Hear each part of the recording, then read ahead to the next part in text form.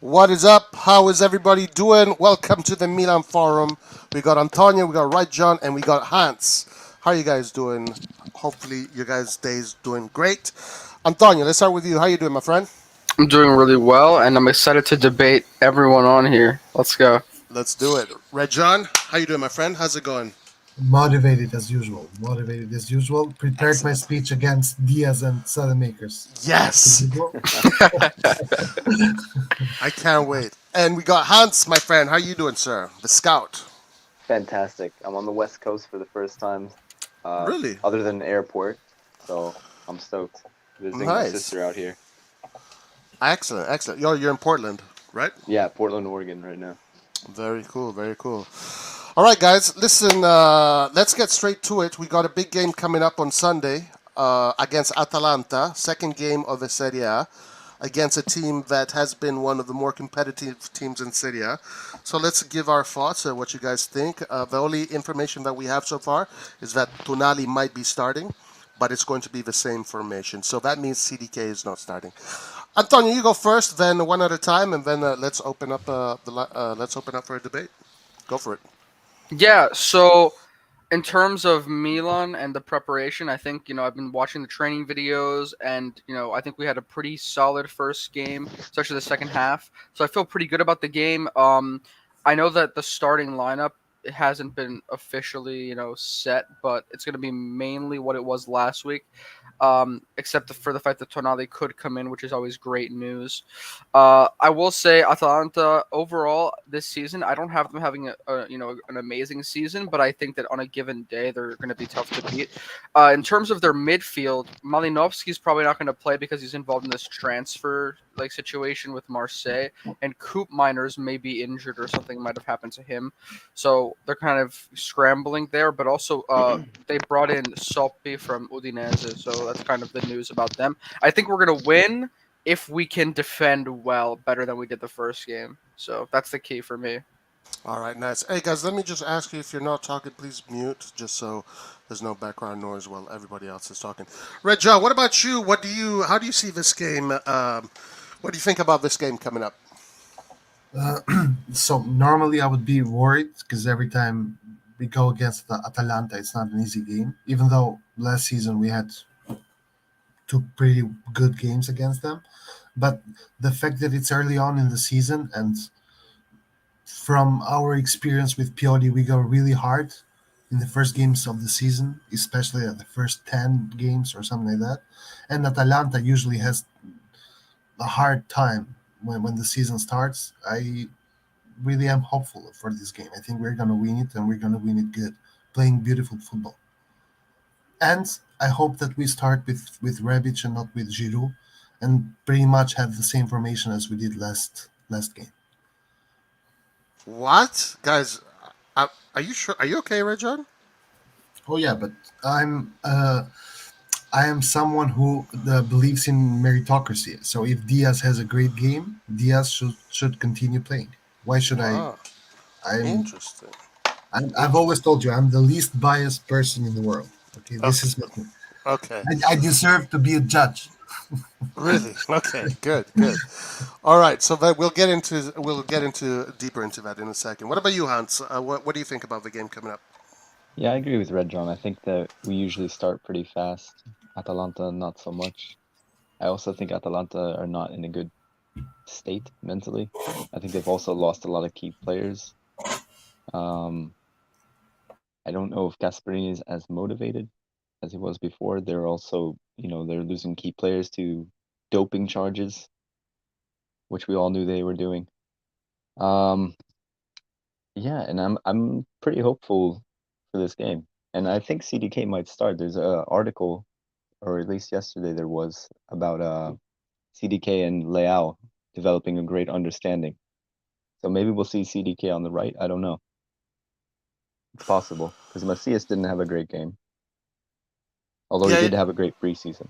yeah. You're right. There was an article that suggested, but that was more of an opinion piece, not so much I don't know. a It's just scoop. something from La Gazzetta dello Sport. Yeah, it was basically an opinion piece by one of the journalists there that was suggesting that since Diaz, because the suggestion was since Diaz performed so well, you know, putting him in the bench doesn't make sense. But CDK is a big investment. You can't have him on the bench either. Yeah, So I put think him on the based right around some side. Instagram post that Leao did with CDK. All right, and Leao did one of his posts that he's becoming friends with CDK. Well, that partnership needs to happen fast. All right, so let's talk about Diaz. Red John, I want to go straight to you. You have criticized this man like no other. You have destroyed this man. But now you what do you think? Do you think this form is going to last a long time, or do you think it's just a flash in the pan? No, I think I've always been consistent in when I say that when a player doesn't play well, he should be benched, right? And last season we didn't have this luxury because we didn't have another cam, so Diaz had to play even though he wasn't performing. Right now he is performing. So if you perform, you score a goal, provide an assist, you are part of the penalty that we got against Udinese. You should be rewarded for it. That's it. I don't hate any player unconditionally. I talk shit about the player when he is not performing. So Diaz, if he performed against Udinese, and he's going to perform again and again and again. I'm going to be here praising him. Like, I have nothing against Diaz or any other player in the team. Wow, wow, wow. Guys, we have two new guests. We got Lucas on mobile, and we got Rohit Rajiv. What's up? What's up, guys? How you doing? Lucas, how's it going? Yeah, I'm good. I just want to say to Red John that I'm a huge fan. Like all your takes are 100% correct. Like every Thank single take that you do is 100% correct. Like thank you. like Thanks, man. you like you bring sense to this podcast, and I'm so thankful that we have someone like you here. I would Always be here for you. Always I'd here be for you. worried if the guy that agrees with you is Lucas, but take take it with a grain of salt. Yeah, We Hey, got yo, careful how you talk to my fans. okay, sorry. We got Rohit in the house. What's up, Rohit? How you doing? I'm fine. I'm fine. Thanks for having me. No problem, no problem. All right, so Atalanta, Milan coming up. Rohit, what do you think is going to happen? What are you thinking about this game? Give me Yeah. something, and then we'll go to Lucas. So actually, I just a few hours back, I read some really encouraging news for AC Milan fans. Coop Miners is still injured, so he may not play for the game against us. And Malinovsky is on his way to some club. I forgot which team he's going to. So he may also not be included in the squad. So they are two big players in Atalanta's way of playing. So that's gonna be really, flatten. It's gonna really flatten their move. Other than these two players, I can't really remember who have been their impact players. Of course, they still have Zapata and Boga. Muriel is very inconsistent ever since last season, and no, but Terun has also been he's not much of a creative player. Pazalic, maybe he's impactful. Mahile has been again inconsistent. Zappacosta is not reliable. So to whoever watched the Sampdoria versus Atalanta match, they told me that Atalanta actually looked really unconvincing. Really lucky to get away that goal. I mean, the goal that got cancelled. But you can never ever kind of write out tactical genius like Gasperini. But with the kind of form that we are in and the kind of stability that we have had over the last 2 years, I think we have a great chance to go to the Guinness and win. Yeah, actually watched the game, the whole game, Atalanta Sampdoria. I actually watched it. I actually watched it last night. And I noticed that they do have one very interesting player, new guy, Lookman, Nigerian player. He scored on his debut.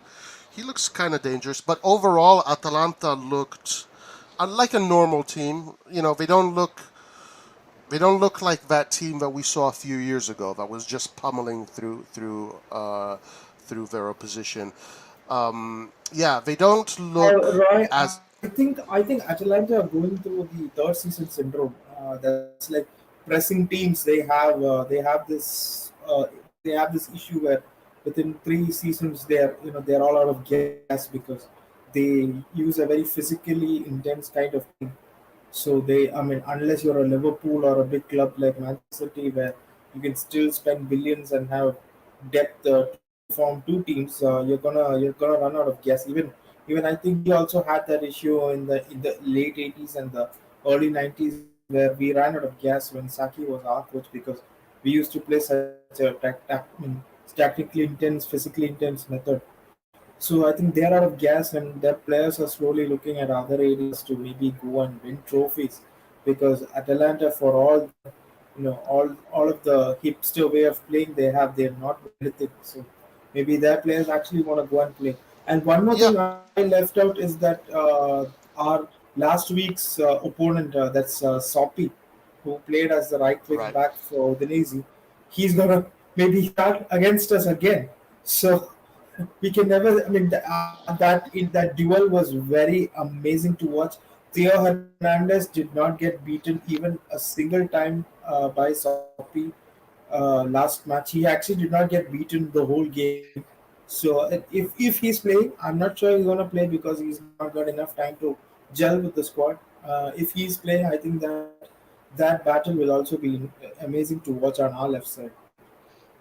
Yeah, we got Milanista Kratos, the God of War, in the house.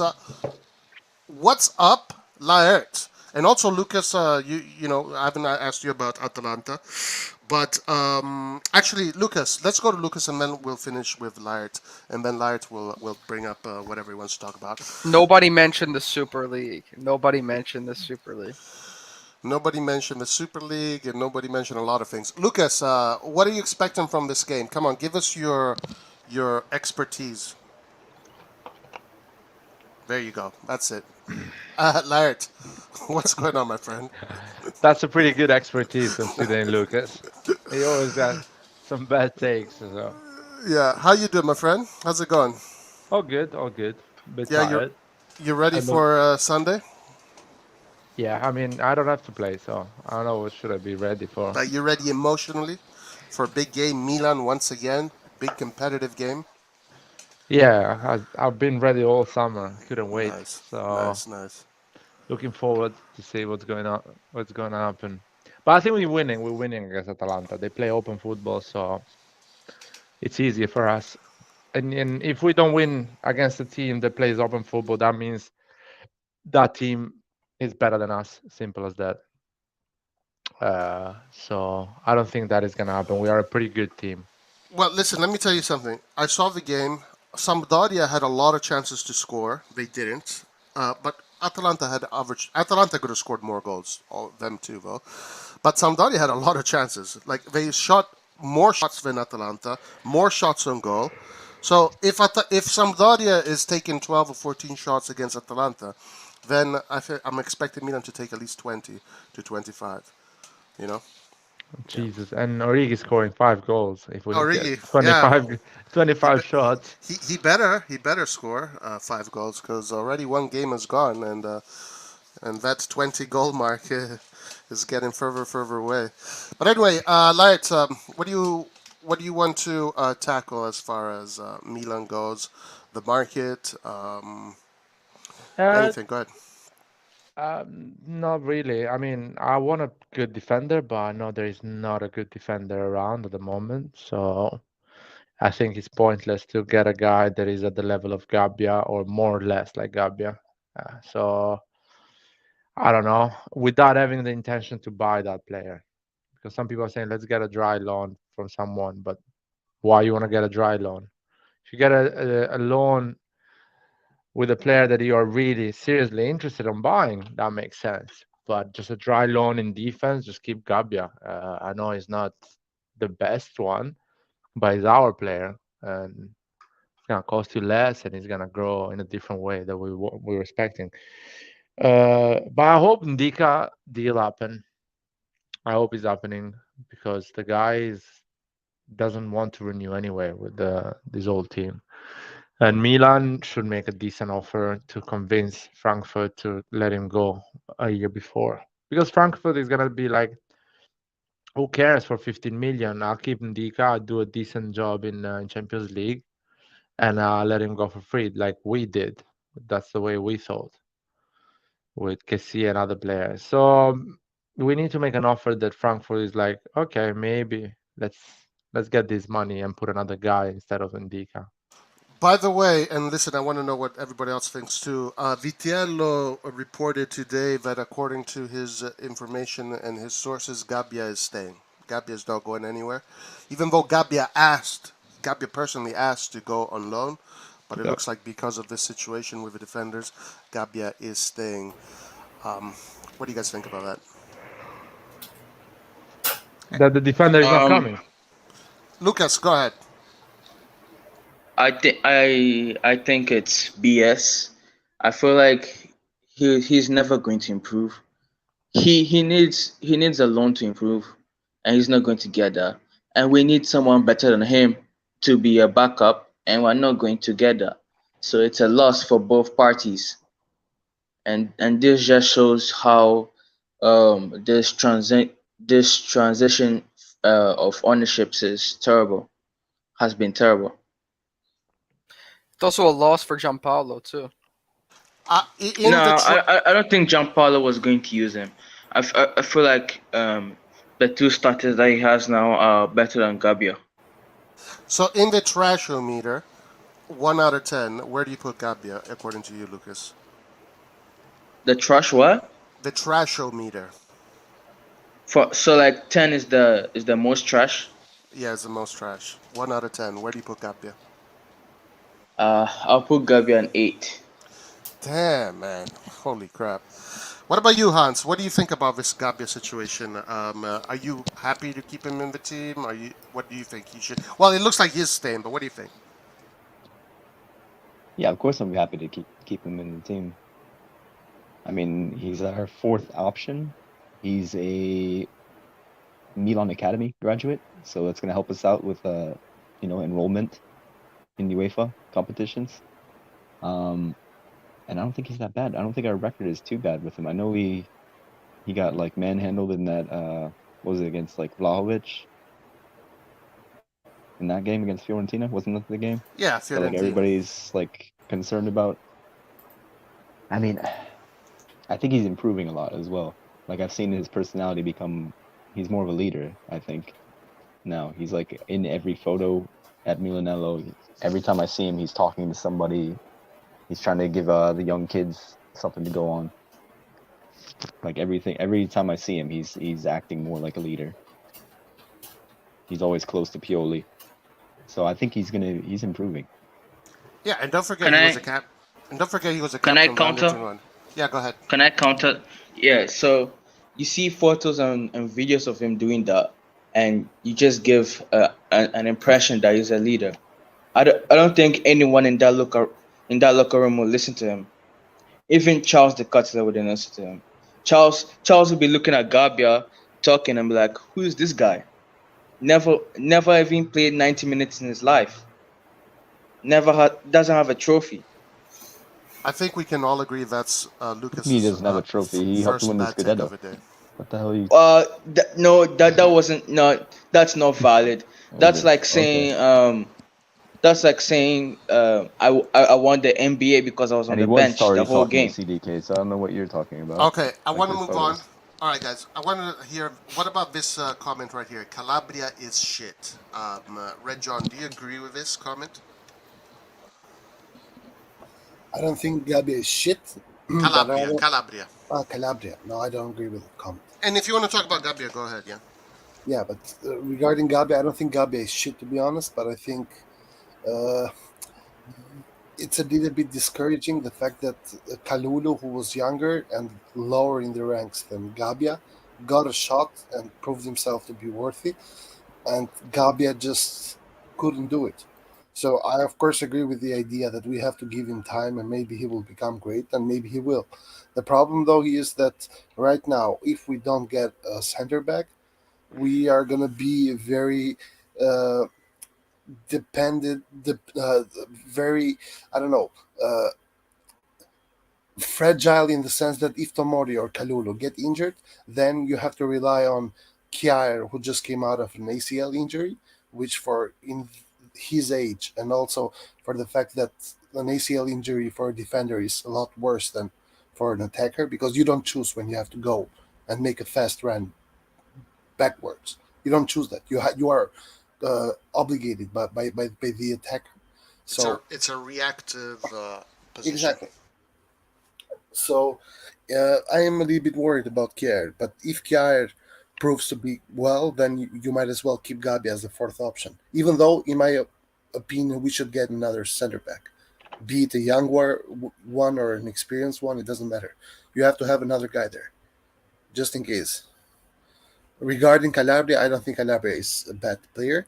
I don't think, though, that Calabria has the highest ceiling in the team, and I think sooner or later, with the years to come, because of his play style, he might become, if the level of the team increases, he might become the position that we have to upgrade.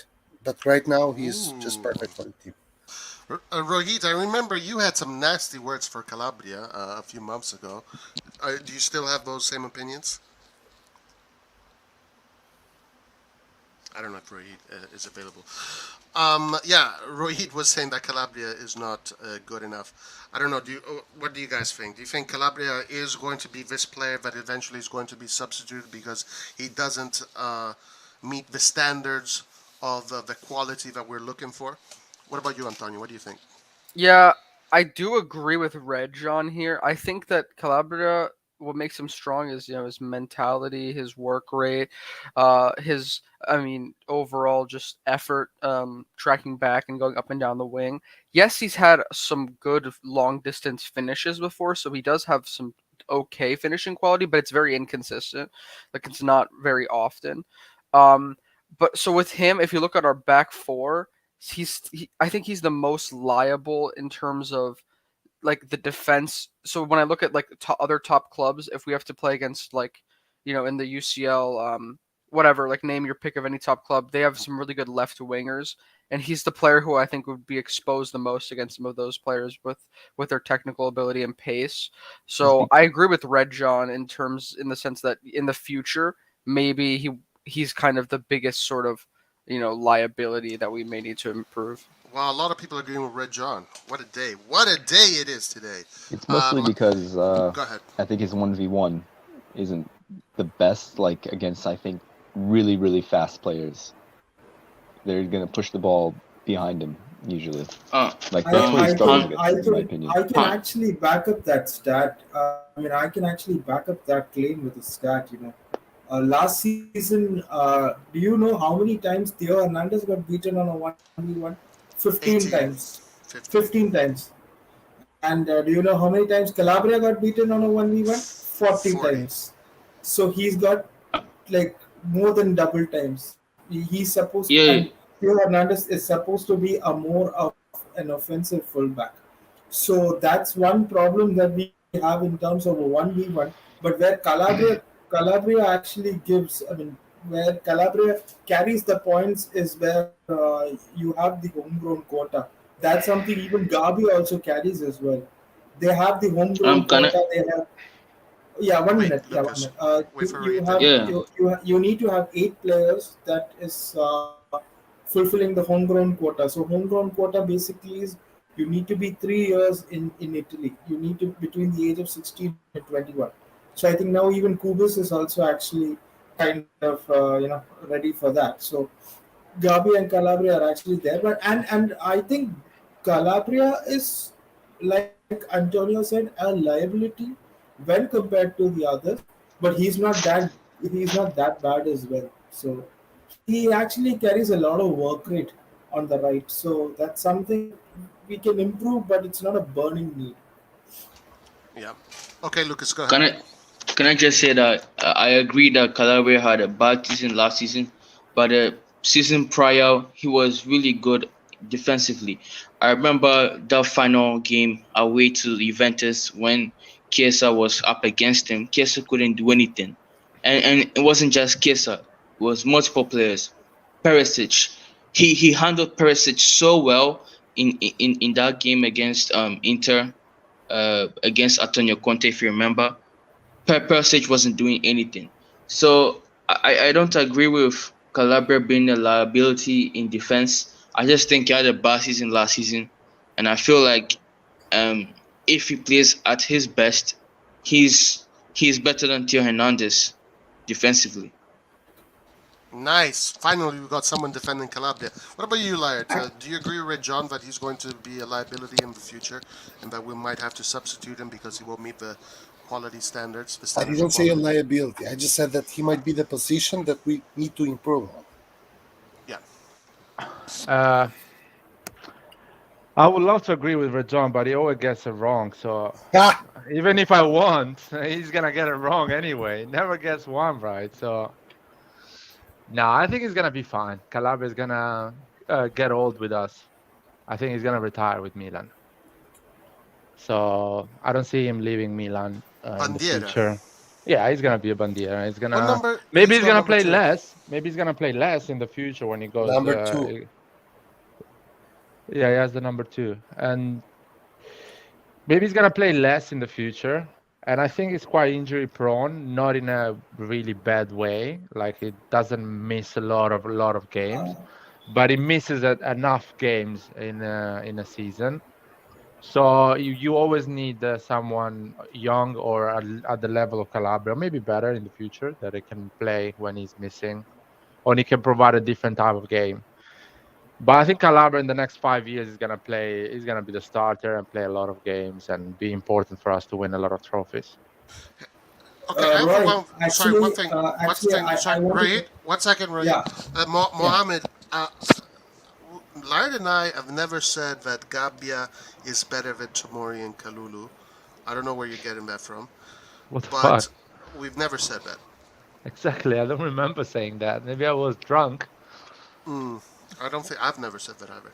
So, all right, sorry, Rahid. Go ahead. Yeah, actually, I just went and checked ahead of the numbers from the 2020-21 season where he was said to have a good season. He got beaten 48 times. That's 8 times more than the last season. And actually, Theo Hernandez still only got beaten 17 times. So he actually improved, and even Calabria actually improved from their 2 seasons back. So I still think that defensively he's still a bit more. He has to improve. But can we agree? Source. But can we? Sorry. But can we agree that the thing that Calabria has is this incredible spirit on the field, right? This incredible energy, and he puts it all. He gives everything, and it's what's the word? It flows all over the team, right? It basically he transmits energy to his old teammates. I mean, I see more positives than negatives when it comes to Calabria.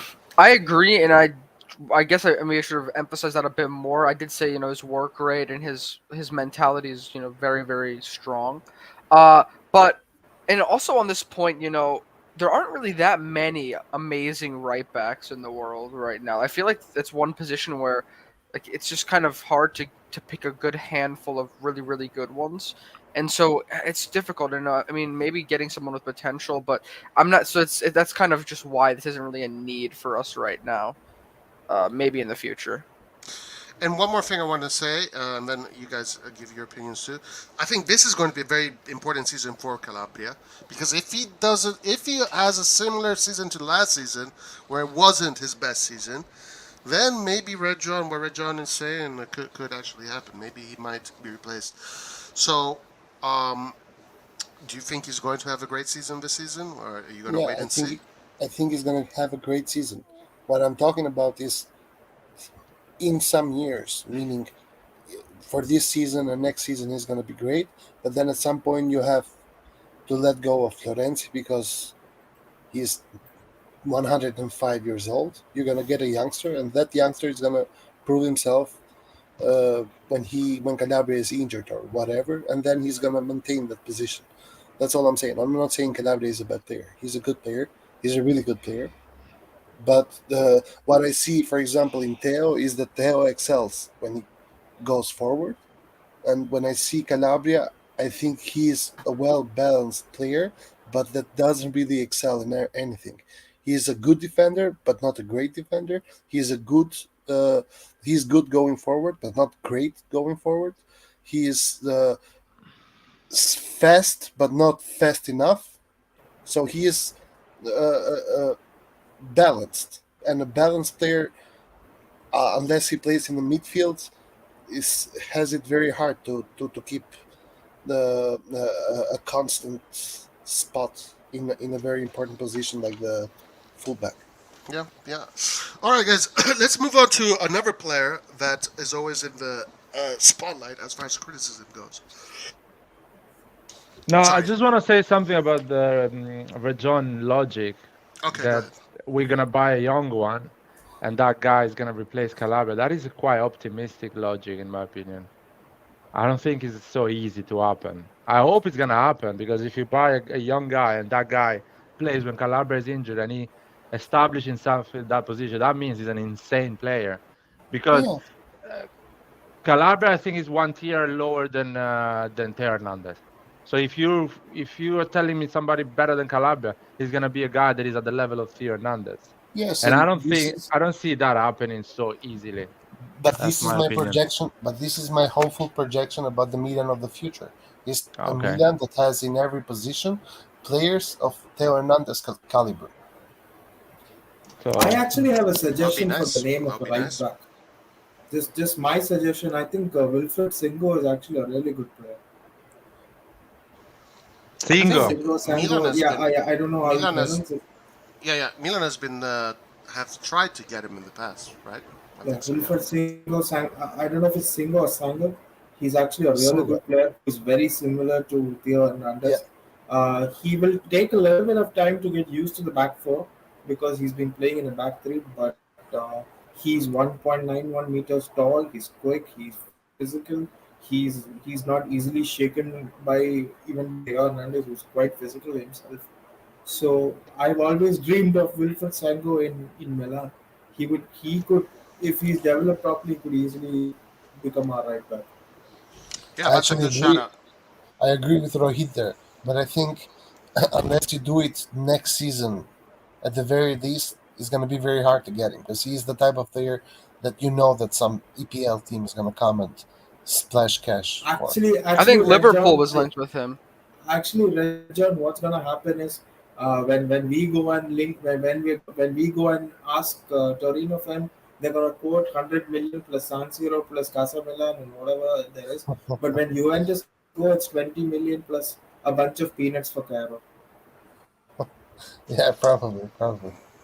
All right, guys, let's move on to the midfield. Krunic deserves a recognition, according to Oscar Perez, a player that everybody loves to hate. I don't know. Rohit? What do you think of Krunic? I don't think I've ever asked you. And then I want to Uh, know where you guys are with Krunic right now. I think he's a good player, and I think he's something of a bad player. Like he's somewhere in the middle. He's not the greatest player. He's not somebody who's gonna break the lines and do a moderate kind of pass or a Kaka kind of pass where it's gonna go between three players. He's somebody who a coach from a coach's perspective, somebody you can actually depend on.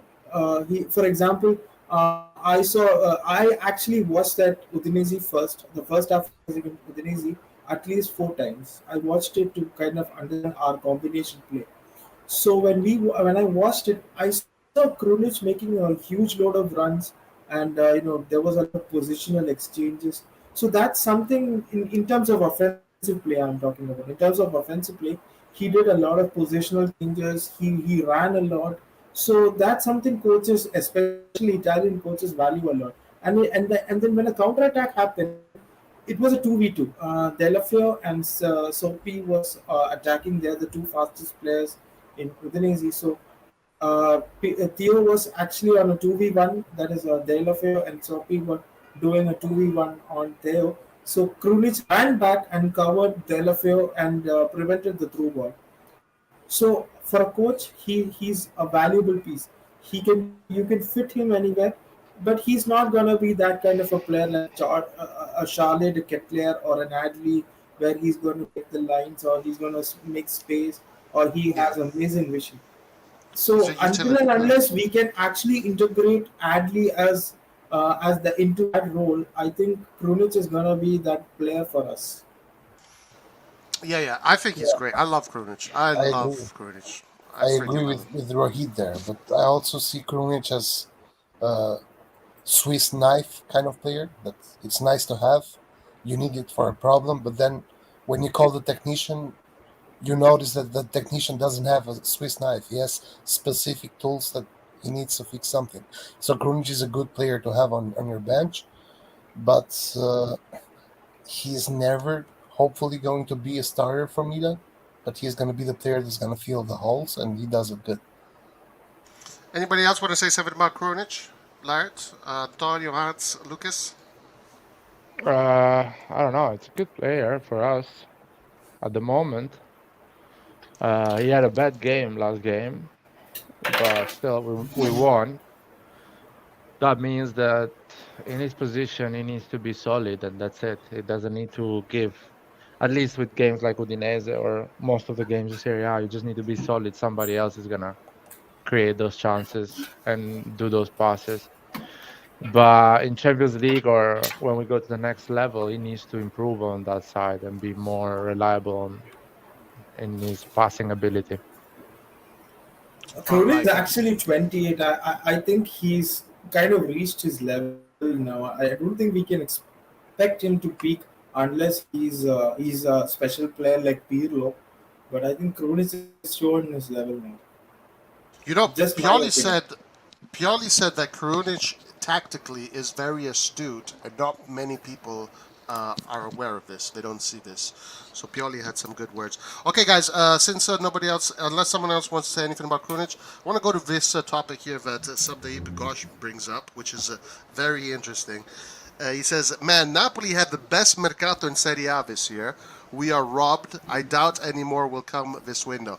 Guys, Napoli is having a crazy mercato. I gotta Yep. say, Vicia, Simeone, Raspadori, Don the Bele, John Belay, and the Korean defender, who Kim, seems Kim Kim. and Jay. who seems to be a very good defender. Do you agree? Do you guys agree with this comment that Napoli, out of all the teams, is the team that have the best mercato? no, I Yeah, think that and the reason why they're having the best mercato is because they were boycotting their own president, something that Milan fans can do. Milan fans have seen their club spend so little for like 3 years now, and they haven't done anything about it because Pioli keeps saving us. Pioli keeps carrying this management. He keeps our hopes alive. Like you saw when I was watching last season. I had no hope of winning the Scudetto, but Pioli brought that hope to me. Pioli, no Maldini, no Massara, no Elia. It was Pioli. Pioli is the mastermind behind this team, behind the fans, behind everything. He's the reason why we keep winning. No Maldini. Like if Maldini went to Inter or Juventus and splashes this kind of money on this kind of players, keeps losing targets to PSG, Newcastle, he would get sacked. I'm telling you, the fans would go against him. If he wasn't a club legend, the fans would be against him right now.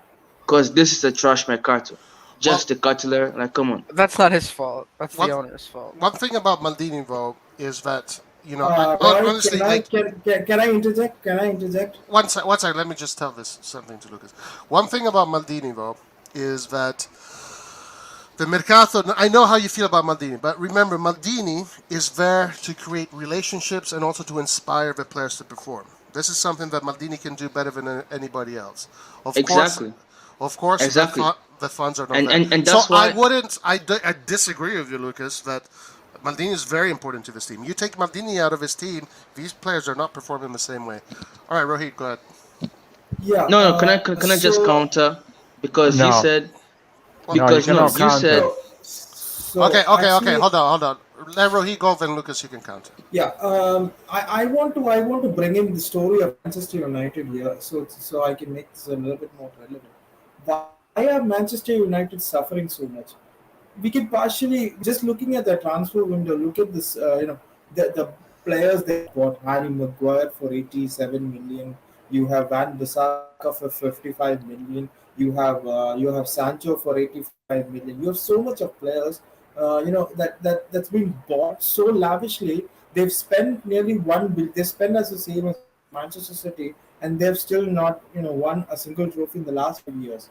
Maldini with 75 million net spend has won a Scudetto against all odds. And so what's Maldini's job? Maldini is the sporting director. He's not a financial director. That's the job of Gazidis and a guy called Armstead who decide on the finances. And the finances are Yep. provided by Elliot. So Maldini's job is to decide how do we play. Like what is the kind of identity do we want?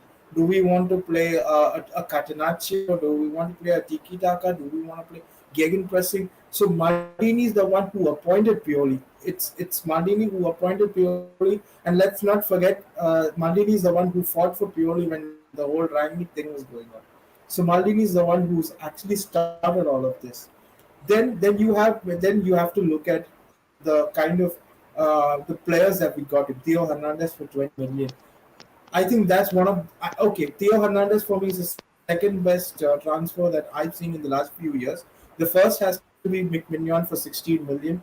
He was the best goalkeeper in the 2021 season with the most amount of clean sheets. No club actually saw him in their radar, and we actually got him for 16 million. And statistically, he's the best shot saver in Europe.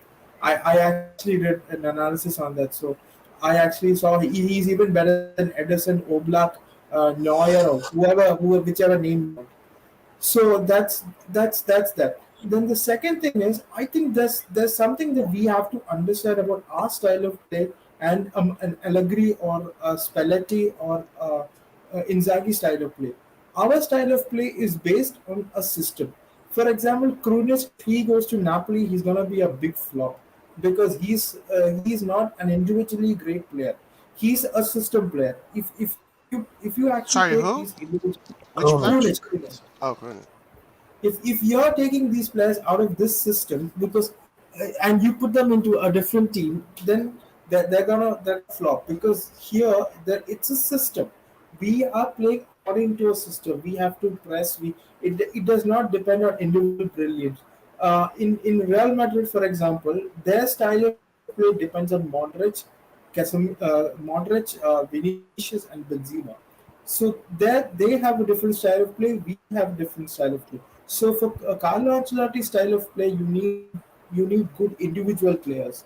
In Juventus, at the second half of the season, Allegri's entire attacking play depended on Morata and Vlahovic.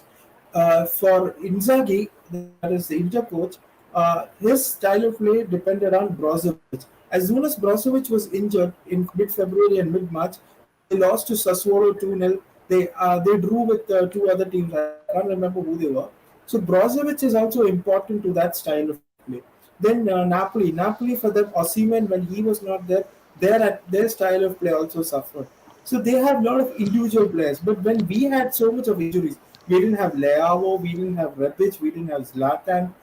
We had Krunic as a left winger against Roma. I think our defenders were Gabia and Kalulu. We still won that match because our style of play is not depending on one or two individuals.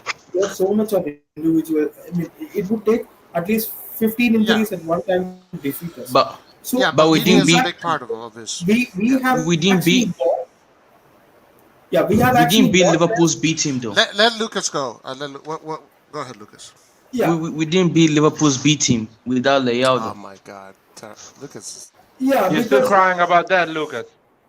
No, no, no, no. but He You want said a he tissue? said no. You want a He tissue? said we don't need individual players, but we lost to Liverpool's B team without Leao. But we won't lose So what again, does it trust for me. me? I agree with We Rohit, will. except that I think Krunic would be able to adapt to any system, really. That's like his whole deal, right? He's adaptable. Yeah, but So I Krunic think he was can just an go. I think, example. Every other player we And have can adapt to other systems if What Rohit is saying they're is that connected. Maldini is yes, buying the right exactly. players based on the system that we Yeah. need, The and worst he's thing doing a Maldini did, fantastic job at it. the worst thing he did was when he hired Giampaolo. Now I don't know how much I know Giampaolo was Paolo Maldini's guy. I don't know how much Pioli was Maldini's guy. His first. And he obviously wasn't his first choice. So I'm just His going to say first that. choice was actually Spalletti, and we all know it. We couldn't afford Spalletti. Yeah, so exactly. So let- let's not give him too much credit for the yeah, Pioli. exactly. And to further expand your point, Hans, the thing is that when things go well, we somehow want to create a myth, and we all love Maldini. He is a legend. Yada yada yada. We know. Of course we do. So now every good thing that happened to Milan is just accounted to him. He did it. I understand, but sometimes it's just a set of coincidences. It's like statistic and probability. The fact that you make a decision that is wrong and then you choose to get Spalletti, but you cannot afford him, so you have to go with Pioli as a stopgap. But then it ends up being great.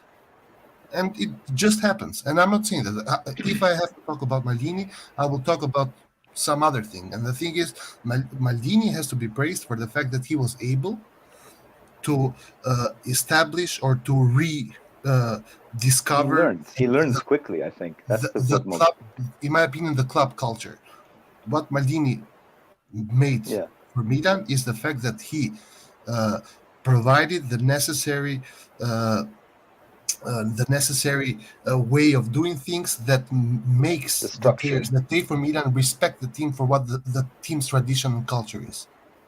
Yes, which goes beyond that than just chose this player or another player. No, I actually disagree with that, because Maldini's work has been largely influenced by the budget that has been given to him. So yes, okay, let's say we need the striker, and obviously, Maldini was a great footballer himself. He has a really great IQ, and obviously he would want a player like Haaland or Darwin Núñez. But the budget given to him was zero, so he brought Origi with the help of his scouts. So now that's how it works. But the fact that all of this success has come from the decision making of Maldini, I think the credit has to be given to Maldini, because in the end, even though the work is done by Moncada Massara, the final decision of signing a player within the financial limit given by Elliott and Gazidis. Of course, a lot of it goes to Maldini. Nobody's saying. I tend to disagree with that for the sole fact that just life doesn't work that way. Life doesn't work that you plan something and everything you plan goes the way you wanted it to. Just look at the players we have gotten. We have never, ever, almost never gotten the first choice player that we wanted. We didn't want Tomori as our first choice player. We wanted Simakan, but he got injured. We don't know these things, by the way. And Simakan Simakan was the number one option, but Tomori wasn't Maldini's priority. Maldini didn't even know who Tomori was. It was Massara. Okay. Can I stop here a second? Our priority is Simakan, 20 million, and we end up our second choice, 30 million Tomori. Can you explain this? No, guys, you don't know these things. Don't come in the live and say our priority. Like you've been in that. Let me correct you. Hold on, let him finish, Rajon. Rajon, I'm correcting you, man. Let him finish first. You should not, guys. You should not come here in this live and say our priority was that one, but we got that. You are not sitting in the board. You don't know what's going on behind the scenes. But then every player we got is perfect, man. I'm not saying that. This is what you're saying. No, I'm not saying that. I'm not saying that. For example, I know Messias was not our priority. I know he was a plan B. Why? How do you know that? Because he's a. Oh, sorry, Rajon. He's a 1 million loan the last day of the mercato. So what? If it's your priority, it's a 1 million loan. You do it the first day of the mercato. Who said that? Tomori was a loan. Tomori was a loan. Exactly, and this is the difference. When you say that we went from a 20 million target to a 30 million target, no, I'm not saying that. No, guys, sorry, one second. Larry, finish what you're saying, then when it's done, Rajon. Yeah, you should not assume our priority was Simakan, because 10 reporters in Italy are saying we are going to get Simakan. We sent on the other side. No, what are you talking about? Rajon, wait for him to finish, damn it. I'm sorry, Rajon. You don't talk with Maldini. None of us talk with Maldini on a daily basis. And knows which are our priorities. We can assume, but we don't know that. So stop talking in this way. We never get our priority. Just relax, guys, for a second. I Was actually, Botman our priority? I got the- Hold is on, the Ray, let Ketelaere Red our John, priority? then Is you the go. Ketelaere our priority, or was Yes, but- Sanchez our priority? Which of the two was our priority? Both of them for different fields in the No, for because different positions in the field. before the transfer window started, all the reporters in Italy were saying we're getting Sanchez, and he's gonna cover the number 10 position as well. No, they Yeah, were all that's saying what- for the midfield. The Cassie replaced. And the midfield, but a lot of people were saying, "Oh, he can play as the number 10 and the right wing, so he's gonna be an incredible deal." And I was one of them as well. I was excited about Sanchez, but we don't know Sanchez is our priority or is an idea, is an opportunity. They are trying to get him. Priorities, opportunities, ideas. There is different Sanchez- ways of evaluating a player. But It's not here's the just problem. Sanchez- one way. Sanchez was definitely a priority. I We don't started with think- him I don't since think- January. I don't think All right. Sanchez was a priority. It was an occasion. It was an opportunity. The guy was not renewing. It was the last year of contract. He's an incredible player, but injury prone. He failed in a lot of other clubs. So Maldini was like, maybe quiet. If I'm quiet, I can get this player for 12 million, 15 million. So it was an Do you want to occasion. know how you No, know? So no why didn't we priority. go? Wait. So why Order, didn't we go for the order, guys. Argentinian guy? Hold Why on, didn't we hold go? on. You wanna know how you Order. can tell if it's a priority? If Listen, if Maldini's flying to you, and if he's upping his offer more and more, and if he stays on you Exactly. for weeks and weeks and weeks, that's how you know. Otherwise, you don't really know. Yeah, but here's the problem with All right, Red John, go ahead. with the argument that Dart said. If we set a preset position that we don't know anything, what are we even doing here? We're just talking bullshit. No, you the- can say everything. Just don't say it in the way that you know. Our priority was Simakan. Don't say it in that way, man. You don't know it was our priority. You don't know that. Technically, we don't even know the players' wages. We don't even know anything. Technically, everything we get is reported by journalists who work in the exactly. club. Wait, guys, just quick point with this. So if you have this preset position in your mind, we cannot discuss about anything because we just don't know anything. No, You but go- you can. you have- Sorry, Red John, you can assume. So Simakan is available in the market, and his price is 22 million. And actually, the German team buys it for 22 million. I can assume if he's my priority, I fucking put 2 million more. I offer 24. I keep going with that transfer. I don't give up straight away. Sure, but the reports were that we did that. He got injured, and that's why we abandoned that field. Hey, Roy, Okay? But the after first Red John. choice was him, right? I don't know. Now I don't know. we got Tomori, and you cannot make the argument that we went from a 20 million, 25 million target. I to a still 30 million have target. a All right, point guys, here. listen. Sorry, 1 second, Rohit, and then you'll go. But guys, let's not get caught up on conversations where nobody really knows what the Exactly. truth is. Wait, no, Can I know, actually- can I know say the one exact thing truth. about Though. this. And I I know want the to move on to exact- different. And also, I want to move to different subjects because we're not going to have pointless debates on I pointless. just want to say one thing about. I didn't speak. Rohit, go first. Then go. First of all, let me say hi to Clint. What's up, Clint? How you doing, my friend? What's up, guys? Yeah, I'm good. How you doing? So Rohit, you go. Then Antonio, and then let's get Clint in there. I just want to say, let's assume that, like Red John said, Simakan was the priority, and obviously this is a lot of there's a lot of hindsight here. So Tomori seemed like a more expensive buy. So let's look at what happened at that time. So Tomori, I mean, this is from what the reporter said. So I don't know, and like Liat said, we don't know what happened, but going by what reporters said. Simakan was 18 million. We only offered 16 million. There's a guy called Henrik Armstead who worked with Gasperini in Arsenal. They do some sort of number thing. I don't know how it works. They have value, the value, and they don't go above that. And we all know that Milan did not entertain auctions. And Strasbourg, that is the club of Simakan at that time, wanted an auction because Leipzig was interested. So 18 million was a price set.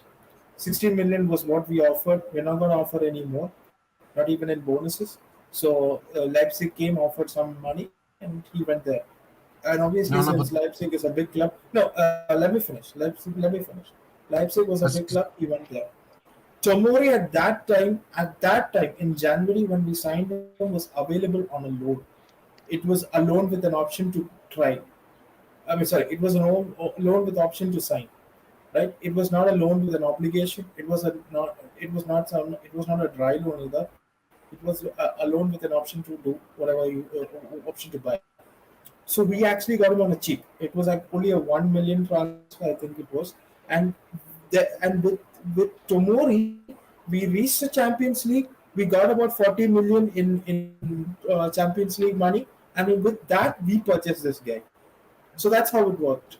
So we actually covered the Tomori transfer with the Champions League money. That's what I said. Hindsight, 28 million of the Tomori transfer came from the Champions League money. So we covered it there. Also, guys, So you have to remember Simakam was injured. Exactly. I think that was a was- big reason why. You are discussing numbers, but Simakan, we didn't get Simakan because he got injured, and we needed the defender for the season. It started. Antonio wants to say something. Or wait, is still going on? Blessing in disguise, by the way. No, because actually, sorry. Simakan's actually also a good player. I saw him play for Leipzig. He's also a good player. But anyways, we are happy with Tomori. Tomori is one of the best players in Europe now. So all's well that ends well. I want to say something, by the way. Milan at that time is not a club that can have a priority, a player priority, because you're a big fish. Somebody can come and take it, even if it's a priority for you. So really, when Milan, Maldini, Massara operates in the market at that time, they don't operate with, oh, that's my priority, I'm going for it. That's bullshit, man. If somebody with more money comes, your priority doesn't exist anymore. So they operate with different options, different solution, and the one that actually covers quality and price, they go for it. So I disagree when we talk about, our priority was that one. That's not true. We're not Paris Saint-Germain. We're not Real Madrid, Man United, or Chelsea. We don't have priority. We go for the best option. That's what we're discussing. No, I'm sorry, Rajon. That's what we're discussing. You were saying that Maldini never got his first priority. And I'm telling you, Maldini in the last 3 years has been operating without priority. He's been operating, let's get the best deal. Let's get the best player we can get. Yeah, maybe they're all priorities. So they're all priorities, exactly. Okay, but guys, please don't get into this. You already spoke about this. Let's allow other people to talk. Otherwise, Red John and Larry are going to go on for 2 hours talking about it's priority. No, it's not a priority. Yes, priority. Antonio, you answer. I just have 2 points. Yeah, go ahead. One is about what I think about the belief and what you can deduct from news reports, and the other thing is about this priority conversation. The first thing is, personally, I'm a little bit more optimistic than I would say probably Lyard is from what I can read. I mean, I think that if you look at the top journalists that are, trusted, and you can see their progression of reports over time, and if it's from more than one source, you can kind of piece together what the situation is looking like. And at that time, we chose to go for Simakan before Tomori, before that injury happened. So I tend to believe that we chose to act on him first. But now, to my point about priorities, and also that was confirmed from many, many journalists. I do believe. But to the point about priorities, I think that what Moncada does is he presents a list of players in a specific position, and from that are affordable and are usually young players, and then based on that, the management kind of looks at this list and decides which one is more feasible to act on. And if that doesn't work out, they just move to the next player. It's pretty, it's kind of hard because we are limited financially, right? So we have to kind of have a broad spectrum of targets. So that's why I do kind of agree with the point that we don't always have just one. And can I add a point after that? Sorry. Can I add a point? Go ahead. Yeah, Clint, hold on. Before you go, Clint. Ciao Guido, come stiamo? Tutto a posto? Ciao a tutti, come state? What's Are you up? guys How you talking about the Bennacer? I haven't heard anything from you guys. I just connect, so... what do you guys talk about? Bennacer? Maldini. We're talking about list. Anyway, Clint, go ahead. No, What are you gonna say? yeah, I just want to add to Antonio. One thing you gotta understand with these scouts, they're always gonna be biased where they from. Like for instance, if we had like a Portuguese scout, would have been having like a plethora of Portuguese player coming in. Don't forget, Moncada is from France. So the top of his priority list, we're always gonna be linked to these like young French players. Even though, scouts will speak among themselves, but for him, it's always going to be like they're going to look at Ligue 1 first, and, that's the way we're actually also producing talent And also, like you guys added, yeah, we are cheap right now, and that's just the ideal way to look at it, right? And when you look at the Wolves and you look at all these other teams, based on who's ever running that scout department, you just get these guys. Like if we had an Italian, I highly doubt we'll probably be digging into like league and like that unless they were instructed to do so, right? We'll probably be getting people from like the Serie D, Serie C, looking at all these places. But I think Moncada, like specializes around in that area, and I think so far we've been. If we look at it, man, I'll give it like an A minus, man. I don't think we really have made mistakes in terms of scouting talent. Maybe we can say how good, but so far, I'm not even mad at it. Agreed. Fado All right, guys, listen. I want to actually. 1 second, guys. To back up Antonio. Yeah, go ahead. Sorry, 1 second, Ray. 1 second, Ray. Guys, last point. Then we're going to move to the next subject. Go ahead, Ray. Finish your To point. back up Antonio's point, Moncada is the one who actually scouted Theo Hernandez, because he actually knew Theo Hernandez even before Moncada became the chief scout of AC Milan. I think people actually do not have a real idea as to how scouting works. So what actually happens is, let's say we need a new left back. So we actually contact data companies like StatsBomb and Wisecout and so many other free open source data stuff. And there's a guy called Tiago Escavo on Twitter. If you're on Twitter, you can follow him. He's a scout for AC Milan who does the data stuff and all of that. So somebody like Tiago actually works on this. He downloads all the data, he crunches the numbers, and let's say we make a short list of 20 numbers of left backs that we actually want. And then from the 20 left backs, it's gone to Moncada. Moncada sends his scouts to physically watch this guy. Charles Ketelaere was scouted for 2 years. So we actually watched 2 years worth footage of him. Then from 20 we actually bring down to 10 or 5, and then it's gone to Moncada. And Maldini kind of gets the financial information, like how much will this player cost, and that's actually done in consultation with Gasperini guy called Armstead. So let's say one guy is 10 million, the second guy is 20 million, the third guy is 30 million. So we actually discuss what's our budget, and then within the budget we actually go after the guys that come within our budget. That's how scouting works. So we had Simakan and Tomori, for example. We had Simakan, Tomori, and XYZ player. Whoever came within our budget, we signed that guy. That's how it works. Yes, no, I agree, right? That's how it works, and you have to take. One thing I want to say, actually, because I haven't said anything. I think what Maldini does, he gets the opportunities, but then Maldini is presented with these opportunities when he sees something works. He says, "Okay, Pioli works. Let's build on that. This thing works. Let's build on that." So Maldini is good at identifying what works and then building on that. All right, guys, this one is going to be a spicy one. Okay, Larry, you have something to say? He's good as well at saying, I'm an idiot, I made a mistake, I'm going to fire Gianpaolo after 2 months. Yeah. Something that other people don't have. They have big egos and they keep managers for 3 years until they rot in there and the crowd fires them. So that's a good point. Is that a Manchester United dig? Is that a Manchester United dig, Lard? Manchester United is an example, but there is a lot of them. You can find a lot of them. To back up Lard's point, I think Maldini is the face of the project. So let's say tomorrow something goes wrong. Everybody's gonna. I mean, every Milan fan, whether he's in the know or not in the know, is going to say, "Oh, Maldini did this wrong," or even if Elliot have actually put him as the face of the project because they want to cover up their lack of spending. Oh yeah, we've entrusted Maldini with this project to take this club forward. So Maldini is the face of the project. I'm gonna put a timing when you talk, man. You're taking a lot of times here. We have 12 people in the live. Listen, no. I was about to say that too.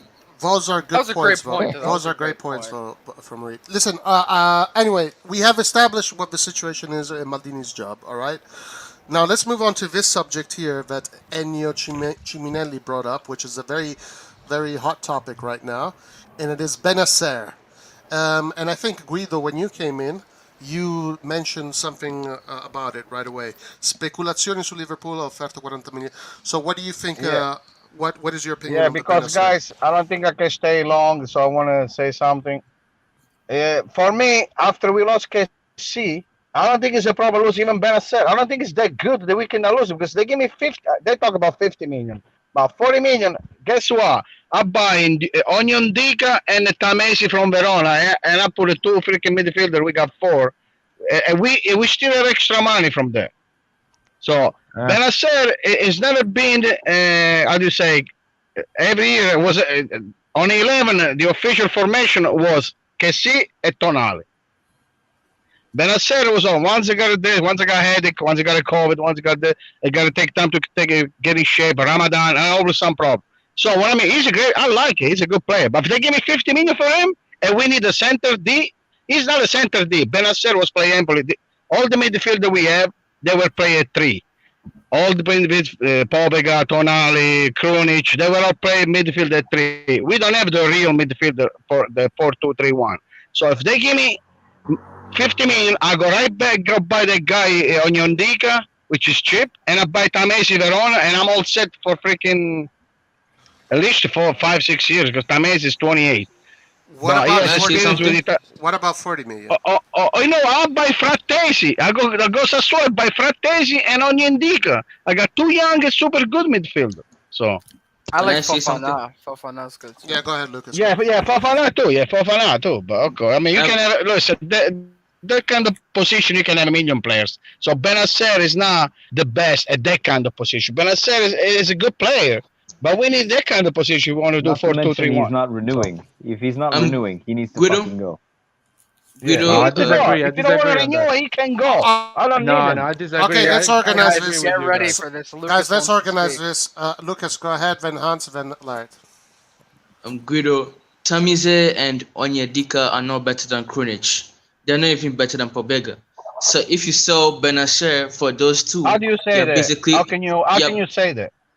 You never because seen, I right? Let him watched. finish. Let him finish. I've seen them. No, he can Now interrupt in me. It's Milan, fine. It's fine when we have a discussion like Yeah, this. no, but the An thing is, argument. hold on, guys. The problem is that when you guys talk over each other, it's nothing can. There's no conversation. yeah, It's sorry just about chaos. that. No, well, I don't like this kind of stereotype. This way to talk. The people judge situation without seeing on a reality. Onyendika You're may also be suck judging. if he come in Milan, but I don't know about that. Bennacer hasn't Yeah, played for all year, never.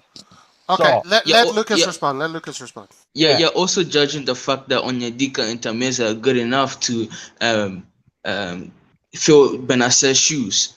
When I've watched those 2, I don't think they can even fill Pobega's shoes. I don't think they're good enough. They suck.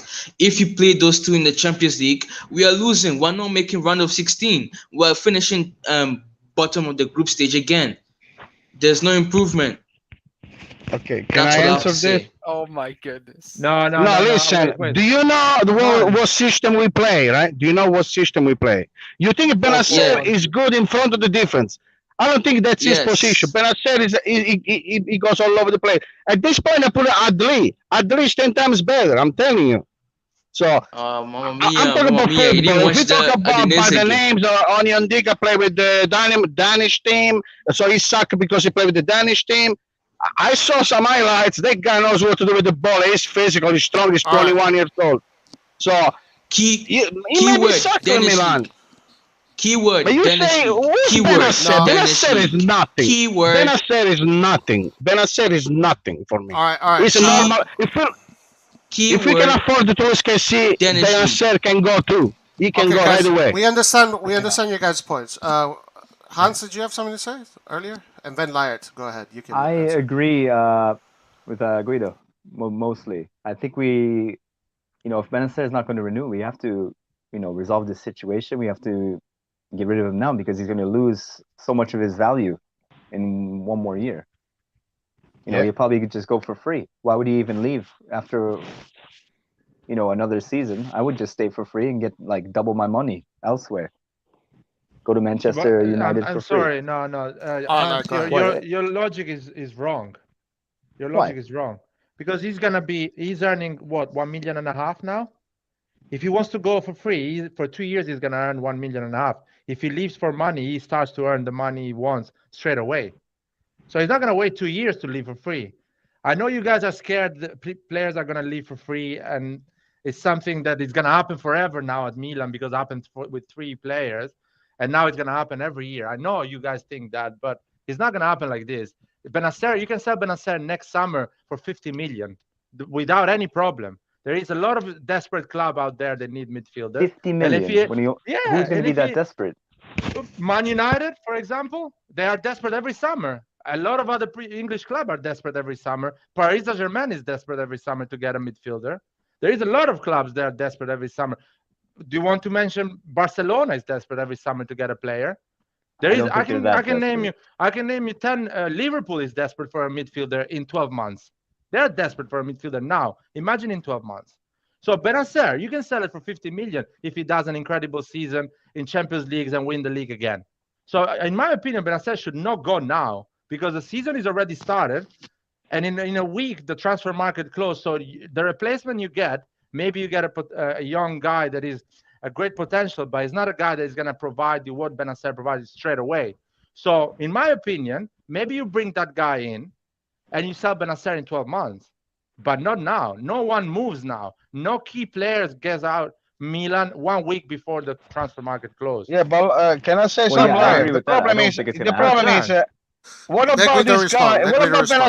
What about Bennacer suck this year? They offer you 50 million now. What about he's gonna break? You lose 50 million when you can have it. I'll tell you what, I don't care. Do you understand what I said before? We need a center midfield. He's not a center mid. Bennacer is not a center mid. We need a physicality. We need a big guy like Kessi, those guys. Tonali strong. He's not like that. He's a little guy. He's not going to be efficient for all season. So if they give me 50 million, I can buy 3 players with that money. Better than that. But Guido, for that position. But Guido, let's not forget, just to add, just not forget, like Bennacer covers a lot. He covers a lot on the pitch. It's not, we can't find like an easy replacement for that. But we don't need to cover everywhere. We need a guy center this. Tonali get hurt. We're screwed.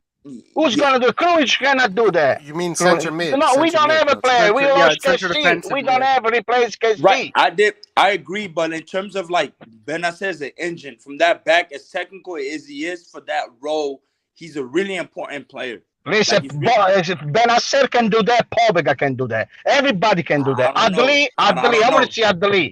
Adli is 10 times better on that position. 10 times. But you don't sell him for 30 million if he's so bad the way you're describing. Why a big club should buy him? Why Liverpool is asking for him, man? They offer 60 million for Casemiro. I would never pay 60 million for Casemiro. Well, who makes the game Real Madrid is a Kroos and Modric, not Casemiro. Casemiro is a bro. He should get a red card every game. Casemiro deserves red card every day he plays. Every game he plays, he deserves red card. He doesn't get that red card. So because he plays with Real Madrid. That's why.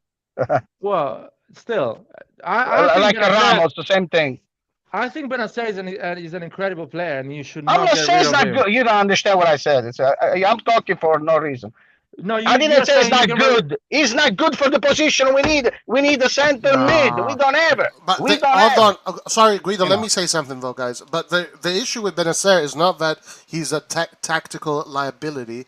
It's that he doesn't. It's that he doesn't want to renew his contract. That's the issue with that's the most issue. But besides that, he's not a player that we really need in that position. He can play easily everywhere. But it's not a perfect player for that position. So if I have somebody give me 50 million, in the front we have a million players. Now we got two trequartista. We got all the wings. We got 4 players on a right wing. Okay, we don't have GH. We have 4 players can play wing.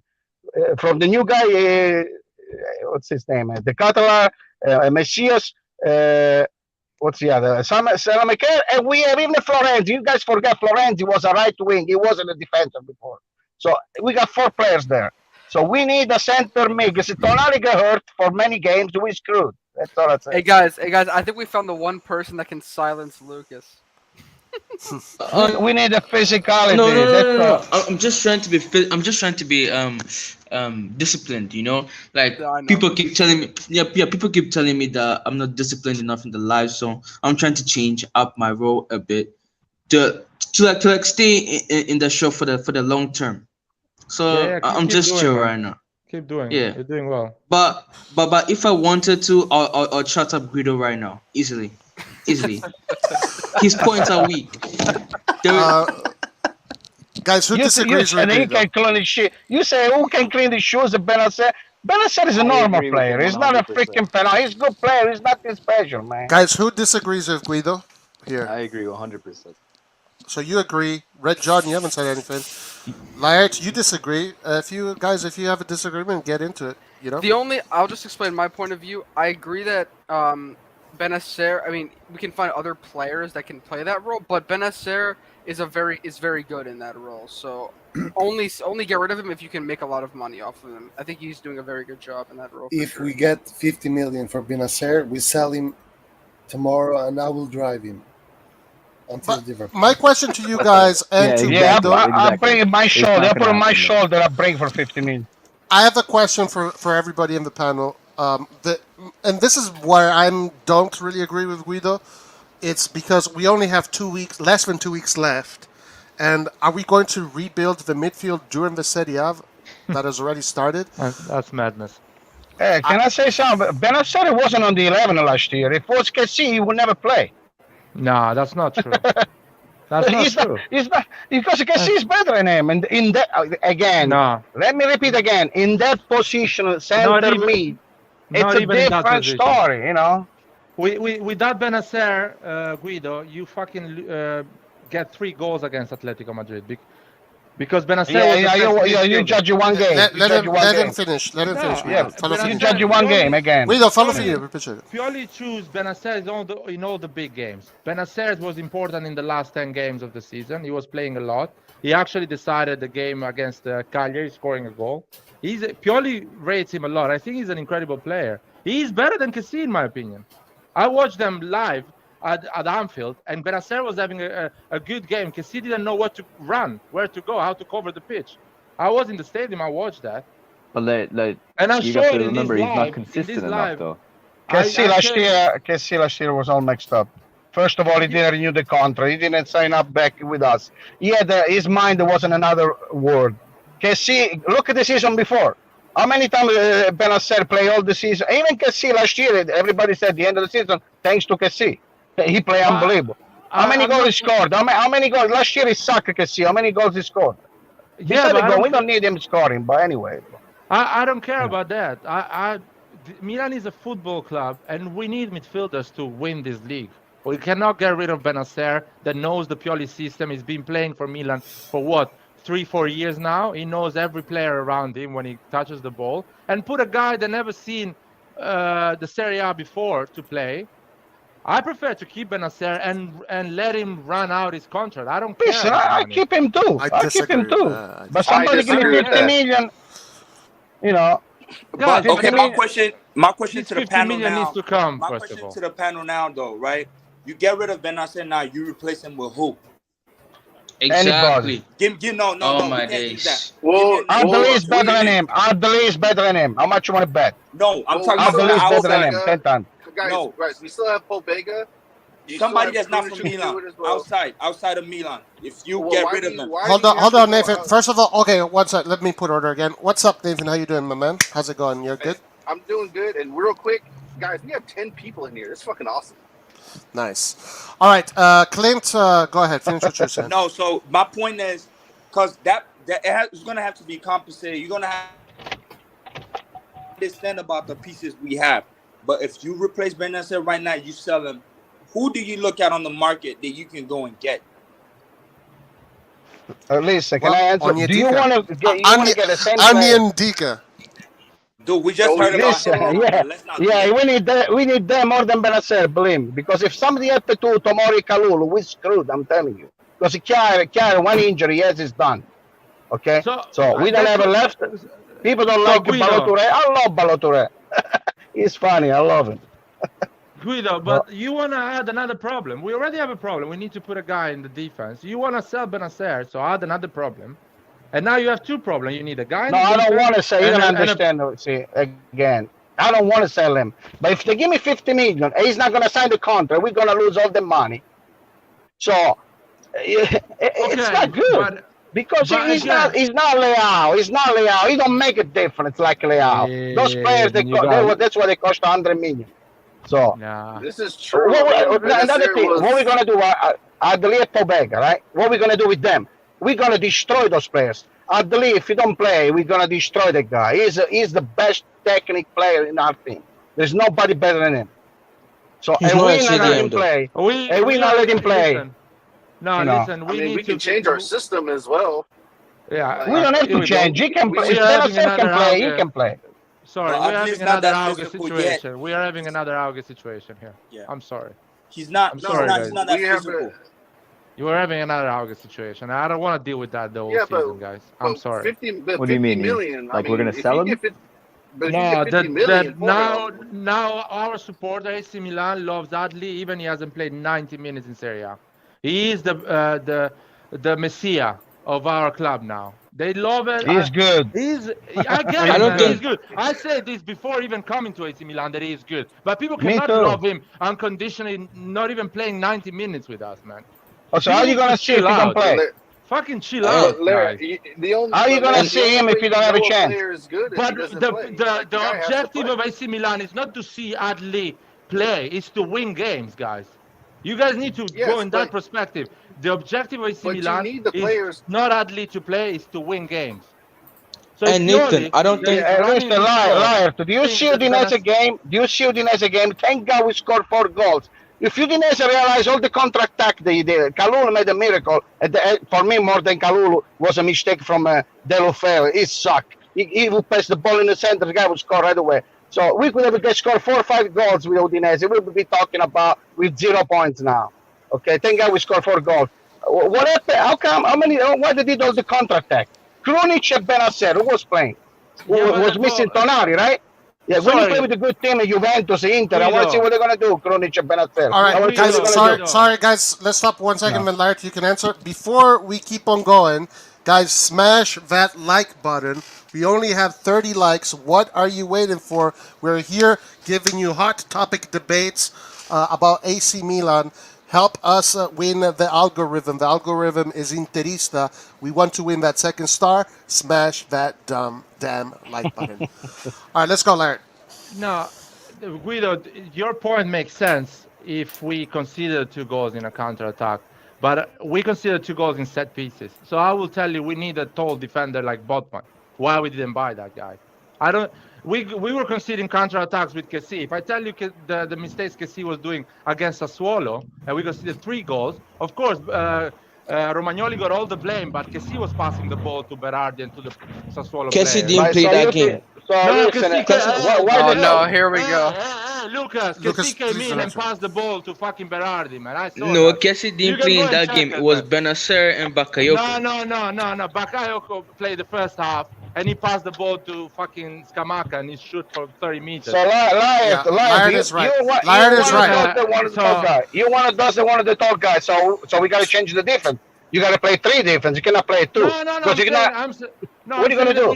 We need to buy a better defender, not to sell Bennacer because he's not good at. I'm not saying we have to sell. I don't care. We don't have to sell. But it's going to be so many players, they're not going to play. Because Adli is not going to play. Pobik is not going to play. Where are they going to play? Dude, Where are they going to play? It's Let AC him answer Milan. it, though. It's not Somebody spoke. AC Pobega, AC Adli. It's AC Milan. Who fucking cares, man? I want Milan to win. I don't want Adli to play. I don't give a shit if Leao doesn't play and Rebic plays all the games if Milan wins. You guys need to detach from the players. Stop getting in love about the players. Why the young players don't play? Who fucking cares if Gabbia doesn't play? I want Tomori to play all the games. He's better. I don't want Okay, Gabbia so why to you want to develop. buy a tall defense? Kalulu is going to be on the bench?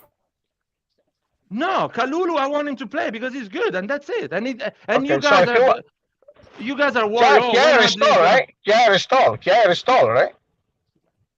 But guys, listen, let's not diverge They too much. think Adli is good too, lad. Excuse me. But Sorry, you guys. think, sorry, Sorry, Adli Larry. is good, but you guys in your mind think no one is gonna get injured, no one is gonna get a red card, yellow card, and Adli is never gonna play. So let's sell Bennacer. What the fuck is that, guys? Are you guys serious?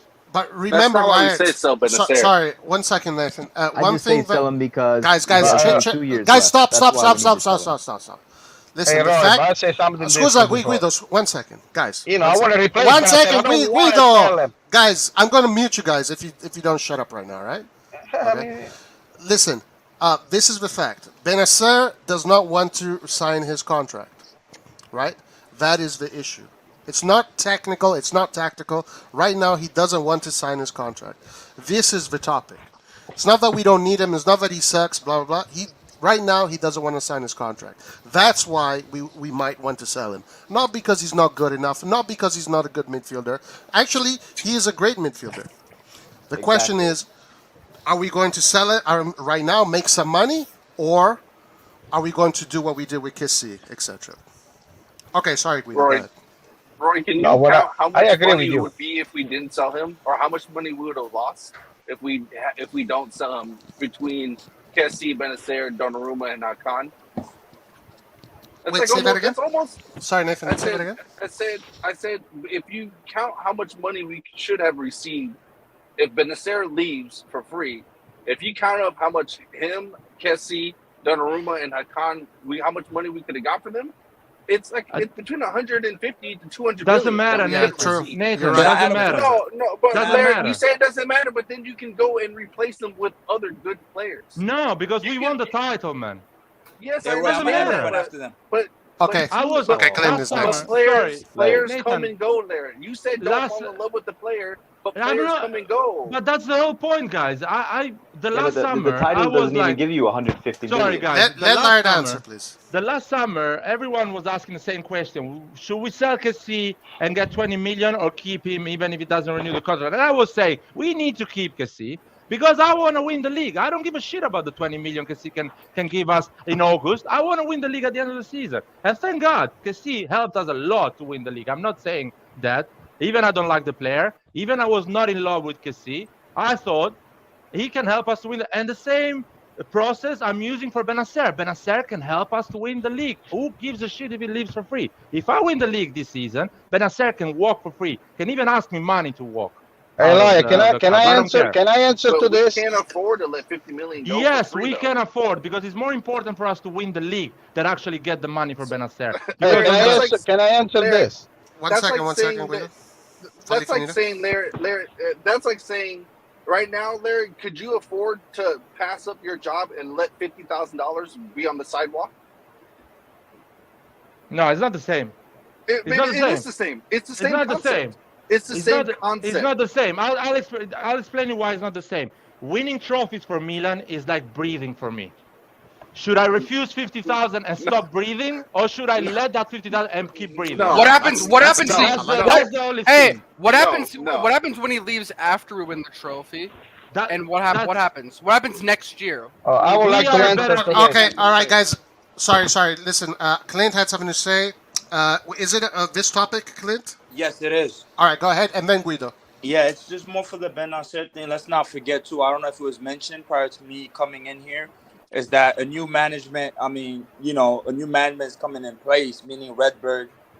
We're going into contract extension years. They're not going to get ahead of themselves and then sign their life away with right now Elliott being in charge, knowing that Redbird's coming in, I can get more money if they're intending on keeping players. Right? They have their ears out. They have more insight than we do. So maybe there's a reason for these delays. That's all I want to add. That's true. Okay. That's very true. All right, Guido. Go ahead. Okay, listen, I love you guys. Liar, we think it's almost the same because we say the same things, but we just manipulate everything. When we don't have to answer back something back to somebody. You gotta listen to what people say.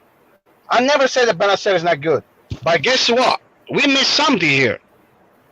They offer is there real? First of all, we listen to this YouTuber, journalist, whatever the newspaper are. Is it true that they offer 50 million for him? Because that's another thing. If that's true, I go from there. Who offered money for Kessie that the contract was expiring? Mr. Bennacer expired the 24, not the 23. Sorry, Guido. You want to Excuse me, keep? Guido. We can still sell next year, but now there is an offer. For Kessie, there was no offer because it was free. In January, it was already free. So we cannot compare the two things. Because My Bennacer ears there is are an offer. bleeding. Because see, there was an offer. Sorry, Guido, un secondo. Because he My was ears are Messi. bleeding. Donnarumma was aspiring. I'm Everybody was gonna have to aspiring. mute. So we cannot compare My the two ears are situations. bleeding. Hold It's on, guys. completely different subject. If they give me 50 My million for a guy that ears won are the league next bleeding. year, Guys, I give I it have right to away. mute you. Because it's not bad. It's not Leon. Nobody's in this. In Milan, we don't have a Messi. There is no Messi in Milan. Everybody can go. Guys, That's the way I I think. don't want to do this. Because we have a Guido, group. We have a strong Scusami, group. Guido, un secondo. Time out. It's not the same thing. You have to back off from your microphone because you're in the But you microphone and it's distorting. listen when I say stuff. You gotta Guys, listen because guys, I've been actually people don't waiting listen for when my you. chance here.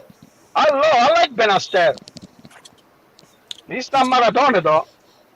Okay, fine. No, but I was For just me, the only saying. player unsellable is Messi, Maradona. Those are unsellable. I was The just rest, saying. everybody can go. I was just saying back up from your microphone because it's coming in really hot. But no, we get your picture. We understand what you're saying. Rohit, go ahead. Yeah, guys. I mean, there's been a huge debate over, so You I can, just wanted to lend in when you my compare point situation, you gotta know how to compare. Yeah.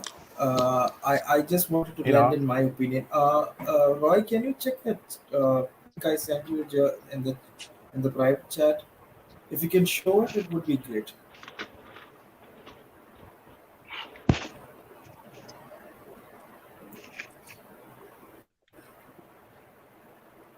Can you show it? He's a nude. It's a wonderful thing. It's a wonderful thing. Liar, you dirty man. I guys, I'm sorry, I'm muted, but I'm just enjoying this too much. Like, I can't even like. You guys funny, man. You guys good, but you gotta listen to each other when you say something. You know? Guido, why are you using that microwave? No, I'm in the car. It's the air condition, man. It's hot here. Okay. But yeah, man, you guys funny. You guys funny, I'm man. sorry. Listen, I'm sorry. like Liar Roy, said, on the Milan phone. first. Milan always first. I agree with that. Milan's always first. But Yeah, as I say, but we don't have no Maradona, no Messi, so everybody can be sellable. We can buy anything. The group is stable. I think the coach is doing a great job. So for me, we have already 20 players can play that position right now, but it's not a perfect one. Hey So- guys, this is the thing that Rohit just sent on Twitter, and it says last season midfielders in Serie A, tackles plus interceptions, progressive passes per 90. Yeah. And So, yes. what's the best way to actually measure a midfielder? In the closest way. So, there was this huge debate a few days back between Napoli and Milan as to who's better, Lobotka or Bennacer. So, one of my friends got prompted into making this graph. So, the left-hand side is the tackles plus interceptions. How many tackles you won? How many interceptions you made? Uh, plus and that's on the left hand side, and the bottom numbers are your progressive plays. That is when you dribbled from midfield into the final third, or if you pass the ball from the midfield into the attacking or into the opponent's 18-yard box. So Bennacer is one of the best midfielders in Serie A for this graph. I checked it between Bennacer, Tonali, Barella, Anguissa, Brozovic. So all of these midfielders that that's been done. I checked, and Ismael Bennacer is one of the best midfielders in Serie A. Uh, in terms of progressing the play, that's taking the ball from midfield to the attacking 18-yard box, or in terms of defensive play, that's tackling and interceptions. But in terms of how many times he got dispossessed, that is, he how many times he lost the ball. He lost the ball around 18 times last season. That's a very huge number.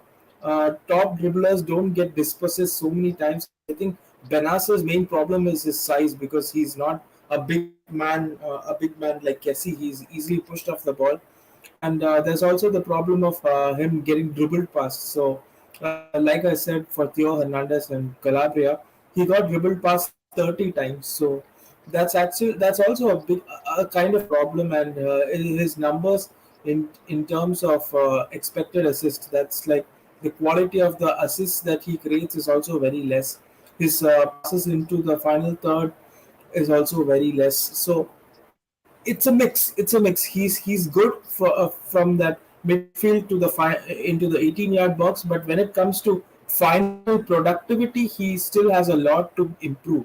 So I think people who have both sides of the argument are incorrect. You can say that Bennacer is not good enough. Yes, people who are saying Bennacer is good, I think there also you have a point there. So I think in terms of his this current season, I think this is the season where Bennacer actually has to show that he's gone past that Empoli days and his first season at Milan where he had shown so much of potential.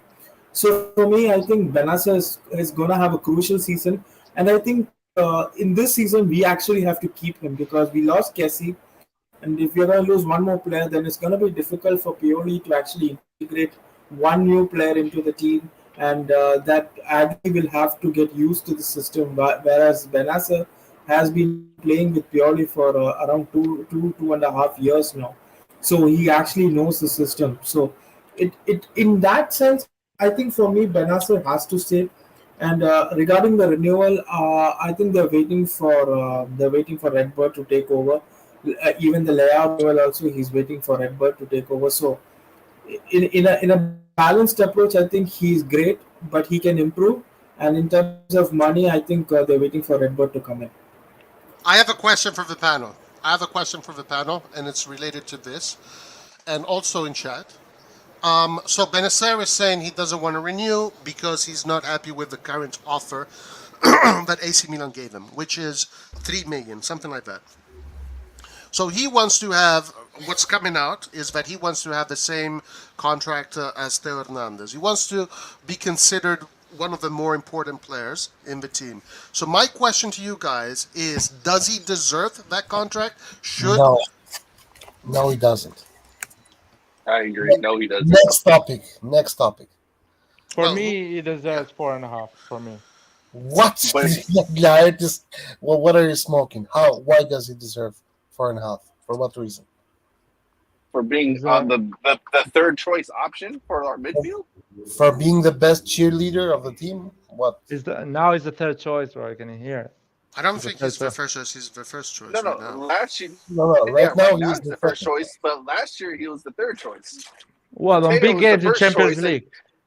On big games Guys, in Champions League, were you not seeing what Rohit just presented? He was pretty much had the best numbers. Yes, Roy, I agree, but those numbers also can be skewed based on the number of games you've actually played. I don't care about numbers, Roy. All I care is about Nathan, those numbers. Guys, please, sorry, Rohit, John was talking.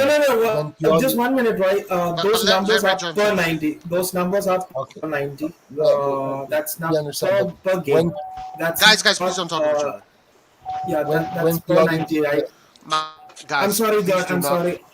Yeah, I'm sorry. Those numbers are per 90. I forgot to mention that those numbers are per 90, not for the total number of minutes played in a season. So Antonio mentioned that. That actually averaged out. All right, go ahead, Richard. So all I wanted to say is this: with all our players not injured, when Pioli did the starting 11 list, he would put Tonali, Kessie actually the first, and then Tonali. The only reason why Bennacer even got some minutes last season is because Pioli wanted to play Kessie instead of Diaz, because Diaz was non-existent. So many times Kessie played as a cam, therefore Bennacer got some minutes. That being said, for Bennacer to ask for 4.5 million and be serious and expect Maldini to somehow treat him seriously, it's nonsense to me. He is not as important as Theo. He does not play as many minutes as Theo. He is not as productive either as Theo. He is not as productive as Theo. So for what fucking reason would I give Bennacer 4.5 million net? But you have to. Can I reply? Can I reply? But no. It's my turn, Larry. It's my show now. Who says that? Listen. Did Roy says that? Listen. All right. Hold on. Listen. Did Roy says that? Listen. Lucas, hold on. One sorry, second. Lucas. I'm Troy going to didn't say give that. priority to the people that disagree with Red John. So who disagrees? I disagree. I disagree. That's Okay, what I was going to you say. go and then Luke and then Larry. The reason why we have to give him that kind of money is because there's no one else on the market. Who are you going to replace Bennacer with? Onyedika? Man, this guy has no achievements in his life. You're actually going to sign a Danish league rookie to replace a Serie A starter. Like, come on, bro. Don't mess with Lucas, me, please. if I can All right, Larry interrupt you, goes just next. put it We can say the on same the thing list about of Bennacer. failures. Just put it on the list of failures of Maldini. It's not a problem. Yes, I wouldn't. Bennacer is that's not a why. failure. No. It's a failure for Maldini because he flopped Renato Sanchez, he flopped Enzo Fernandez, and he flopped Fernandez. Who the fuck are these people? He's the River Plate guy, the one that went to Benfica. No, but he flopped them. My point here is this: Maldini has to, I don't know, start a school or a professional school to know how to renew players. Because Exactly. it looks to me like we have a hard fucking time renewing. This is why Red John is a star. See, he says the truth. So Lucas, you every single person here, guys, give Lucas, you Larry jumped the now. queue just to agree with Red John. Every single person here. Basically, you agree with Red John at the end. No, all right, Larry, tell us why you disagree. So first of all, when Red John says he cannot earn more the same amount of Theo Hernandez. So first of all, there is goalkeeper, defender, midfielder, and strikers or forwards. Goalkeeper are always going to earn less than the forward, than the midfielder and the defenders. In a normal situation, Paris Saint-Germain, I know. Even Paris Saint-Germain, if you look at Mbappe earns are 100 and other players earn less. So in Milan, even if you have left back, you're not going to earn more than the best midfielders or the best forward. You're always going to earn a lot. Yes. Compared to the other left backs, but no more than the midfielders and whatever. Bennacer is but I need to fucking finish now because I let you finish. Yeah, Bennacer. That's what she said. Looking at the average, looking at the average. I know, Lucas, you're an expert on that. By the way, you never finished that. Goddamn Kratos, get him! Sorry, Lucas, but you're growing. Don't worry, you're gonna learn that.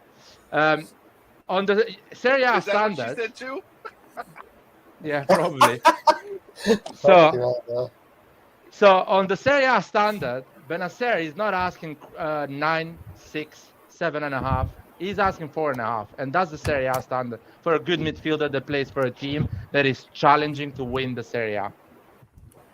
So, in my opinion, 4.5 is a good amount he's asking. I hope he stays on that amount. And he doesn't ask 5.5, 6.5, because if he's asking those money, that means he wants to leave. He doesn't want to stay. If he's serious and he wants 4.5, just give him 4.5 and end of the story. I want to ask this question to Guido because Guido, are you there, Guido? Yes. Because you seem to be, sorry guys, if you're not talking, please mute. You seem to be, quite adamant on selling him if he doesn't want to renew. So my question to you, Guido, is because I don't think you were here when I posed this question. He wants to get as much money as Theo Hernandez, 4 plus bonuses, 4.5. Do you think he deserves that kind of money? I think he deserves less than Hernandez, a little bit. Hernandez has been steady. The last 2 years has been always steady, but I mean, if you compare it with the Premier League and stuff like that, 4.5 is nothing, but does he deserve? I don't think he deserves the same money to Hernandez or Tonali. How much Tonali makes? Tonali, he played all season last year, he dominated the league. So, how much Tonali makes? Of course, they're going to renew the contract. But what I mean, see, I love Bennacer. It's not that I don't like Bennacer. When these players start acting like this, for me, they can go because we can make money before losing everything. If it was, as I say, Maradona or Messi, then I think about it. So, Roy, those are the players that you cannot, everybody's replaceable. The football, I'm sure Liot agree with me because he watched soccer before. Okay, football. Listen, So listen. If we keep Guido, I there's agree Bennacer with nobody you. and he doesn't, unreplaceable in this football. There's Guido, nobody I it's agree. not 90% chance he's Sorry. replaceable. gonna leave for free. Nobody. I get Okay, it. We got that point. 90% chance. I swear. I'll add real quick. Sorry, But Clint. Rohit has to leave, so you want to say one last point, Okay, go ahead. and then Yeah. Rohit, and then we'll go to Clint. Okay. Yeah, thanks. So I hear some accusations about renewals. So I just wanted to weigh in with my points. Theo Hernandez renewed, Tomori renewed. So why did these two renew and why isn't the other four renewing? So for one example, let's say look at the cost of renewal that PSG had to do from number 99. They lost. I mean, they had to spend around 40 million to sign Donnarumma, while we got Mignon for less than that. Mignon's entire transfer plus salary would cost less than what Donnarumma costed in that first year. So that's the kind of expense the that we had to undertake if we wanted to renew Donnarumma. And when you can get a player for free, when you know that you can get a player for free, why would any club want to come and buy that player at all? That nobody wanted to come and buy that player, buy Donnarumma, even despite his heroics for that Champions League qualification season. So we are a club with restricted financial finances. I keep saying this a lot. We are a club with restricted finances. What the Premier League has done is that they're taking players from France who just had a breakthrough season. Like say Ndombele, for example, he had one breakthrough season. They bought him for 17 million and they gave him 11 million salary. That's something that Indian clubs cannot compete with. So this kind of inflation, and obviously even agents are earning a lot. Raiola, before he passed away, he earned 20 million commissions, and even Mendes, Jorge Mendes, Renato Sanchez, for the entire Renato Sanchez transfer, he was pushing Renato to go to PSG, even despite PSG having a huge number of midfielders, because he was also earning good commissions. Antagna, that is Kessie's agent, he's also earning. He also earned 10 million commissions, despite Barcelona offering 6.5 million salary and we offering 6 million. The difference was only 0.5 million, but Antagna was getting 10 million. We cannot pay that sort of commission. Elliot does not want to spend. That cannot be blamed on Maldini alone. So that's the kind of thing that's the issue that's going on with renewals. Leao's is a bit more complicated because he has the court case going on regarding to Sporting. So and the agent of Bennacer is the same guy that is the agent of Usman Dembele, who's also Usmane Dembele, who's also very famous for That's not notorious good stuff. news. So he will also want a lot of commissions. So if we can pay the commission, I mean, if Redbird is ready to pay the commission, then I think renewals will go smoothly. Or else we need a guy like Theo and Tomori who just say to their agents, just get the fuck on with this and renew. I don't care. PSG and Real Madrid are offering me whatever it is. So we need players like that. But Kessie, Donnarumma, and all the other players did not actually say this, so they left on a free. That's the issue. I don't think this is something that the management can do. Maldini has a limit. You cannot go beyond this sort of finances. So we cannot do that. So if we can't do that, obviously Premier League clubs will come and take him, or even PSG will come and take him. That's what I have to say on this. Agreed 1000% with that, by the way. All right, Clint. Hey guys, I gotta go. I want to say bye to everyone. Grazie, Guido. Ciao Guido. Ciao, ciao. Non litigate, non litigate. No, quasi litiga, No, Don't se fight, non don't litighiamo fight. cosa facciamo? Forza Milan. Ci divertiamo È quando sempre litighiamo. Milan, like Liar said before, Milan. That's what it counts. That's right. Have a great day. Bye. You too. Bye-bye. Ciao. Yes. So what I wanted to add, and I definitely agree with what he just said, is a great point. But let's look on the player side for a second. You look at the current market. I mean, look what Koulibaly went from making how much at Napoli to like exponentially. Look how much they're going to be paying him in England. when do we start making the difference as fans of like, these guys? Yes, we want to see them perform, but from a family perspective, the background where these guys are coming from, and it's kind of like us there in the state. I mean, prior to me acquiring, going to my career job when I was still in school and working in these retail spots, we'll hop from retail to retail. Anybody that's here in the States can relate. Like, yo, if, Home Depot is paying you, I don't know, 12 and now they're telling you Target's paying 16. Do I rather go to Target? The fuck do I care? Right? Because what I'm trying to say is, at heart, is these guys, they grew up being Milan fans. No, I happen to be on the team. Okay, it's fun. So it's going to be different from a Tonali that they idolize these teams. It's always going to be different. It's just, okay, I like the club, but is that your dream club from the beginning? All that, you take that into perspective, and your loyalty doesn't really lie there once the money comes in. And with that market, everybody is trying to get served. It's like you open a piggy bank and everybody can go put their money in. Am I going to stay here and get paid 1.5 million while people are making 6, 8 million? When us at the fans start realizing like, yo, these guys are going to walk if they're paying that, those big bucks. Why am I still here? You understand? After you won the league, and maybe that's the ceiling also for the next 3 years, that you don't really care, right? So that's all I wanted to add. Yeah. Hey, I want to say hello to Andon. What's up, Andon? How you doing? Hello to everyone. How are you? Good. Just came back from work, so yeah, it's okay. How are you doing, everybody? Very good. Thank you. Yeah, we're just talking about Bennacer and his situation and contracts and what we want to do, etc. What we would like to see the club do. All right. I don't know, Andon. How about you, Andon? Finish on this topic, and then we can move on another topic. What is your concern regarding Bennacer and his renewals? Well, regarding Bennacer and his renewal, my only concern is how much is he willing to stay at Milan. As we all know, Milan wasn't his first choice to come, and basically also depends on his agents, what kind of conditions they will ask, what they want to do.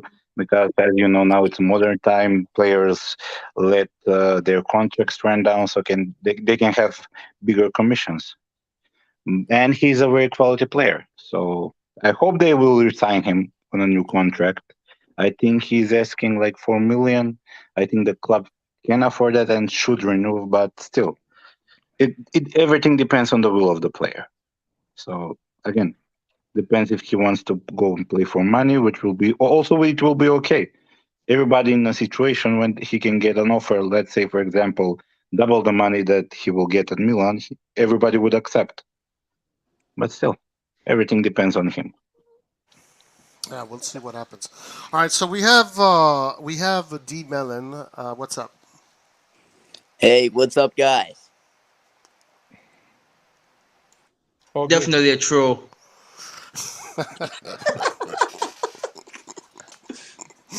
Oh man. All right. If you have anything to say, D Melon, this is your time right now. Go ahead. Forza Milan. Okay, not bad. I have one more question for you, Andon. And then, guys, think about if there's any other topics you guys want to discuss. Anybody, just bring them forward because I want to move from the Bennacer thing. But I want to just finish on this thing on Bennacer and on because I know what you. The calcio mercato is about to end in less than 2 weeks. Is it wise to reinvent the midfield right now during the Serie A when we don't have much time in the calcio mercato? Well, it's not a smart thing to do. I think what they're gonna do with the purchase is gonna be some low-key player that with the potential to develop and maybe be, if Bennacer doesn't resign, like a long-term replacement for him. I don't think we are in a position, neither do we need somebody that will disrupt the progress of the team and basically to change the way we play. Because even the management said they're not looking for a straight replacement for Kessie. Because basically it's not possible to replace that kind of player. Because of his style of play, his physicality, Kessie was a unique player. So I think they will go low-key, something smart with an unknown player, young player with big potential, or in a worst-case scenario, if they don't find the right profile, they may not even sign a player. What I learned about Maldini and Massara, they will never sign a player just for the sake of signing a player. So I think they will create a smart or something like that. All right, guys. There it is. I think the Bennacer discussion is over. Yeah, We can move on. I can add. Anybody can bring up anything. Go ahead. Yeah, I can add. Well, talking about another topic, I read the reports that that kid we didn't sign from Juve was due to freaking commissions from the freaking family. And it just shows you how our management, doesn't even entertain or engage in those type of behaviors. Anything that's outside the scope of, like strictly football, giving commission to families and all that. It shows why, we are No the way special we are. treatment. And I wanted to add that, like, they don't even mess around. They don't care. Like the moment, and that's the mistake the previous management made at Milan. Like with signing Donnarumma's brother and all this crap. And going back to this, just to add, just one of my last points is Donnarumma leaving set the tone for all of this. That's the guy I couldn't thought that would leave Milan. And I think after him, I won't be surprised whoever decides to leave. If Leao leaves and all that, I wouldn't care. Like, when I say I don't care, I mean, you can't replace Leao, don't get me wrong. But in terms of, like, the valuable players, right? Because Donnarumma, before this whole project, I mean, a guy that started at 16 would have never thought we'd let him walk away for free. And that happened. So I agree 100% with Clint. I'm like, for example, Leao. I want him to renew, but I don't want him to sell him 10 days before the market closes. That's bullshit. Can I say something? Okay, go for it. Yes, go ahead. Screw Donnarumma. Okay. who's this guy? What the fuck? I don't know if you guys agree, but the only player in Milan currently that I would be surprised to leave, it's Tonali. I think he's the only one that have shown that money doesn't matter that much to him. He's willing to make sacrifices. So that's the only player. All the others, I CDK did won't the be same surprised thing for that. too. Yeah, but CDK is a different story. CDK is not Italian, not a Milan fan, so it's a different kind of story. CDK come because this is the best place for him to develop, and he knows that. And But listen, He pushed hard as fuck. and we know what CDK's dream is. It's literally, I think, the fourth post in his Instagram. It's pretty clear what his dream is. So maybe CDK is using Milan as a What's his dream? I don't know. What to is play it? for Real, I think it was. to play for Real Madrid. Yeah, Well, but of course, Cristiano Ronaldo was he Ronaldo, mentioned it as a so- kid. He mentioned it as a kid. He wants to play for Real Madrid. So Was he I wearing don't mind Milan selling him. jerseys as well? Like, Nah, he was when wearing you're a a Club kid, Brugge you jersey. say anything. Like, come on. No, he was wearing a Club Brugge jersey and said he wanted to play for Real Madrid. Yeah, that's So true. His dream is to But play the for Real. problem also, what you got to look at, these other teams and what, people like Tonali, they understand. Even they can make these big moves.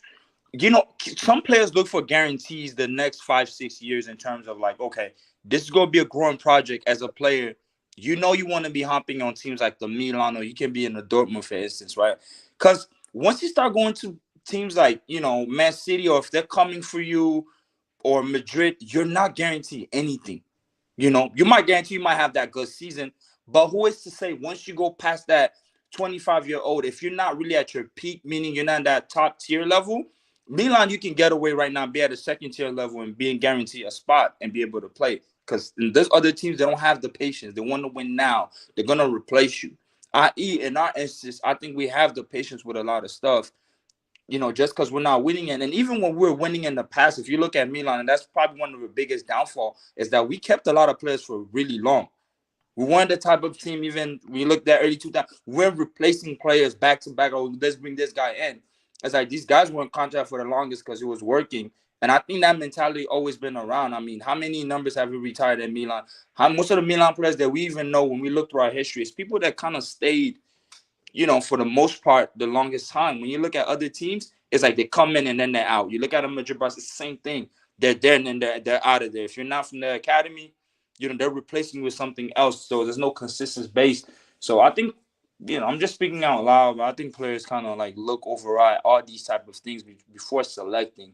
You understand? Because it's easy to go to any other team, but what guarantee is going to offer you, in terms of just not even playing time, but sticking around, Yeah, no, it is what it is, guys. It is what it is for sure. Anything else you guys want to discuss? We're going towards the end of the forum, so any other topics you want to bring up? Any other fights you want to get into? This is your time. This is your time. Can I say something? Yes, you can. I don't like Çalhanoğlu. No? Why not? Why don't you say more than just one sentence? Say many sentences It's his together. thing, man. Let him do his thing. He's a snake. That's it. Simple. He's a snake, huh? Simple and direct. Let him be, man. Let him be himself.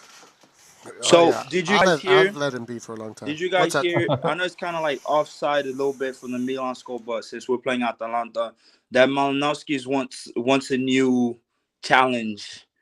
So he's trying to accept a bid. I think going to the I think the premise coming in for him. I forgot what team is escaping right now. But how you guys feel about that? Like Atalanta really being depleted, which is getting kind of silly. Well, Feels good because we're playing them next. That's I mean, what just happens when you don't play Champions League. Which I don't think that they're not going to see Champions League no more. I think their time is done. I think their time is done. I mean, they were an old team to begin with, kind of. Let's be real here. Yeah. All their players were like in their late 20s, early 30s. So and they didn't replace. They went through a couple good years, and then they lost those players. They made some good money, but they haven't really built anything. Unfortunately, even with their good Primavera project, they still haven't built it. But they still have one of the richest owners in Italy, so it doesn't make sense for me. For me, how that makes how perfect they're sense. so He's bad. making a fuckload of money, probably. No, like I feel like he should be investing.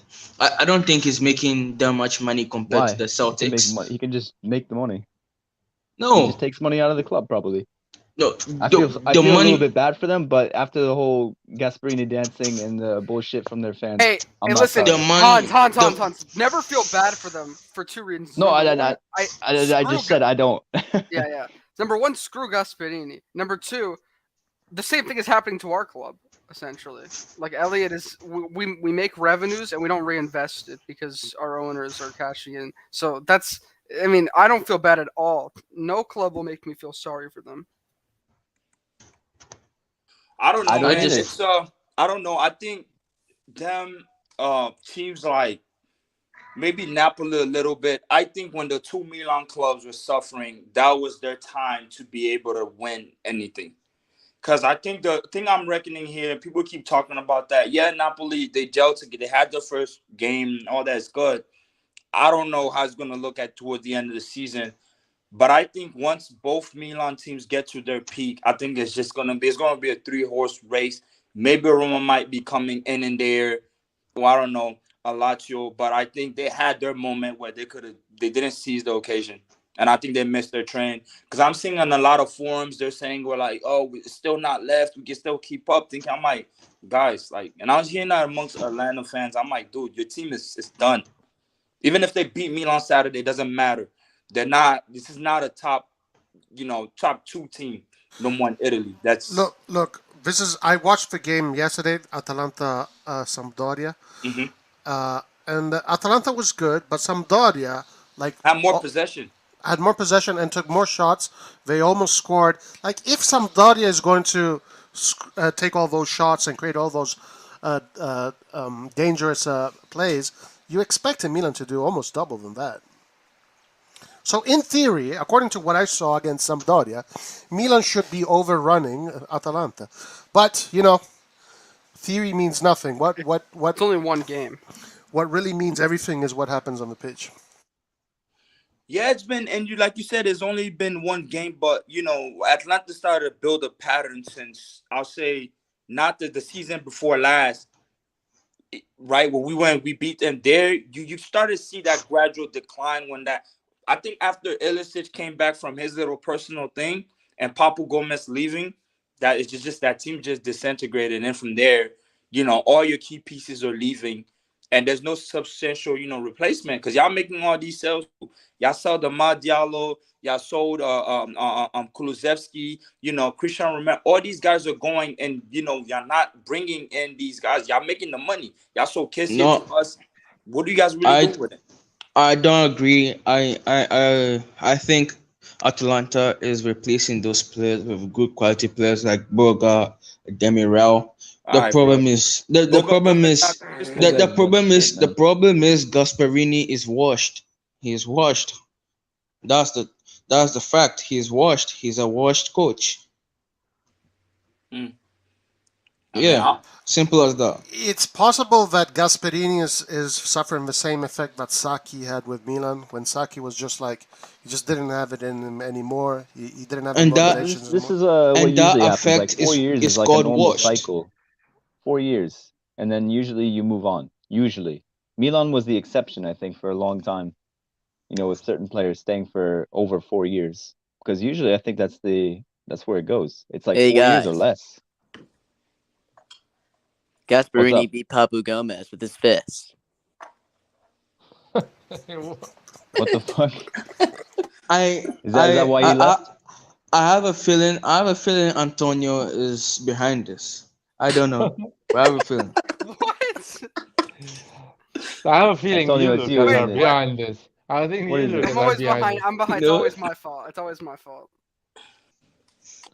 Cause it's like Atalanta. It could have been, they could have easily cemented themselves as like the Dortmund of Italy, where a lot of these players could have used it as a stepping stone. Young Italians, they could have promoted like youth Italian, just the style of They have play a would great correspond to like Primavera. youth. Yeah, they could have. They could have easily and just run with that, from a strategy standpoint. But it's just, they did. I respect the little run they had. Where I'm a bit disappointed. It's how you don't capitalize on that because you made a lot of money in sales with players that didn't even start. When you're able to sell like one of your Primavera players that only play one game for 30 mil, man, you dumb enough to buy. I mean, Ahmad is talent, coming from the Ivory Coast, he's from there. He's talent, but you're able to capitalize on that. What are you really doing? Why are you not bringing, some guys in, right? And I'm looking at it, their defense, like the defense is just, oh man, their defense is trash. I'm sorry. I don't care. I don't rate the law. I don't rate Palm. I don't rate these guys. All they needed to do was go to France and buy some good players. That's all they had to do, man.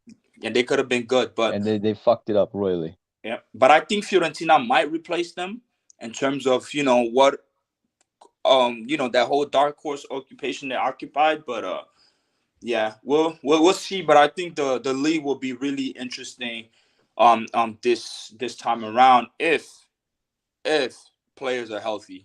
Because it's a big if. It's a big if. It's a big if. Because when Napoli, Because with Napoli, I have a question. Do you guys think like an Osimhen can finish the season out? No, he's injury prone. I feel like I feel like they'll be close. This is the truth. Those are Antonio's real colors. Come on, Antonio. What the hell was that, Antonio? Bring him up.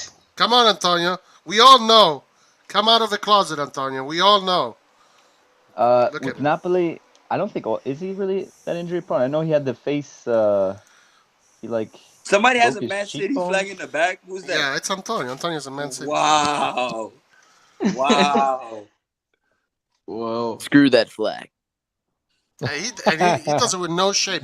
What did Antonio just say? Earlier he said, I don't feel sorry for Atalanta, right? Blah, blah, blah, blah. I said any club. I don't feel sorry for any club. But he feels so sorry for Man City but never gets to win the league. No, I like Kevin De Bruyne as a good player. And that's why he got the flag behind? Yep. Wow. Yeah, it's a real flag. I think Nonso wanted to join. Nonso, I think there's a spot now for you to join. So this is your time. So get in because it's packed. We can only get 10 people at a time. I believe we are at 9, right? Let me check. Nope, we're at 10. Yeah, we need to kick someone out. Who is gonna be? Who's gonna get voted off the island? Who's getting voted off the island? Well, I think Antonio with the Man City background, The heck, guys? What are you talking about? Is Nonso, are you still around? Let me know. All right, let me take out. Hey, D Melon, I appreciate you here. And I know who you are, by the way. But I'm going to bring in Nonso. So I'm just going to remove you for a second. Then Oh bring you back man, on. thank you though. Thank you. No problem. No problem. Later. Yo, who's that though? I don't know. I suspect Lucas, honestly. Bro, I Lucas, to don't be have that honest. time. Like, I don't have that time for him. You have that Lucas, time. you have all the time, man. Nah, You nah, have all the man. time. Nah. You don't have a job. No. You have all the time. It's You know, Antonio. Di Mello, come back and kicking out Antonio. All right, Nonso, now is your time to join. Do it now. Now. Do it now.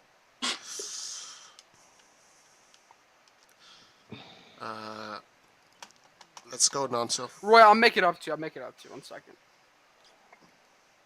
No, what's done is done.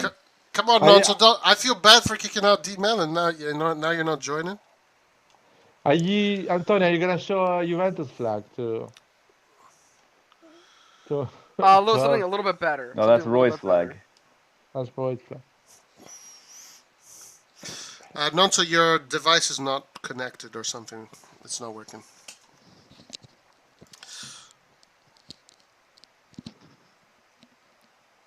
So what was the question about Napoli? Like, are we scared? Are we scared of them or what? No, it was more. I was just talking about if Osimhen would have. Are we reckoning that he'll be able to play a full season? A full season? Yes. So like missing less than 5 games or how many? Man, can he even play above 25 games? 25 games. I think he can do that. Yes. Is Napoli going to renew him or he's gonna leave? Who, Osimhen? Yeah. No, I think they might. Doesn't he still have like 3 years left? Yeah, exactly. That's what I'm saying. After 3 years, people usually look for a renewal. If not, they just they get They pay sold. so much money for him, right? With that little inflated scheme stuff then done did with these players. 70 mil. I think they're gonna try to renew him because who can they really buy? I don't think Osimhen wants to renew, to be honest. I feel like he wants to play in the Prem. Probably. Or maybe play for Milan. Nah. Or go We play need more Arsenal. loyal players like Berardi nowadays. Forza Berardi. What's up, Nonso? How you doing? I think there's something you wanted to say. What's going on? I think all you had was a cheek. Yeah, hi guys. Can you all hear me? Yes. Hey. Yeah, no, I just wanted to join and just before you close the live, you've made a lot of contributions. There's been Bennacer for, Bennacer against, and for me, just to go back there, you can sell him, but not at this stage. If this offer came in, this alleged offer came in at the start of the window, fine. He's a good player, but he's someone that is replaceable, but not when the season has started. No, I don't. I don't agree. I can agree with that. So my question is to you now: who do you replace him with? No. Before the mercato started, I'm sure there are lists of players you can get. Right, and I'm just asking you just based on any suggestion. Any suggestion. I'm just not to debate or anything. Suggestion. Let's say it's the beginning. Right now, I'm already a sporting director, so we have to think. Frattesi. Frattesi will cost 40 million. Sassuolo will not give us for cheap, except you're Juve. Good point. 2025. Nah. No. Juve will buy Sassuolo, Frattesi for 2025, not Milan. They won't. I don't know why. For some according reason, to Di Marzio, he said 25 is the target price. That's Sassuolo want. I think 40 million is more of like a Berardi transfer. Frattesi is a good player. He's a good player. He carries the ball well. I just feel bad about this whole Sanchez thing. He would have been perfect for us. We took too much time. We should have also got him the way we got Magnan. I've been saying this for a long time. And this is why Maldini deserves some. No, he deserves a big L for that one. Honestly. Yes. Thank you. I disagree. It's not got nothing to do with Maldini, guys. Remember sorry, Nonso. when Maldini was doing that, there was the issue with the contract, right? They need to Yes, I renew know. I Maldini. know that was also a factor. His Yeah, that was a renewal big and factor. all of that. Well, if Maldini was going to And cave into these demands already, then he should have But been I working feel on the that the fucking deal should have market. been done even If he was going to cave in, before then, just like we did Marion. I mean, that deal was signed before the season ended. That's why immediately the season ended, he was already in Milan the next day. So that's something because we know that Sanchez would have signed him in January, if you recall. There were No, talks about us Yeah, getting him in the that's true. January window. can I? So we would have done a so pre-agreement, something like that. so I need to so he stop you flopped guys Sanchez already. in I two need in, to. in two windows. He I flopped know. Sanchez in two windows. Oh Wow, God. All that's right, even Lard. worse. Lard, go ahead. So, I need to. but Maldini also had issues. I mean, he's strong and the ownership has not given him enough leverage to do certain things. So it's not all Maldini's fault, but he's not perfect. That's what I want everyone to understand. We keep labeling him like, I mean, he does no wrong and all of that. He makes mistakes too. He's human, and this was one of his mistakes. That's what I feel. Thank Okay, you, Lard, thank Lard, you. respond if you have something to What's respond. what I, what's I the topic real quick? Maldi, I was Maldini and just giving my Sanchez. opinion on Maldini made a on. mistake not There's signing Sanchez. I feel that. I feel. All right, Lard, go ahead. If you had a response, go ahead. First of all, what I'm gonna say is, looking at what happened after these 6 months, I come Hello. to this conclusion that Yeah, waiting, I, Abby. Okay, I'm doing it now. Just hold on. Nonso, you're okay. now muted. Um, anyway, what I was saying. So basically, we don't know. In January, maybe Maldini an offer for Sanchez, but Sanchez doesn't have the same agent of Mike Magnan. So what Maldini managed to do with Mike Magnan is not something that it's easy to do with the Sanchez, because Sanchez has George Mendes as an agent. And George Mendes has a lot of connection and he knows a lot about football and what's going to happen in the next 6 months in football. So George Mendes maybe knew the rumors about the fact that Pochettino is not going to get renewal, actually is going to get kicked. There is a lot of situation out there. So it's not easy to do what Maldini did with Mike Magnan to do it with Sanchez. And yeah, and I agree. Like, and the one thing you gotta So I understand is don't blame him on that. right. It's just how And things are. That's it. yeah, and one thing about this management, we all understand they're just not gonna entertain the BS now. They're just not. Like you start talking crazy about, they're not gonna come back and be desperate. Like what Man U's doing with Casemiro, me, I wouldn't even try to drop 60 mil on a player knowing that y'all damn near need a forward. Dropping 60 million on I know he won all the trophies, but you really think like somebody like us, even if we had the money, would have been doing what they're doing? Yeah, and that's why they're But getting played, because they don't have good scouts. They're desperate to get crazy players. Arsenal getting Ben White for 50 million. Okay, you're getting these guys, yes, the market price, but then they're not giving you the product that you want at the end of the day. The outcome is just poor. Then what can you say about it? I mean, just look, we've been consistent. If we're gonna be cheap, bro, I'm just, at this point, I'm just cool with it. I don't care as long as we win it. I think once we start losing, then it's gonna be a problem. Then I'll probably bitch about it. Yeah, and another thing that differs the Magnan situation with the Sanchez situation. First of all, we lost a first choice goalkeeper position that is covered by only one player. But for the midfield, we have only two holding spots that are currently covered by Bennacer and Tonali. So Maldini didn't have the urgency, or didn't need to have the urgency, to directly sign a replacement that far behind. Another thing about Sanchez, yeah, for that price, he's an amazing player. But you have to understand he's also an injury-prone player.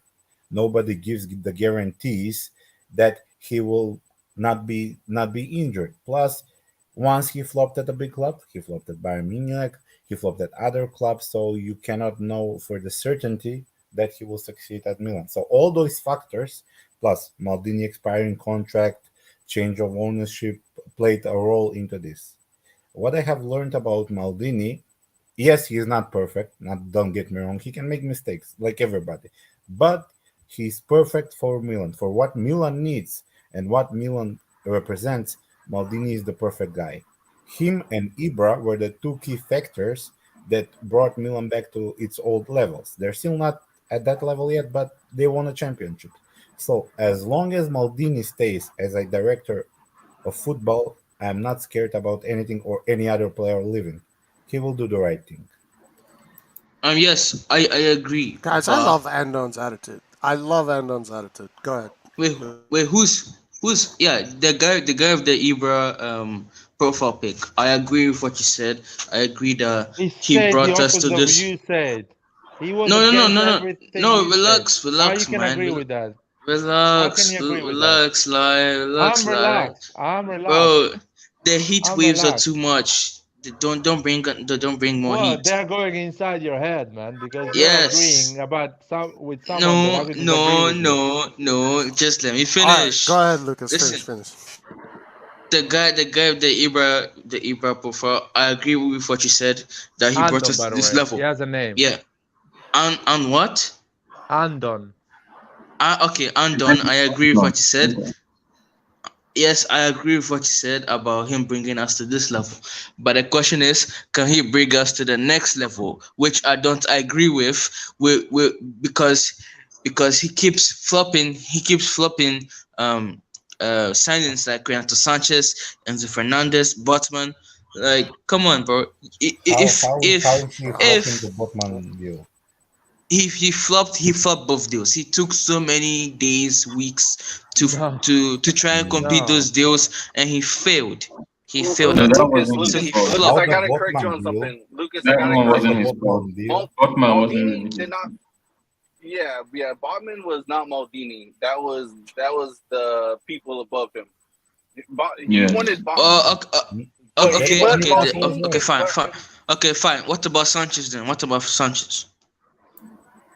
With Sanchez doesn't actually want Milan. You can't force a player to join your team. That's Yeah, not what he wants. exactly. Excuses.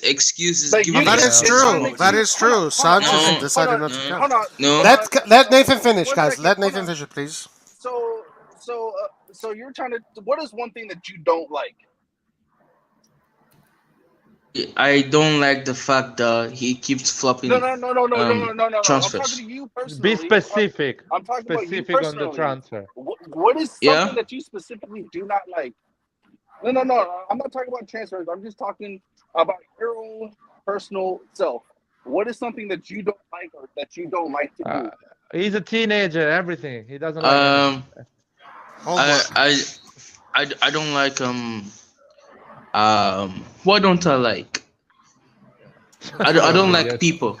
I don't like people. I don't like Okay, that's fine. surround myself So with. that's fine. So nobody can force you to come out to social events. Just like you cannot force Sanchez No, to come to like Milan. that. Not like that. That's why I asked you. It's That's why not I about asked you, social though. events. But you said you don't like people, which means you don't like. No. In terms of like, bad influence. What the hell are you talking about? Can you guys get back to the? I don't know that. Stop for a second, man. Can you guys get back to the giving him an analogy. I'm giving him an analogy. He's not gonna that understand. you He's not can't gonna force understand. It's simple. No, his analogy is crap. I don't understand what he's trying to bring. No, it's a good analogy. No, there's no point. No, your brain that's why you were doesn't so connect. confused. That's why everyone was so confused because it Okay. made no sense. I'm not confused. It's just Larry simple as understood that. what I said. Exactly. Larry understood completely Lucas what I is said. right, It guys. just went over Lucas your is head. right. Lucas is right. So Renato Sanchez doesn't want to play for AC Milan. Maldini is No, not gonna stay he wanted to. He wanted to, but PSG Oh came my in God. because Maldini You was know so this. slow. He was so slow. He fumbled it. Stop. Yes, Oh wait, no. he Now did. Lucas is Hold wrong. on. Now Lucas is Let's wrong. bring in the facts that we know. Sanchez Maldini- now had an offer from PSG and from Milan. He had the both offers. He chose PSG. End of story. No, he had Milan first. PSG wasn't in the How you picture. know Milan was Hold choosing on, to guys, How do you know that guys. Sanchez wasn't Let's choosing to put wait? things in perspective here. Milan tried to get Sanchez in January, but Milan's big issue was that they did not qualify the group stages of the Champions League. Sanchez was still in the Champions League. It was very difficult to get Sanchez at that point. So that's when Milan tried to get Sanchez. That didn't work out. Then they almost had an agreement, but because of the renewal of Maldini, that took a long time. Then Mendes came in with a PSG offer. PSG is offering almost double than 6 what we're million. offering. 6 million, yeah. And he's going to say yes to that. Of course. It's money. And they have it's It's the coach, you PSG's guys. coach He is wants his the former coach coach. at Lille. Yes, it's the fucking Just coach. Yeah, it's just his do a former coach is poll. at Lille, bro. Like, it's Just do a poll. Whose fault was it, Maldini or Okay, I'll do Lucas, that, Paul. the But club? sorry, Lucas, you never bought a car in your life. How the fuck you I know how you have to buy have a bought a car. player in I have football? bought. No, I bought a toy car once. A toy car. Yeah. It was faster. It was faster than most cars. To be honest, but yeah, I bought a car before. Which country you live, man? What do you mean? You know. A toy car. Sorry, Keyword Chubb, toy. Chubb Eno, nice name by the way. Why would he pick PSG over Milan? Because Because PSG offered him money. double, and also because of the more money. coaches. Yeah. Prestige. Yeah, by the more way, money, Chad. the coach. He likes France. By the way, Chad. Like, Chad, be 100% honest Gautier about the is a poll. great coach. Be 100% honest about the poll, Chat. You know that it was Maldini's fault. Please, don't be biased. How do you know that? How Yo, bro, do you stop know No, that? assuming it on hold me, on, bro. hold Okay, on, maybe hold on, Maldini could have guys. given him 1 like second. 7 million net, but that would be stupid. Okay. Is that liar? Who's doing No, that? no. Listen, if you're going to do, then you have to stick with it. Don't just put it for 2 seconds and then run away. Come on, man. Show me you got balls, bro. Come on, bro. Keep it up there. Come on, let's go. Let's do it. All right, there you go. Yeah, I think this transfer broke Antonio's heart. It And did. Roy. It did. Broke my soul And too. Roy. Oh no, it didn't break my heart, but it was painful. I was so excited about I Renato feel was Sanchez, completely really indifferent. for him, man. but the He's a moment quality it, player. no, With that listen, price. you guys need to get out of this situation. I'm falling in love about dudes. Yes, that Lev. No, play I'm football. done. Tell them, I Lev. Yeah, this thing needs to finish right here in this channel, guys. Please. I love the way Renato Sanchez played. The moment he says I pick PSG, who fucking cares? I don't care anymore. Yeah, I was like so looking forward about Botman. Fucking Newcastle offered almost 20 million more than us. Looking at the report after the deal, I'm like, well, whatever. Let's move on. You guys need to move on. Things happen. We are not the biggest and the richest club in the world. Not anymore. Stop thinking we are. Stop Light is thinking. difficult. You know, we grew up watching Milan dominate everything. Well, I grew I up mean, like this as well, and really for me, it's hard. easy. For me, it's easy. I grew up watching Milan being the richest club in the world, the highest revenue at that Same. time, the richest man in Europe owning Milan, and we were winning everything. And now, if Renato Sanchez doesn't want to sign, I tell him to fuck off. I move on with life, and I wait for Pobega and Adli to showcase their talent, and that's You it. get End of the CDK, a story. guy who wants to be here, a guy who's gonna wants to lower his come back salary in. to Yeah. be here, who plays every fucking position. Okay, listen, Red John, you haven't said Effectively. anything. Are you still here? But John is watching a movie, man. So I'm just gonna take Red John out because I don't think he's here. If someone else wants to join All right, in, my dad wants to come in. 1 second. okay. Yeah, we did not fuck up this Mercado. But got we CDK. we have Messias and Florenzi and We need CDK. the Like right winger. I'll be back. I'll be back in 20 minutes. that's a 4 out of 10 Mercato right there. CDK, Florenzi, Messias. Okay, Like here's the thing. We signed him for how much money though? Florenzi was like 2 million. Okay. bro, come on. That's a 10 out of 10 Florenzi should be signing. I'm 500k. sorry. Florenzi should be 500k. If he wasn't Italian, he would be 500k. That's not how football works. Oh my God, That's how football works, bro. Lucas has got the worst takes on internet. I don't No. understand this. For real. No, Like, the worst takes on internet. Okay, And now Messias, tell me what for you would be Messias the is perfect clinical, man. Mercado. Don't sleep on this Because you guy. say 4 out of He can 10. finish. Bro, we saw Messias last season as well. Why do you keep backing He him is up? just as good at finishing Why? as Ziyech is. Come Why? on. No. Oh my, Yes, he bro, is. I'm about to throw up. Lucas. Come I on. am going Messias to was throw like the up. I third am going to scorer throw last up. Then go I throw am up. going to throw up because of Go you. on, throw up. Oh my days, bro. Go play Oh my FIFA. days. Oh my days. Hey, I'm back for a few minutes, guys. How bad is Lucas, Guido? Da 1 a 10. 11. Nice. All right, guys, I put the poll in the chat. What are you guys talking? I lost everything because I wasn't. What? You know. We're kind of debating Maldini. We're going back to the Maldini. Again. Poor Maldini, man. Guys, I know people are trying to join, but the panel is full. StreamYard only allows 10 people.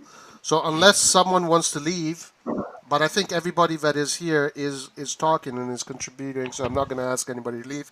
Unless someone wants to leave, we can't get anybody else in. And by the way, guys, smash that like button. What are you waiting for? What are you waiting for? Do the smashing of the liking. What is this? What is this? Kindergarten? Like that, smash the like. Hey guys, I want to ask Lucas and just a general question to everyone. So Lucas, what do you think is Messias' ceiling this year? Like, how many goals and assists can he get? It depends on how many chances CDK and Leao do for him, to be honest, because that man can create chances for himself. So it depends if CDK and Leao carry him. If CDK and Leao carry him, he gets like double digits. But if they don't, he gets like 3 goals, 4 goals. Well, if he's gonna get double digits, then what do you think Ziyech is gonna do if he? But yes, exactly. Like, thank you for supporting my point. 200 goals a season. Yes, if Ziyech comes in, he creates his own chances. He creates his own chances against more goals than Messias. If I had Leao and CDK, his salary is like 1 million, and we're getting him for like 5 million. Ziyech, you have to pay probably 25 this total. is why we'll never get to the 25? next level. This is why we'll never get to the next level. This is why we'll never get to the next level. We will never get to the next level because of people like you, people that think that let's go for the cheaper option. We will never go to the next level. We don't need to spend 10 times as much money. We need him. We don't need to spend 10 times as much money. Who's the next level? Who's gonna be the next level? The next level is someone like Asensio or Ziyech. Yeah, Asensio is retired already. No, Asensio isn't retired. After he played Real Madrid, they won everything without playing. He wants like 7 million net. Maybe in Milan, yeah, he can find the stimulation, maybe. But yeah. Oh, he's still young, yeah. I don't know, man. Messias, he got lots of will. He's gonna be good. Plus, I thought Messias could assist the players you said. Why they gotta assist Messias? Messias is not really number 9. But Messias doesn't create chances. Vice versa. But hey guys, can we agree? Before we move on, thank you very much for the. What? I want to drop a link on the chat. One second. First of all, Andon, thank you very much for the gifted 10 RossonARI TV memberships. Thank you, my man. Really appreciate it. And one of those members that has been gifted to is Antonio. So soon we'll find out who the other ones. Grazie, Andon. Thank you so much, bro. No problem. Dude, that was like my dream. That was my birthday wish. And thank you so much. I really appreciate that. No problem. Bro, did you see what I put in the private chat? On the stream chat. Yes. I'll get it in a second. So because it's basically about this whole Ziyech thing. So this is what Albertini said. That was just July last month. So he made an opinion on Ziyech. So I would like us to read it. So, because some people feel that we are okay with Messias and Salamakers, which for me, yes, we are okay with it if we want to challenge for the Scudetto. But if we want to go far in the Champions League, that right-hand side cannot cut it. And like I've said many times, we are so lopsided because Messias, yeah, he's a good player, but he just finishes chances. He doesn't, even if it's not Ziyech, someone else that can create, cross the ball, dribble, shoot the ball, cross, through passes, all of that. But you see Messias just getting towards the end, finishing chances. That's all he does. And it doesn't give us much. It gives Leao too much work. Even though now we have CDK and Brahim Diaz is, has improved, so it will make Leao's work a bit lighter. But just imagine the right hand side is also creating chances. We'll be unstoppable. I don't know why you guys are not seeing this. Einstein would have adopted you. Yes, bro. This is knowledge. This is knowledge right here. This is knowledge. And yeah, Messias was scoring all the goals, but he wasn't doing. Just watch his movement. Watch him without the ball. Watch him trying to create anything. No, it was Adli, Leao, and Brahim Diaz that were creating those chances for us in all the preseason games. He was in the box finishing the chance, and he's a very good goal scorer. Very good, very calm in front of goal, and he will score a lot of goals if you create chances for him. He's that good, But he doesn't do anything. He doesn't. His set pieces. He doesn't take set pieces. Corner kicks, free kicks, nothing. Crossing the ball is zero. Doesn't do that. And need someone to do that on the right side, just like what Leao does on the left side.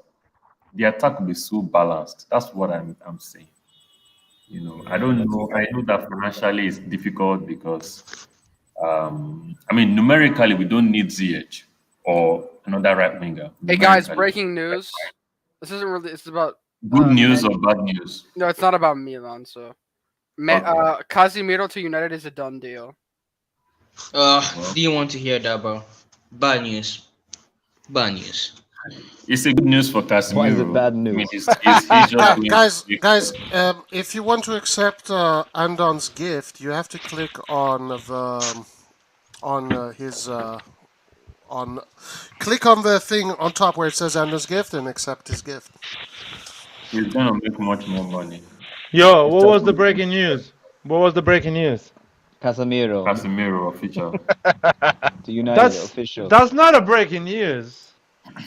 No, now it's 100% a done deal now. Oh, okay. That's a bad news for Manchester. And they think it's like the next bit, big thing. He's going on an outrageous salary. Taking a step down. What's his name is also Anthony is also trying to force the move and go to Man U. Yeah, they're gonna get him as well. They're gonna get him. So that they're killing Jadon Sancho. We should get Jadon Sancho. 100 million. They're gonna some good players from Manchester United. We could probably get on loan or something. No, guys, the way to play with them. Guys, the plan is to get rid of Ronaldo and play Rashford as a striker, Anthony on the left and Sancho. Anthony on the right and Sancho on the left. Casemiro in the middle. I think Casemiro is an upgrade. The two players they have, they are so bad. He's a good player. Sounds like a winning team right there. It's an okay team. I don't think they are still there. I think somebody needs to grow some balls in that club and tell Maguire to fuck off. Who cares? You cost 80 million. Just stay in the bench and look how the people play football. Like what Pioli did with Romagnoli at the end. There was a moment Romagnoli was so salty on Instagram. Maguire the fridge. Nobody plays good. At Manchester United, nobody does. No, Maguire plays really bad. There is people that don't play good, and Maguire plays really bad. So he's the fridge, somebody needs to make them. Yeah, I don't watch enough of their games, so I don't. No, somebody needs to grow some balls. On YouTube oh my goodness, like D Melon 15 claimed the membership. You've got to be kidding me. What? Look at D Melon 15. Well, finally. And I don't know what you've done, but I'm just kidding. The Melon better be responsible in the chat. Guys, that gift is going to expire soon. This is your last chance. What is the gift? I feel like Andon blocked me or something because I can't receive it. Yeah, so to click on, you have to press allow gifts. You have to go on the thing and then you have to press allow. Basically. Did he? No, I don't see that option. I want the gift as well. What is this gift? You gifted memberships in the chat. You have to press on where it says. You have to press on the green thing, the green button, and then click allow gifts. But it's going to expire soon, guys. Anyway, thank you, Andon. Really appreciate you. That option isn't available for me though. I don't see that. No one wants to give you a gift, man. So just give up. Anyways, I'm getting my card soon, so I'll become a member. Oh what- my goodness. Oh, what's it? Coco. Christmas time? I'll be shopping anything I want. Hey, Roy, we have to decide what we do for Nathan's competition as well. Yes. We'll do Nathan, that. is Nathan here? But we'll do that for members only. Is Nathan still here? Yeah, Nathan wants to. We're going to do a competition. Nathan wants. He's saying that if you guess the result of these specific games, he's going to donate an AC Milan shirt for the winner. So he's going to put up a prize. But that is going to be only for members. Yo, Roy, what about Ari's reviews? Yeah. Yeah, hopefully they're coming. Where are you? Sorry, Piccadilly wait, Circus? No, it's not me, man. Who is this? Where's all this noise coming from? It's not me. I It's think not it's me. Guido.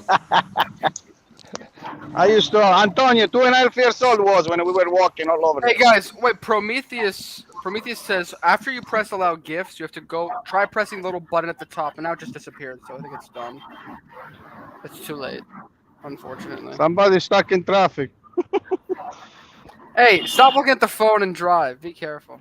So, Andon, did you give like 10 subscription for RossonARI TV? Yeah, Is that? It was 10 10, members. I don't know if 10 people claimed it. Wow. Yeah, I think 5 people claimed it. So, but yeah, thank you, Adnan. Thank you, man. Thank you, Andrew. That was a very nice gesture. Okay, so the Albertini thing is really long, Nonzo. So I don't want to read the whole thing because it's a good Just interview. the I last read it. paragraph, actually. Read the last paragraph. Okay, so Just I'm read going to the copy last and paste it. And then, Yeah. guys, I want to know what you guys also think about the new shirt, the third kit. Roy, this is not long, man. No, it's pretty long. Let me just Read the part where it says there continues to be a speculation that Milan are working with Chelsea on a deal for Hakim Ziyech. Have you seen it? I'm going to put it up right here.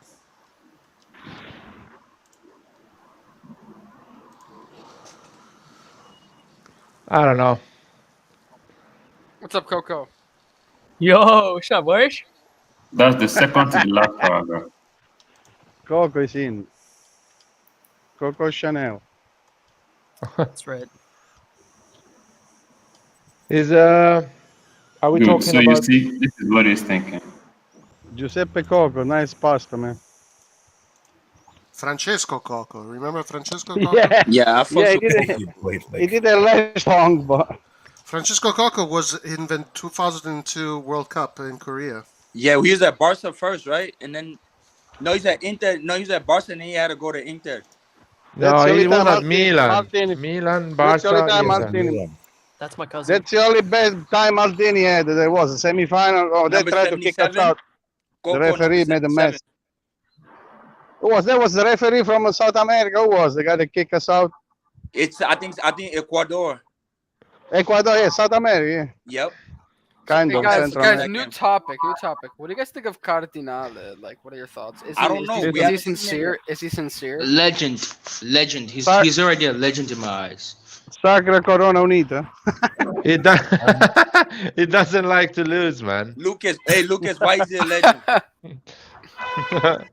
The name sounds really. Hey, Lucas, why is he a legend? Cosa Nostra. Why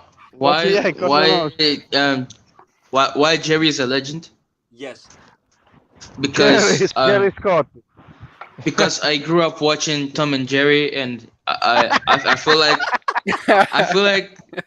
the name Jerry is just So you nice. feel like Tom? You Tom? Masterclass of a show. No. I just feel like the name Jerry catches me every single time. So It's that's why I spelled- think it's a legend. Jerry. It's Jerry with a G though. Don't forget. Yeah, but they have It's the a same sexy name. pronunciation. Because Gerardo. His name is Gerardo. Yeah, I'm not sure about that. I'm not sure about the sexy part. Okay, I like this shirt. Looks good on layout. Oh my god. What the hell? Yeah. Who's the hell's girlfriend? Was that? Oh yeah. These are crazy people joining in today. Portuguese. Sounds like Portuguese. What do you guys think of his jersey? Now, Carlo Moretti loves it. I don't know. I don't know, bro. I don't know either, man. I really don't know. I like Mignon. I like Mignon's, Hey, is that purple green? I cannot see where it's green. Green up. I don't like Green it. I'm fold. sorry. I really don't Is like that it. that's the player shirt or the goalkeeper shirt? That's the third shirt.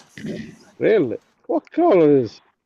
Roy, but you should I check. like it. I doesn't like look- it. I like it. that- Not gonna lie. It's not bad. Hey, It yo. doesn't look bad.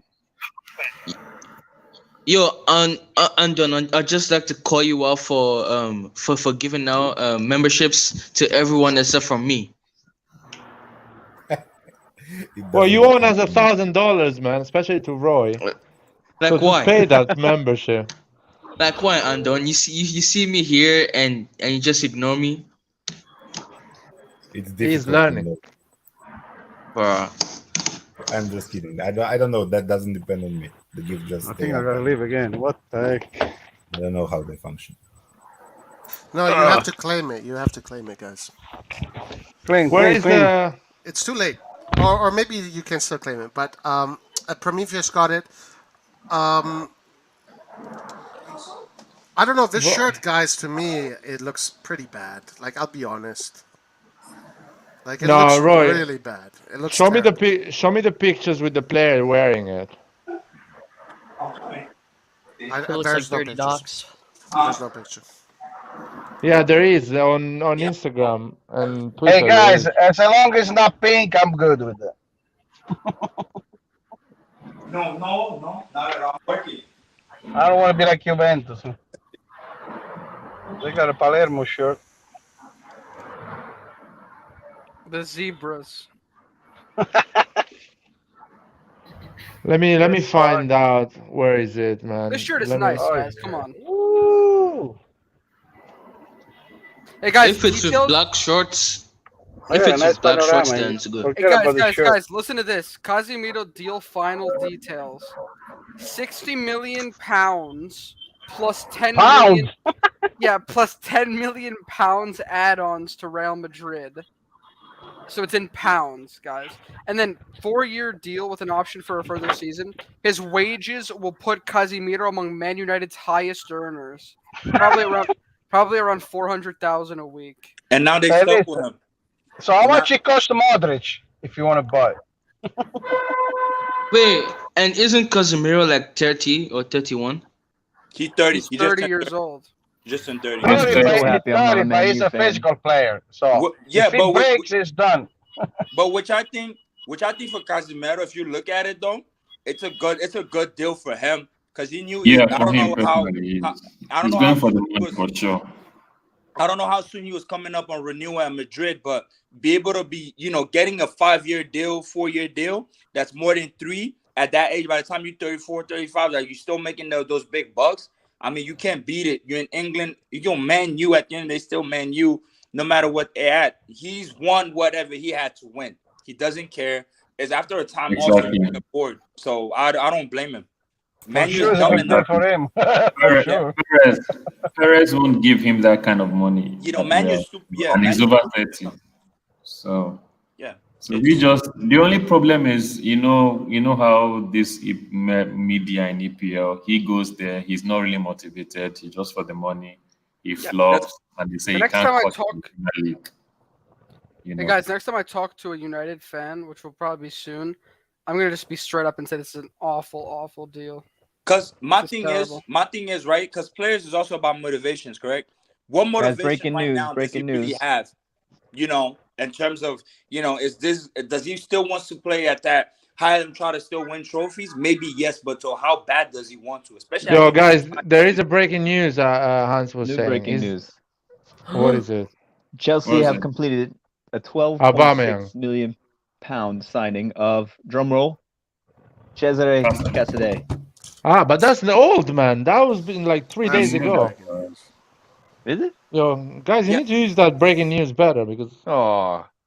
Hey, mine was official. So. It's Oh, cold. there's actually Liar, there is Come on, Len. a jet lag. It's Liar, official. there's a jet lag. And I then thought it was also, gonna be more. and then Honestly, also, I and then thought it was also, more. how you guys feel like, you know, like Chelsea being desperate over Aubameyang, like like Aubameyang in his 30s now, 33. 33. and you try to He's spend well that into his in 30s, wages, man. like it just shows you when you have money, you don't know what to do. You just throwing it at whoever. And I know Obama is a good player, but you start thinking it's like, will Milan be operating in that type of behavior if we had that amount of money, knowing like the way we are? Yeah, we will do that. Yes, we will. Trust me. We will do Once that we have money. because I'm 15 pushing, million man. for Chelsea is like buying a 3 million striker for us. I guess We've so. done that. We We've done should that. have been signing this kid, I think. Maldini will throw 40 million on a player, 50 million once he has the money. And that's what money does. And going back to the Casemiro deal, I think it's a great deal for Man United as well. They need a good midfielder. They have like garbage midfielder, garbage. Like these players would not start at Sassuolo and Atalanta. Now, Fred, Fred you don't think Fred? McTominay, not even Fred. Glory Fred? An awful Not, player. not him. Come on, lad. He What starts about with- Fernandez? No, Fernandez is more an attacking midfield. I'm talking about pure You know- midfielder. The guy Oh, that actually okay, in front of the Fred defense. starts for the Hey, next you know, governor. when I want to piss off Man U fans, I keep telling them like they took a Udinese reject. I'm like, y'all bought a Udinese reject, and you're gonna come up to me and just tell me about Fernandez. Yeah, he's good, but bro, I watch him play. He's just not that special to me. I'm sorry. I don't Yeah, think but he's he's not the worst player. He's not the worst player, and he can Damn, do they're his job in front. He can do the job there. He folds But under the two- pressure. He folds under pressure. But doesn't mean the problem is that McTominay and Fred they cannot perform against Southampton.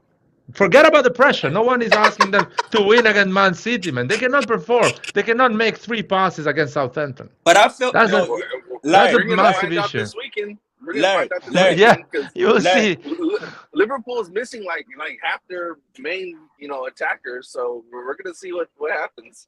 But like, I'm gonna be honest. I think Fred is a scapegoat for a lot of the stuff. I don't think he's half bad. of the thing is even him, because I think He's he's the bad. hard Fred is worker. a good player.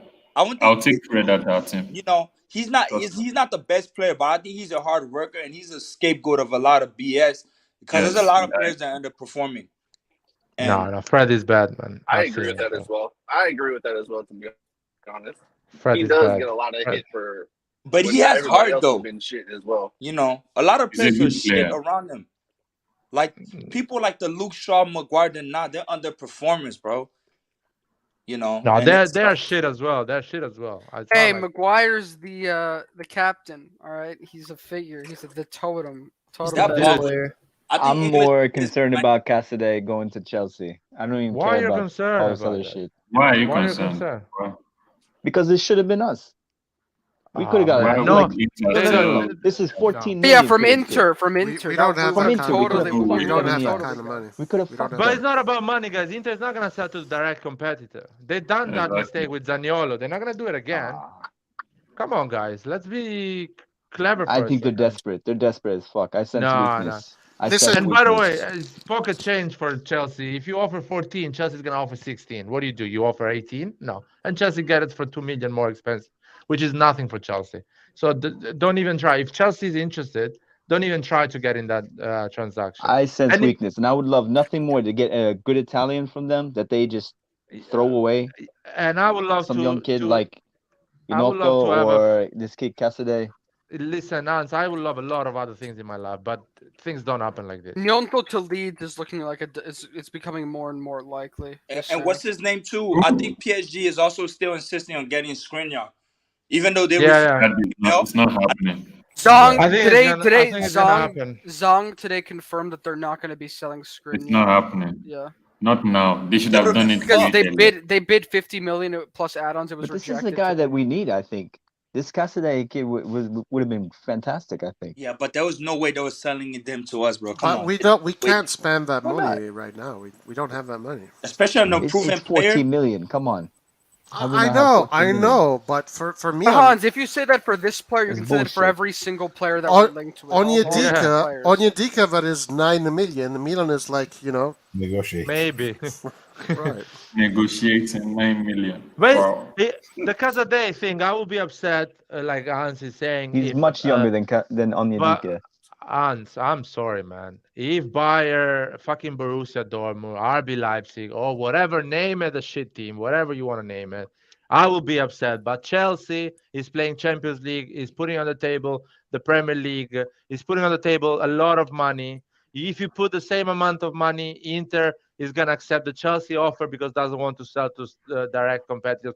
If you put 2 million more, Inter is going to say, fuck it. I'm accepting Chelsea offer because I don't want to give it to Milan, because if he becomes a star, that thing haunts me forever.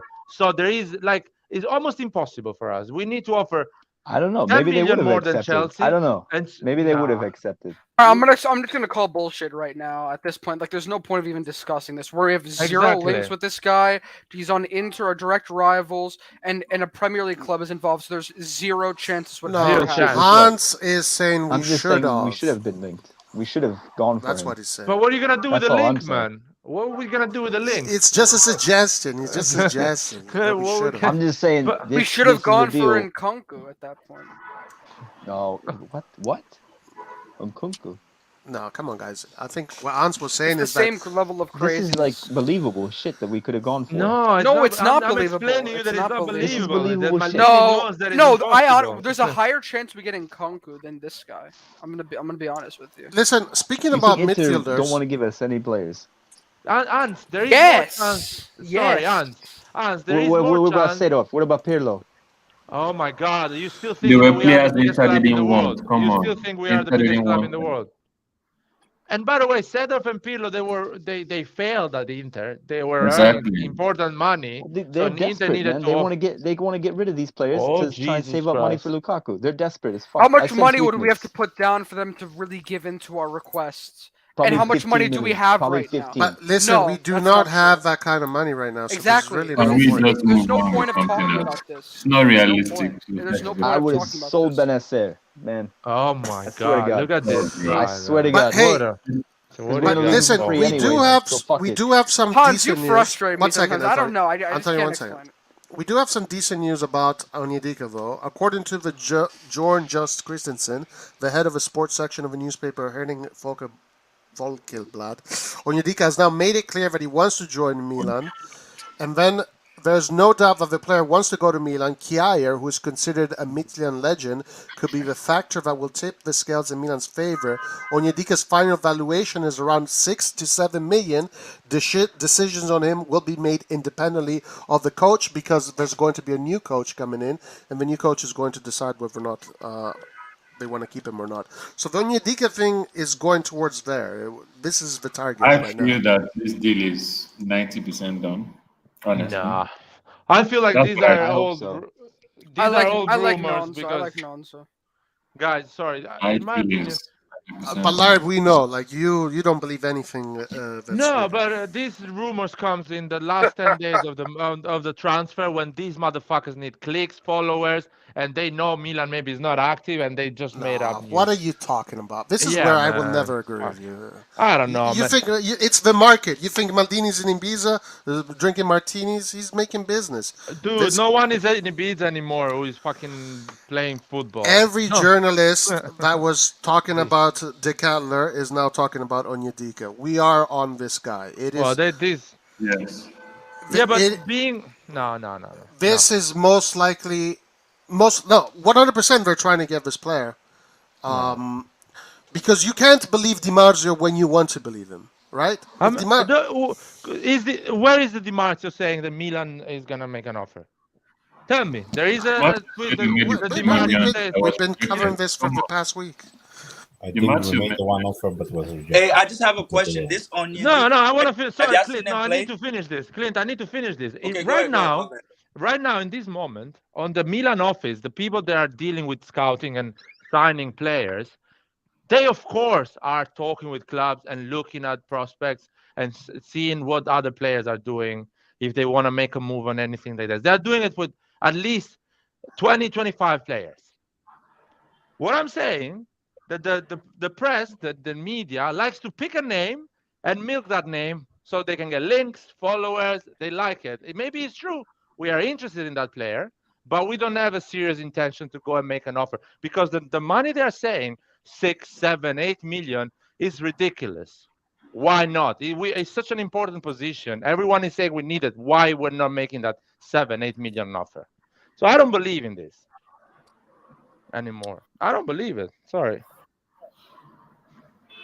I don't agree. I feel that we're interested in him, and what would stall it is if this club starts having crazy demands all of a sudden, and these guys they really don't like dealing with such things, so they rather walk away. But I feel he's someone that they are really, really interested in, and I feel it's about 90% done. So I have a question for the panel, I though. can stop it is if, for instance, I know we are trying to shift Bakayoko. It doesn't fit Pioli's game. Once Bakayoko is done, then there is no way Milan will not get a midfielder. That will be, trust me. So I feel man, last summer everyone was telling me there's no way Milan is not going to get a number 10. Trust me, they were saying as well. And Milan went ahead with Brahim Diaz. So no, but look, but the midfield. How did that turn out? Come on. We won the league, Antonio. I don't know if you missed that. Yeah, I know, but you know that. Yeah, I'm just saying. We didn't win the really league our because best of player. Brahim. We're We won playing it with in Krunic. spite of Brahim. Sorry. We didn't win it because of Brahim's contributions. We won in spite of the contributions he gave. Yeah, but that allowed But don't us forget, Sorry, Diaz I need at to the finish. start of the season had like 6 goals. So don't say we didn't win because of Diaz. No, but I'm Everybody fine was- accepting that. I'm I fine think accepting Midtjylland that. was waiting to see if they would qualify for Let's the just say that Champions if we League. signed a better Now that attacking they're not defender, in we it, would have won. they're gonna be Antonio. But I have a question, though. No, I have a question. wait. I just want to say Lad, that. come on, bro. No, I want to say it. Let me say it, please. Clint, let him talk. Let him talk.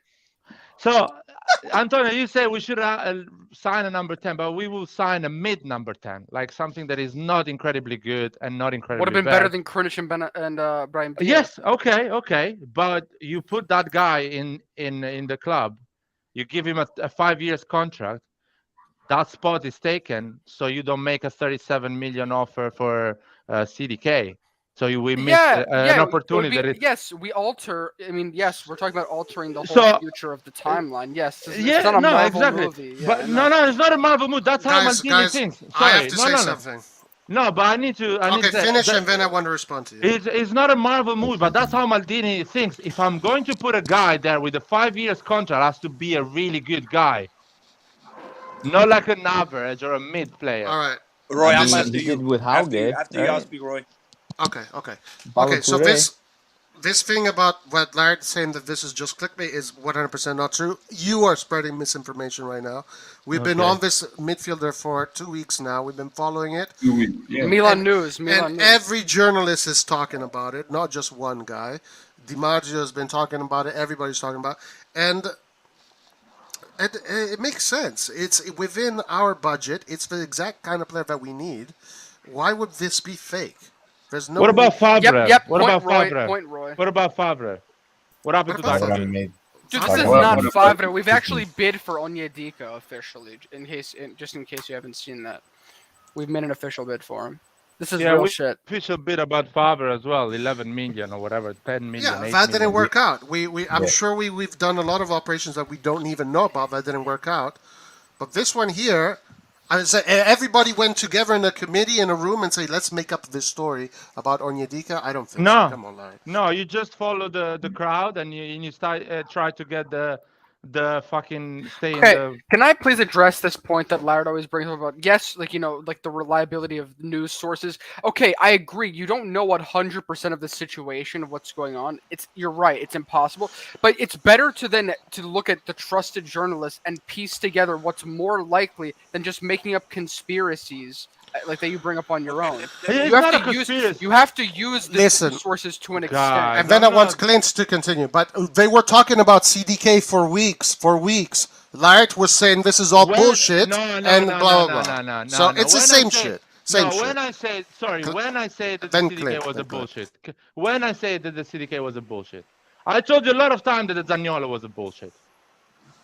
But I don't think it was. I think they tried to Yeah, see. he was. I He think they was. tried to see He if they could was. get him. I was one of the only people that was saying that it Laird would never happen. picks and chooses what's bullshit depending on his Yeah, mood. yeah, exactly. Depending on if it's a not Friday, mood. these It's not a journal. mood. Lucas, it's not a mood. Stop It's chatting, simple. bro. Stop It's chatting. not a mood. It's All right. simple. Roma is okay. not gonna get rid Okay, of Zaniolo Laird- for 25 million and Fine. Salamakers.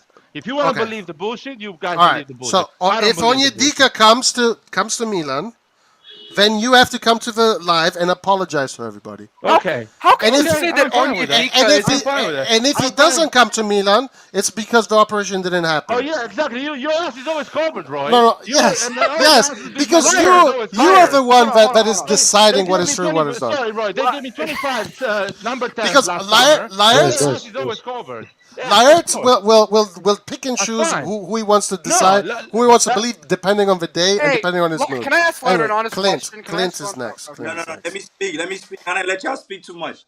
Hey, I have a real question though. Like Onyedika, who's seen the kid play? I just don't know his style He's of play. amazing. Anything. He's really good. He's better than Sanchez. He's a better signing than Sanchez is. I'm sorry, but we just say that to make ourselves feel I better. don't agree. I 100% don't agree that he's better Guys, than let me Sanchez. talk. He Guys, has no Yo, potential. let's Save, make- save, let's one put second. the screen Hold in on, half. shut up. Pro versus anti Onyedika. Let's put organization here. I just don't know much about the Clint? player, so I'm legit. I'm not doing it for a debate piece, but I'm legit asking questions because I don't like speaking on stuff I don't know about. But I'm just asking Yeah, like that. we've been looking at this player a lot. We've been analyzing him, and he's incredible. He's a super signing. This would be a Kalulu kind of signing if we get him. All right, Safe, you had something to say? Yeah, what's up, guys? I just want to ask, like, number one, we haven't seen him. I'm sure he's a player with good potential. You know, I'm sure he can be a good player in the future. But to say that he's better than Sanchez, I mean, I don't know. I don't think that's realistic. I think Thank you. as fans, no, I think as fans, we like to overhype our targets because we can't get expensive players, and I understand that. I understand What that. the Thank fuck, you. dude? That's No, that's listen. an insult. You're insulting me. So you're saying I'm an idiot? Are you saying I'm an idiot? Did I say that? Yeah, that's pretty much what you said. You said I'm an idiot. No, you get too emotional, Roy. That's the thing. No, you're What an the idiot. heck is going on? Yo, the fucking hell. Why people join Yo, this live close to yo, the train Saif, station? are you on a It plane? sounds like Jesus Safe is like Christ. he's at a skate park or something. Can you guys He's on a join this? plane. Can you guys join this live when you guys are at home for once? Just for once.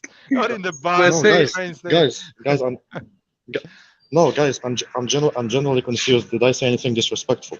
No, Yes, don't you worry, did. man. You did. Don't listen to Roy. Don't listen to Roy, man. No, you're saying that I don't know what I'm talking about. Antonio doesn't know what it. No, we looked at this player. We saw what he can do. Guido saw what he can do, and we're like, damn, this guy's great. Yeah, but Roy, you This saw guy's great. highlights. You saw Roy, highlights. Roy. Okay, I've not seen him saying. play live. I've seen him play live.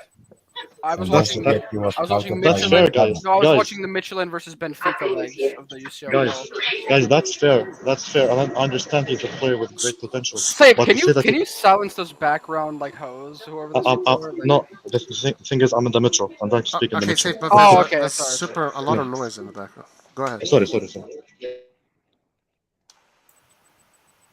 Yeah, and plus have in mind Moncada scouted Onyedika. It's not like they just decided to go for that player.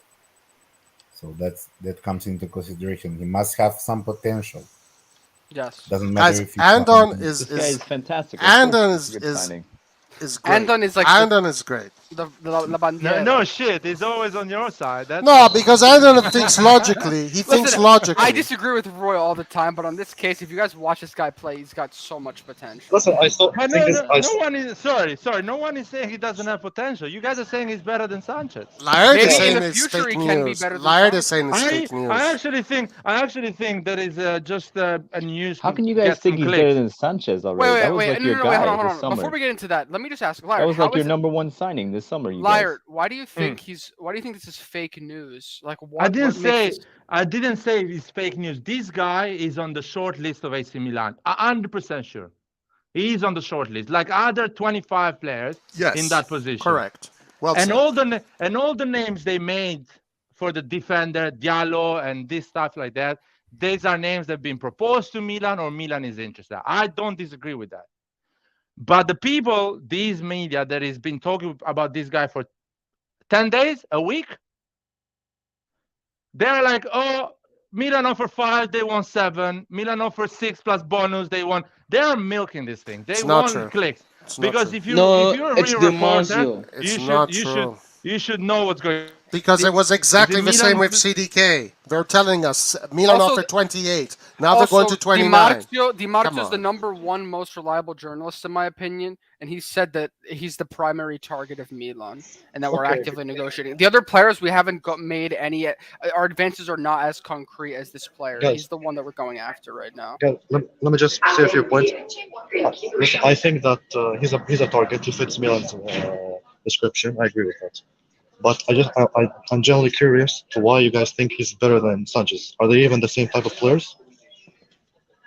The Sanchez Actually, that's comparisons exactly my point. That's exactly my point. Can I explain my point? Yeah, sure. Yeah, go on. First of all, right now Sanchez, they're two different midfielders, but Sanchez is proven himself on a higher level, so we can't say that one-on-one he's necessarily better right now. But what I think is, for the way we play and we want a more defensive pivot midfielder, this guy's a great player, maybe even better suited than Sanchez in terms of our system. And also, his potential is very high, so in the future he could be better than Sanchez. We don't know. So No, he is better than Sanchez. He is a million times better than Sanchez. I can't say that with confidence. What the fuck? Can you put Sanchez his was your highlights number on? 1 target. Yeah, but this guy's better. Also, sorry, Antonio, I have a question. Lucas, let me say something. Venezia. Yeah, This guy is more technical than Sanchez, and he's a beast. He's KC on steroids. He's KC, but a KC that knows how to play football really well, and he never gets injured. Sanchez gets injured a lot. I agree, right, but that's a bold statement because Sanchez is very technical in his league. He can be very technical. Sanchez is gone. I'm not thinking about Sanchez anymore. This guy is I better. agree.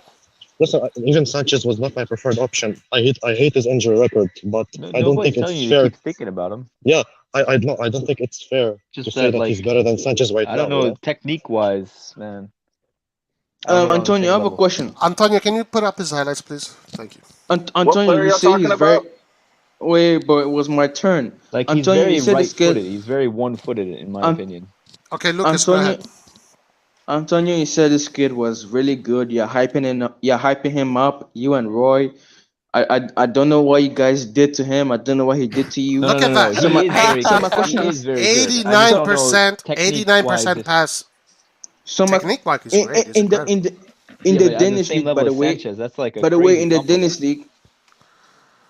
By the way, in the Danish league. So my question is, if he comes to Milan, how many months will it take to displace Bennacer or That's Tonali? the only difference. That Sanchez is an immediate player that comes in immediately. He can shine. This guy, you have to wait a little bit. You have to develop him. But in the long term, you have a much better player.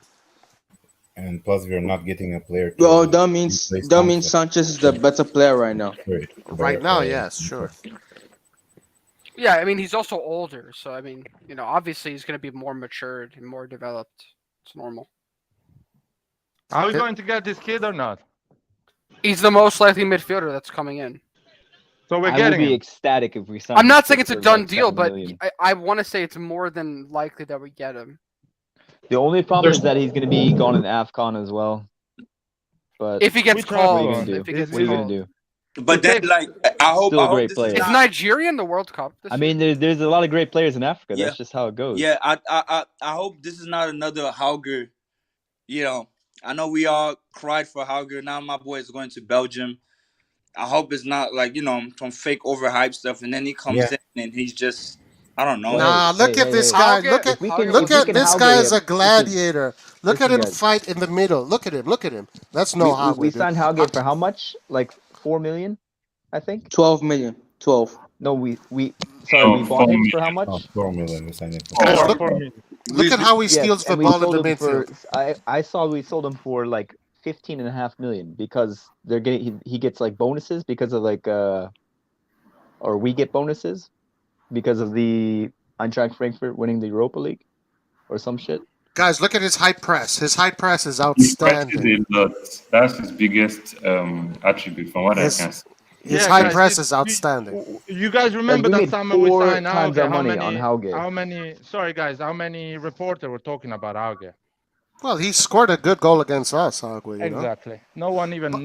What? No. As soon as the game ended against Bodo Glimt, I started seeing all the news come out. But this guy is not Hagwe. This guy's a warrior. Look at him in the field. Hagwe is a limp wrist kind of guy. You know, he's got no confidence, no personality. Liar, This but the thing guy's- is, guys, it's not like we're at the beginning of the Mercato. We're in the last 2 weeks. I'm not saying he was our top priority signing. Obviously, that was Sanchez. But right now, it looks like he's the one that we're pursuing because of his price and his his attributes. So that's why we're saying it's likely that he's coming right now. It's the last. We only have 2 weeks left until the Mercato closes. Well, I hope they don't bring out another name because I have to make this conversation again. So. Yeah, no, like That's another thing. Like, they're gonna bring CR7 for us, man.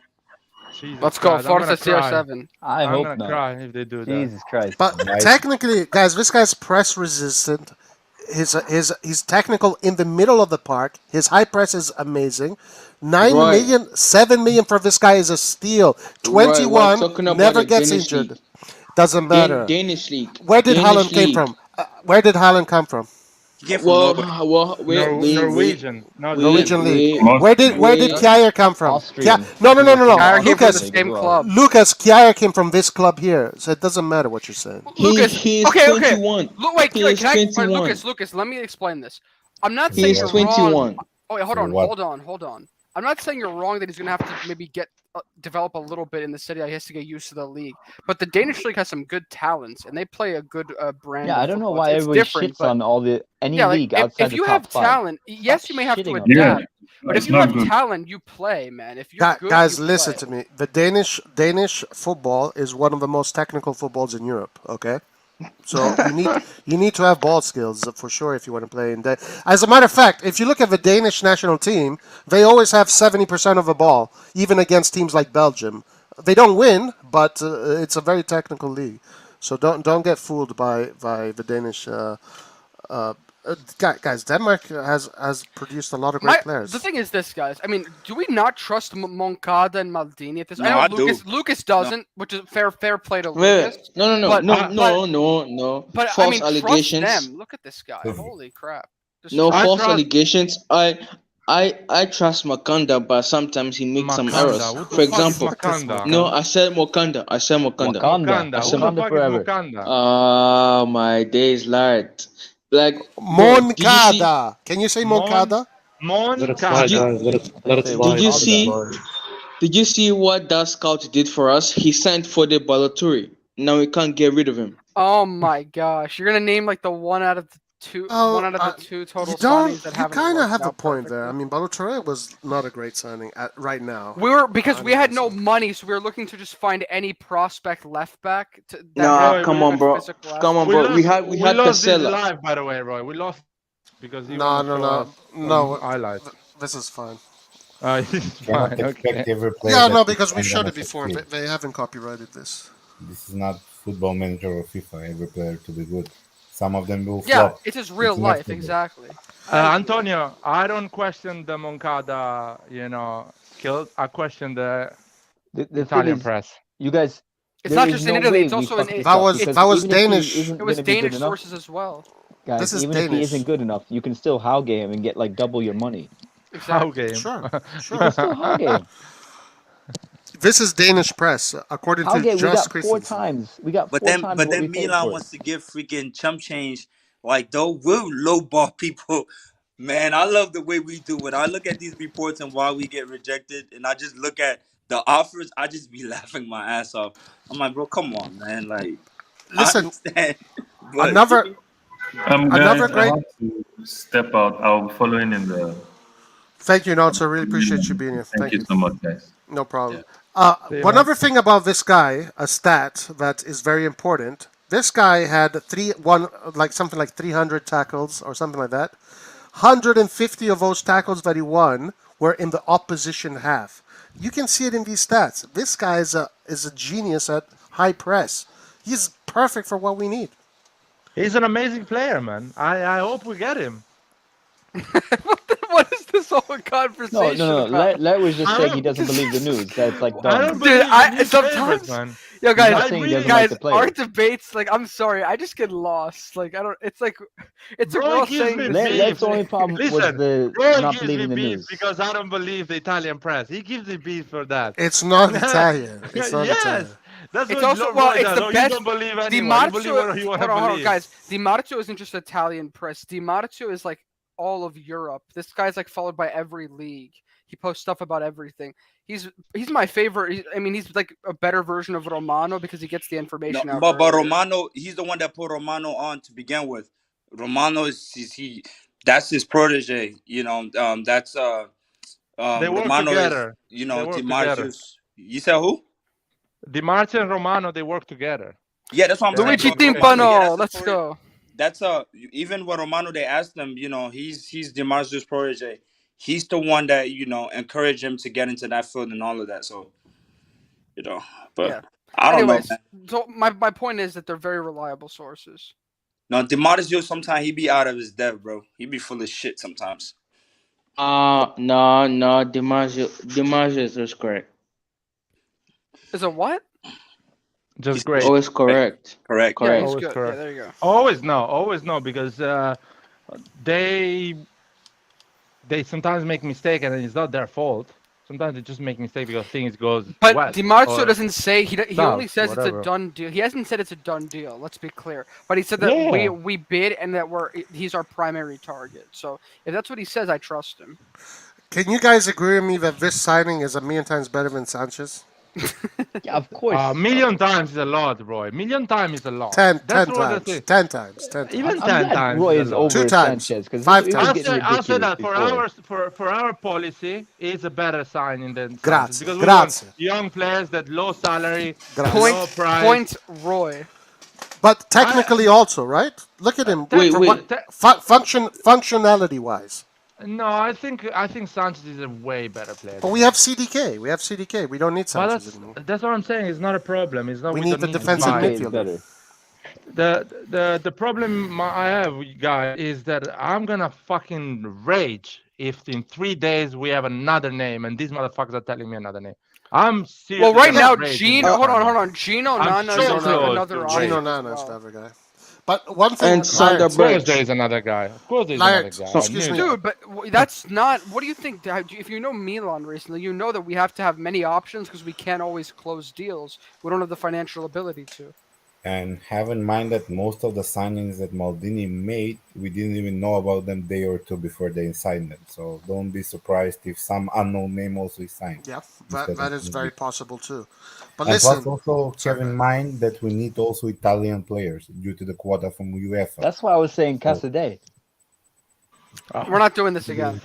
We're not doing no. this again. Come on. listen, Why do you shit this on this guy, guy? He's this 19. We're The thing- not. But this is this excuse me, conversation I'm makes talking no now. sense. I'm telling you. He's an Okay, Italian. sorry. It just pisses me off. It's an Italian. That's Listen, why I'm bringing okay, up the name. but Hans, we weren't linked to he's- Raspadori we don't have either. the, It's Hans, never gonna we happen. do not have the money for Casadei. Why even bring him up? Well, how He's the an fuck do we have no Inter money for player. Raspadori? We then? don't have money We don't for have the money anybody. for Raspadori. We got CDK. We have a limit. We have like 50 million total, man. Why are we talking about players we don't have the money Yeah, for? please. Hans, Listen, move on. Gino Nana best- Yeah, is go for 8 it. million. 8 Onyedika is 9, 7, 8 million. These are the players we're going for. But Onyedika is a top player in the making. Top player in the Dude. making. Go ahead. There Larry. is a comment from a Danish supporter, but I don't trust supporters in general. That is saying that Bakayoko is 8 times better than Onyedika. No, man, come on. No, man, come on. What the I hell? know. What? Who did I you know, talk there's a- to? Like Onyedika, like the like a Copenhagen fans, like fan. I don't YouTube know, or man. something? This is a comment on Twitter that Eadsborn find, and he's saying that, Oh my and it's quite God. specific, 8 times, not 10. or Only million liar times. can 8 prioritize times. some random fan Twitter No. tweet over Di Marzio. Wait a second. Like- I'm not, dude. I'm not saying that we are buying or not buying. This guy is judging the player. That's the thing. Laird, we have Milan fans that say Maldini is a bum. Yeah, no. I Okay. started this thing saying that I don't. And try they're to on this buy. live right now. And they're on this live. Yeah. Yeah, screw them, I screw started them, bro. this topic. I started this topic saying I don't trust the fans because fans say Selemakers is shit. Go and watch the highlights. Selemakers looks good. Selemakers in the middle. It's not. That's the thing. Yo, by the way, Lart 2 years ago said Salesmakers was going to be better than Chiesa by the age of 25, and I have proof. And I have proof. He tweeted at me. He tweeted at me. First of all, He said. okay. He said. Yeah. He's there. He's Yo, there. that's awesome. He's what? He's what? He's what? He's what? Yo, Antonio. Antonio, I'll send you. Antonio, I'll send you. Come on, Lart, please don't say that. I still believe in that. Guys, do you know why? Do you know why I have trouble with some opinions? Lart, you tell me that he's not a player of stats. He has certain used to Pioli's system, and then you come and say shit like he's gonna be better than Chiesa when they're not even the same fucking players. Make that make sense. Make First that of make all, sense, man. Come on. It makes what I said is like a sentence. Is that at 25, Selemakers is gonna be better player than what you guys think, and almost basically better than what is Chiesa. That's what I say. I didn't say he's gonna be. I didn't say he's gonna dribble more than Chiesa or he's gonna score more beautiful goals. He's gonna be a more important player than Chiesa. That's what I said. That's my opinion. What's your Can I have definition an opinion? Of course. But what is your definition of Salamakers being a better player in terms of what? The definition is that Milan is one of the biggest clubs, top 5, top 3 in the world, and Selemakers is a key player of that club. That is my definition of a big player. Yeah. So that means it's better than Chiesa. Just that. Yeah, because if Chiesa at 25 is not at the level of Selemakers in a career-wise, because on talent, Tarabt was the biggest talent I've ever seen in my life, but he was not a bigger player than Kaká. He was a bigger talent than Kaká. He never achieved the career of Kaká or other players less talented than him. What I'm saying is that Selemakers is going to be part of a club, a group of players. They are going to win everything, and he's going to be a key player. Chiesa, I don't think so. Chiesa is not going to be in that group of players, in that group of team, and he's not going to make the career that Selemakers did. That's my opinion. The fact that we're talking about this right now, it just takes away any all sanity is lost. All sanity is lost. It's not even we're not even Antonio, talking, I sent we're it not to even you. in this universe right now. Antonio, check Twitter. I'm checking. I don't mind, man. I didn't delete it. It's still there. Come back when Selemakers is 25, 26, and let me know what you think. Okay, let me ask you a question. Lart, there's no way you're trying to justify your point. There is no way. I don't need you to justify my point. Chiesa is an incredible player, and he is really lucky that he was born in Italy, a national team that can win Euros and World Cups. Club-wise, Chiesa has finished 4th twice with Juventus, has played all his career with Fiorentina, and at the moment has not won the Serie A. Selemakers, at the age of 23, has finished 2nd, 1st, so win the title already, plays for the national team. So Selemakers is going in that direction. I don't know Chiesa where it's going to go. To your argument. There's two flaws. I don't. It's not an argument. Wait, unfortunately, can I Chiesa. explain? One second. It's not an argument. It's my opinion. Unfortunately, it's my opinion. Chiesa was not able to show what he's worth this year. But True. I agree with you, Laert, that Salamakers is a champion and KDB is not, and I would rather have Salamakers than KDB. Stop with this. Okay, anyways, okay. Let me just explain the two things with Laert's opinion. First of all, by the way, this is an amazing tweet, and this is the Salamakers thread that Laert said here. And Lucas, and I didn't even know that I responded to this last year. Just curious. Yeah, I totally forgot about this. But okay. So the two things. Number one, Chiesa won the Euros, if we're going by your definition, and he was pretty much one of the most clutch players on that run. And also, I disagree with this whole thing once again about judging individual players based on what their team and their situation. I look at two players and I see this player has more technical ability, better finishing, uses both feet, is more of a game changer for his team. And I see another player on another team who may have won a UCL, but wasn't as important, was a bench player, things like that. And I think, okay, the first player is a better player in my opinion. I judge based on individual ability. Like when Okay. I'm making comparisons. So Okay. and if you look at the individual ability of both of these players, it's not even a question. It's not even a question. But no, but like dude, I'm sorry, man. I can't take Salamaker's slander on this chat. It's not This even whole slander. player We're just base, no, we're comparing him with Chiesa. Hear me Well out. said, Clint. Hear me Well out. said, Hear me out. Clint. Hear me out. Hear me out. This whole player based individual thing, we get that. From a team perspective, bro, I'm a coach. I'm picking Salamakers over a lot of these freaking players, bro. Well What said. this kid Over does, Chiesa? Over Chiesa? I agree. Over I'll Chiesa? put him over Kiesa, bro. The dirty work that freaking like Salamaker has to do. You I don't know I care. love See, Alexis y'all always Guys, thinking, let Clint dude, talk, guys. Let Clint football. talk. Look, football is just not about scoring goals and goals. It's just not about that, dog. It's not. Some of us when we watch, Wait, so you don't think Chiesa can do the dirty work? You don't think he can do that? Kukeza, he won't be able to do that in our system. He'll fold. No. We Oh won't. my god! You know what's funny? GG's. It's like earlier in the GG's, stream, guys. I was like GG's. fighting GG's. with Lucas. Guys, Antonio's talking, then let's go to Safe and Lucas. Yeah. Earlier, I was fighting with Lucas, and now I'm siding with Lucas. It's like this.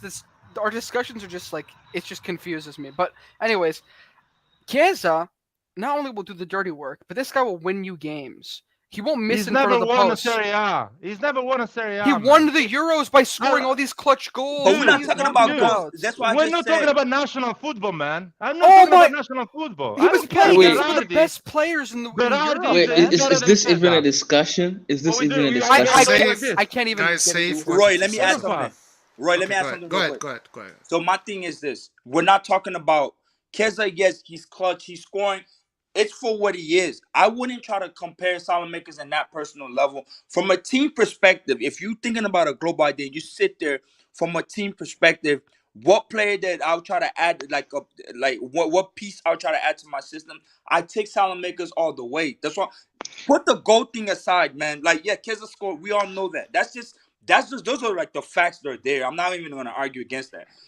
From what a player like contribution wise, when I think about it, from a team perspective, the way we play and singing Salamakers, just the heart and the hard work. I need players with that attitude. Not saying Keza doesn't have it, but if we had to compare, I'll pick Salamakers over his. That's all I'm saying. Okay. But the world is ending. The world is ending. The world is ending. Safe was next. Safe was next. So guys, let me just say this quick point, okay? We have Leo. If you guys tell me, this is just personally, give me Mbappe and trade him over Leo, I would never do that, okay?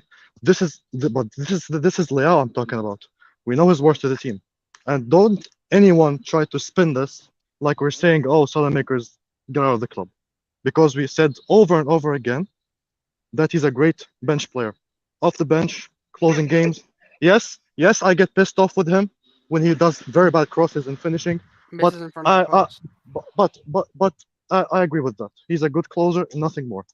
But guys, you're talking as if Salamakers, just by running and closing spaces, I swear Chiesa also runs his ass off. Adding to that, the offensive output that he puts. So I don't understand this point. It doesn't make sense. It's like What the this. fuck? Look at this Safe. comment. Look at this comment. I'm sorry, safe. I don't give a shit, man. He chose Allegri and Juventus. His career. He didn't he's gonna choose go- them. They were the only team What? that Yes. went to, they put Yes. 60 million. Antonio, let life finish, I please. need to finish, man. A player is what he makes in his career, choices he makes in his career. Neymar was choose PSG, didn't choose Man City, didn't choose Chelsea, didn't choose Real Madrid, he didn't choose Juventus, he chose PSG. And his career went down the hill. He never become the player that everyone thought he's gonna be. He's not gonna win the Ballon d'Or, and he's not gonna win anything important without other players bigger than him in the club. So that statement here on Twitter is Salamakers at 25 is gonna be a bigger player than what Chiesa was at 25. Chiesa is 25 right now. Unfortunately, he had an injury. I'm sorry about that. But I consider that as well in a career of a football player. So I'm sorry. after winning, May I add something? so let me just finish this point. So just to finish off, you're saying he's a better player just because he has more titles. That's your definition of a better player. Yeah. No, he's gonna win a lot of titles, and he's gonna be Okay. part of a team that is an incredible team. I'll make another example. Modric. Lart. Yeah, Lart. go for it. The Okay, question. Lucas The Van question. Andon. Lucas Van Andon. The question wasn't who is the better team player. your point on that There Twitter was no comment was question there. no, Yeah. no. Your But point, that's the way. your point Let was, him your finish. point Let him was. No, finish. I'm not letting you finish because it's written there, man. You put it on the screen. It's that, no, no. I don't It's need that Lewis. anybody to explain me that. You never said. Your, You never said. I don't have to finish Order, words. order. He's like saying. You never the said question team was, player. You never said No, team. no, going to be better than Chiesa. He's now. yes. That's Order not. in the That was. forum. Order Can I in the say forum. something? I explained to everyone in this chat and 37 people watching it what I think is a better player. I explained it to you. Now you want to change No. my idea of what I think is a better player. You're never gonna do that. You're never gonna do Your- that. Because for Your me, point. it's not about talent. Yeah, keep going. I just talking want to over say me. something. The way I Before- judge player is what they win with their club, not how many players they dribble and how many goals they score. I just what want to they say. bring to the club. Sorry, I just want to say something. Then Lucas, you can respond. Then Andon. But even though Lart wrote this under the RossonARI TV, this is not representative of RossonARI TV. This is just Lart. There is my initial there. No, There is my initial no, there. I put it no, Lart. on purpose.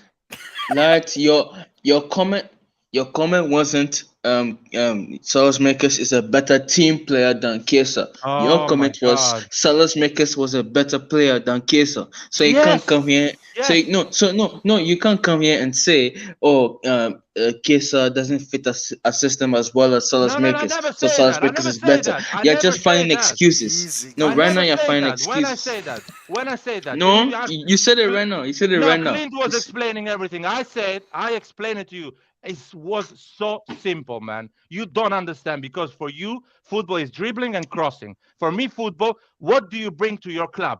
How many trophies do you bring to your club? Not how many goals do you bring to your club? Shevchenko was not talented as Ronaldo, the Brazilian. Was not better than Ronaldo, the Brazilian, but he brought a lot of trophy to AC Milan. Well, And at one okay, so point, yo, was bigger than well, Ronaldo. wait. No, To I'm not waiting because I'm not finished.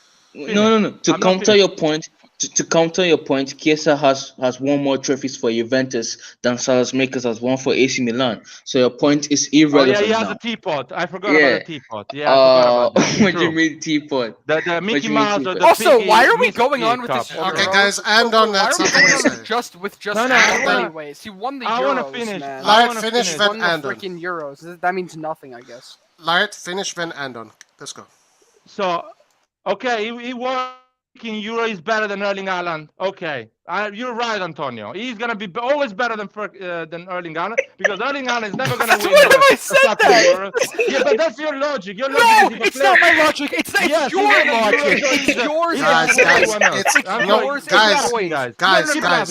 No, Roy. Let me No, wait, explain myself. hold I on, need to explain myself. hold I on. need to explain myself. The issue is that when you scream over each Look at- other, Let me explain when you myself. scream over each other, literally, I don't even know what you Look guys are at- talking okay, about. So Antonio, the audience Antonio. doesn't know what you're talking about. Antonio, Don't Locatelli- interrupt each Let other. me explain Listen, myself. Antonio wants to talk about Locatelli won a Cassidy. Euro. He's a better Let's talk player about than Explain Tonali. myself. Let me All explain right, myself. order, Antonio, order on please, mute, Roy, order on mute. Antonio, Locatelli won a Euro. He's better Why are player you than letting him Tonali. Why speak, are we even Roy? talking? Yes. I would like- I'm not talking anymore. I'm asking politely. Can I please just share Well, my point?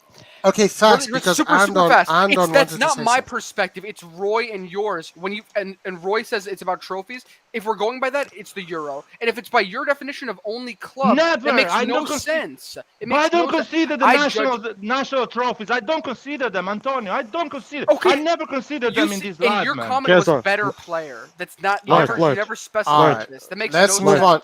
on. Andon. Wait, Okay. save. Okay, Let is Andon let's go. crazy. first make a distinguish. It's the football national team and the club football is not the same thing. It's totally different. Second thing, football is a team sport. It doesn't depend on individual play. Yes, individually, Chiesa is a lot better player than Salamakers.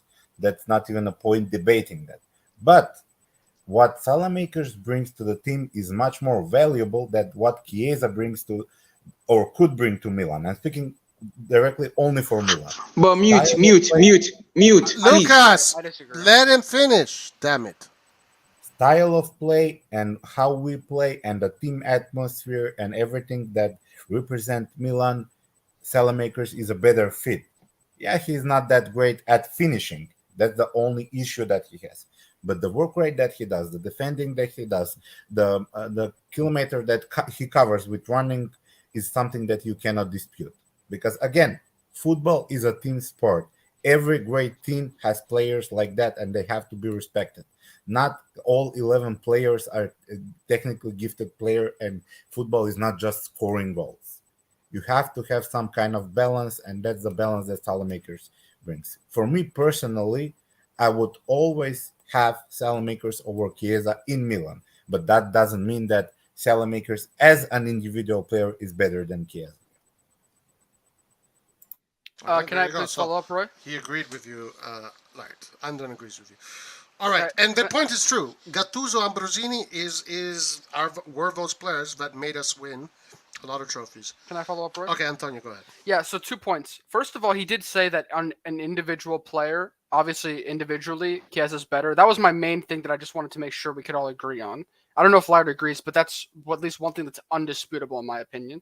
Now, the next point, I also disagree with, because if you're telling me that you wouldn't want to put Chiesa in Milan right now just because you think that he wouldn't be able to run back and cover spaces and do more than just offense, I'm sorry, but it doesn't make any sense. You're acting like the top clubs that have really attacking players don't have players that also run back and play collectively as a team. You're acting like Chiesa doesn't do this stuff. It doesn't make sense. Like, you need to have the best players can do enough defending from these positions, but also be able to change games. Salamakers cannot do that. Salamakers is a great player, and I'm not saying we have to get rid of him, but Chiesa is another tier of player. It doesn't make sense to me why you guys are I don't know. I would take Chiesa in a heartbeat on this Milan. I'm sorry. You're acting like he's going to come in and destroy the locker room, and he's going to come in and not and ruin all the chemistry and stuff. It doesn't make sense. I mean, there is a reason why Pioli plays Salamakers that often. Because he hasn't got a right wing. We can debate as much as we want. He can ask for a right winger. He could have asked last year as well. It's not the problem for Salamakers to play. Right. And the thing is, though, right? Why was Salamakers the first player to extend or to sign? Of course, and that's another because thing. Because Maldini can't sign the top players. He can only sign the bum ones. He can't extend Leao. He can't extend Bennacer. He can't extend. Bro, Lucas, come on! I can't affiliate players to win a trophy. But he cannot the fact he signed the players to win a trophy. You and Lucas are agreeing. Lucas, how old are you? How old are you? The fact that we are having an argument about Chiesa and Salamakers is disgraceful. This is embarrassing. This is worse than Man United losing 4-0 to Brentford. This is horrific. But Maldini got the players to win a Scudetto, though. Oh my. Lucas, how old is Salamakers? How old is Salamakers? If I remember correctly, Pioli won Chiesa, by the way. He's like 23 or 22. Let's say Salamakers is 23 to simplify. So Salamakers is 23 now. So he needs another 2 seasons to become 25. Yeah. So let's add 3 seasons, because the season when he's 25 is going to be the 3rd season. Okay. So from now until the next 3 years, Salamakers win another 2 Serie A leagues as a key player, playing a lot of minutes. 0 contributions though. Yeah, okay, whatever, man. But purely playing him, and he's playing a lot of minutes, and we're winning titles. And maybe he wins a Champions League in these next 3 years. Bro, okay. How can you back up a player that's getting benched by Messias? He's getting benched by Messias and you're backing him up. Oh my days, bro. Oh my days. Guys, I have a question. Why? No. I need to finish this. Because Lucas cannot answer this question. If these things happen, if Salamakers wins the Champions League, another 2 league titles at 25, statistically, and the way he's playing, I don't even want to answer your question. Lucas, he's a better player than Chiesa. I'm sorry, Lucas, man. I know football is a different. I know you see football in a different. He's a better player than Chiesa because he's playing in a team that has won everything, and he's an incredible team. You can laugh all day, man. I don't give a shit. He's a better player. Wait. I just want to clip this. Can you please say that Salamakers is better than Chiesa one more time? Say it. Let's clip it. I've said it already. You need to clip all the logic. With your camera on. You need to flip all the Camera on, logic. please. Okay, Put your okay, camera guys. on. Lucas, Last topic Lucas. of the day. Last topic of the day. I want Guys, to move on to the last topic of the day. Safe, you say what you want to say, then we go to the last topic. Go ahead, Safe. so if you guys remember, there was a player named Arbeloa in Real Madrid. He used to play sometimes. So basically, what you're saying, just because he won more titles, He and won me, nothing, Arbeloa. oh, Won nothing. did I interrupt you? Thank you. Well, you say something What that was wrong. You what say what do something you, that is right. Liars, wait stop, man. Liar. Stop playing Tell the him say victim. after something that he's is right. I finished. don't Tell him interrupt after you. he's It's finished always that the he was wrong. victim crap. Safe, go ahead, go ahead. He left. You made Safe leave. Oh my god. This is why Lard is Kratos, guys. This is why Lard is Kratos. No, I I don't fucks know. with Lion, man. I don't Guys, care. I have to head out. Arbeloa won Lion, nothing with Real bro. Madrid, man. It don't Arbeloa matter. won nothing with Real Madrid. Hey guys, I have to head out as well. Listen, this is just like Roy. You know, Kies is a player that you rate so highly. I mean, I don't understand how you're not saying anything here. No, but I anyways. understand what Andon and Lard are saying. As Yeah. far as functionality, of course. I think they are right. Lard is correct in saying that a lot of you guys, especially the younger ones, you don't understand the importance of players like Salamakers. You really No, don't. I respect Salamakers, but you're telling me you wouldn't put Chiesa, like purely wanted Chiesa on the right. You wouldn't take Chiesa and play Yeah, on the I right. would take Chiesa, yeah. Even I because would I think Chiesa would do enough work. But Salamakers is going to make you win trophies. So is You know. Chiesa. So is Chiesa, sure. All right, listen. Antonio, but in that sentence it says Salamakers at 25 is going to be a better player what Chiesa was at 25. At 25, Chiesa has won nothing with Juventus. I don't give a shit what you He guys hasn't say. won the Serie A, but he won other trophies. If he can provide Milan winning a title, why is not providing it to Juventus? Why is finishing fourth to Juventus? Dude, first of all, he's been injured. With Ronaldo. Also, that Juventus team with Pirlo was a mess. Their midfield was awful. Defensively, they were terrible. It wasn't the fact that they didn't have good players. There's also other circumstances. All right. They had a better team than Milan. No, okay. I know. I never. No, I said that. No, they had good players. Is what I meant. But their tactics were awful. All right, guys. Last topic, and then we got to close. I have to go. Later, bye. Later, Antonio. Thank you. Appreciate it. Say if you're listening, you can come back, and you can finish what you wanted to say. But last topic of the day comes from Fabio Capello, and it's in the scroller on the bottom. And he said, I'll read it, Milan are a structured, tested team. They have strengthened and are the reigning Italian champion with a more human group than last year's. I think they can make a good impression in the Cup as well. There are 5 teams to avoid at the draws. And he says, City, Liverpool, Real Madrid, PSG, and Bayern. With the exception of Liverpool, Milan are in the same range as the other teams. So, he says that Milan is just as competitive as Manchester City, as Real Madrid, as PSG and Bayern. Do you guys agree or disagree? But not Liverpool. I agree. Why? Because I feel like we have the power in attack, not in the right wing, but the power in attack to beat those teams. And we're also good defensively. I'm happy with the midfield as well. So yeah, we have a good starting lineup. Yeah, I like our team right now. So if we are to face Man City, you have no issue with that, right?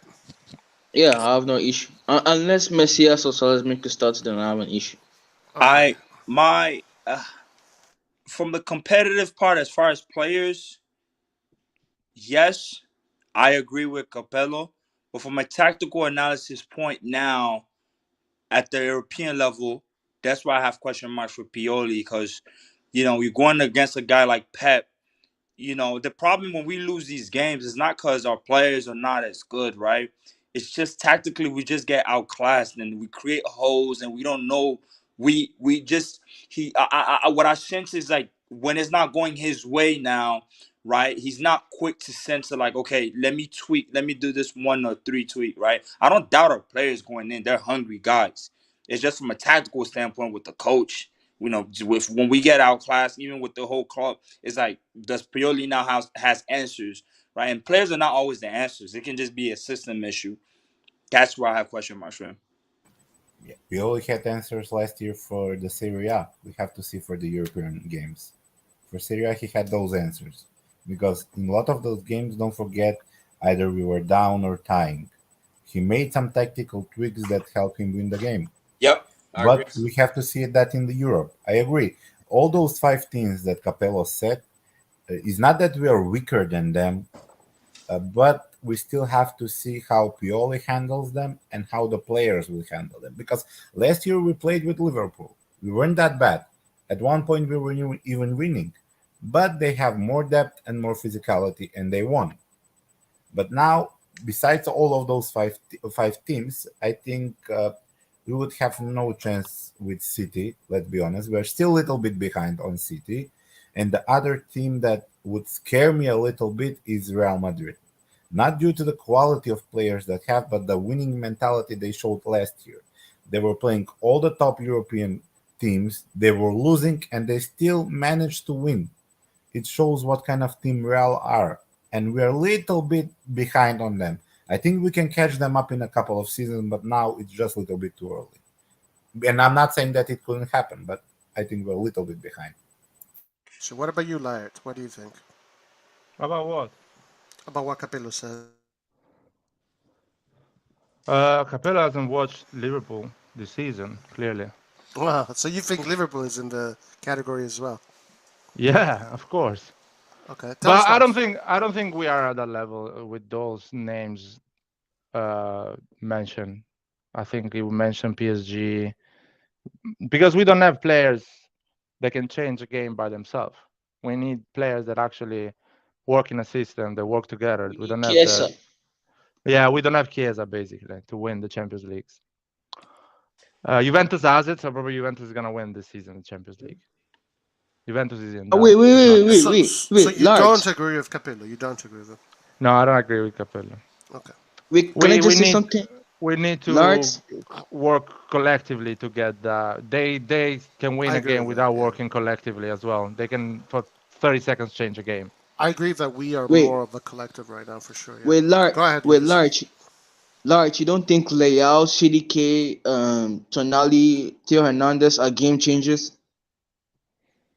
I don't think so. Well, they have to prove to be game changers in Europe. They still haven't. While those other teams have proven players that are game changers in Europe. I think also, Roy, the difference is, and I see why Capello can kind of, not saying that was his thought process, but it's that us along these other teams that were mentioned in that same bracket, we don't really have anything to prove, right? We have in terms of, to try to maintain the set, they have to win. Like the Man City and all that, based on the money they spent, they have to win. For us, it's just like a still a process. Obviously, Milan, we're Champions League royalty, but days are far behind, and there's still more ahead. But we don't have that pressure of we're going in there with really much nothing to lose, so we can get the best out of our players, right? We're not gonna hate the panic mode if we get out the Champions League, but let's buy all these guys like a PSG will start doing, or even a Man City. I mean, you see when stuff doesn't go Pep's way, he's ready to spend like a gazillion money on whoever comes is open in the market, and we're just not in that bracket. So I think that's our advantage if we kind of want to. I think that's a good point. Yeah. Yep. Less pressure on our backs. That's true. What about you, Hans? What do you think about what Capello said?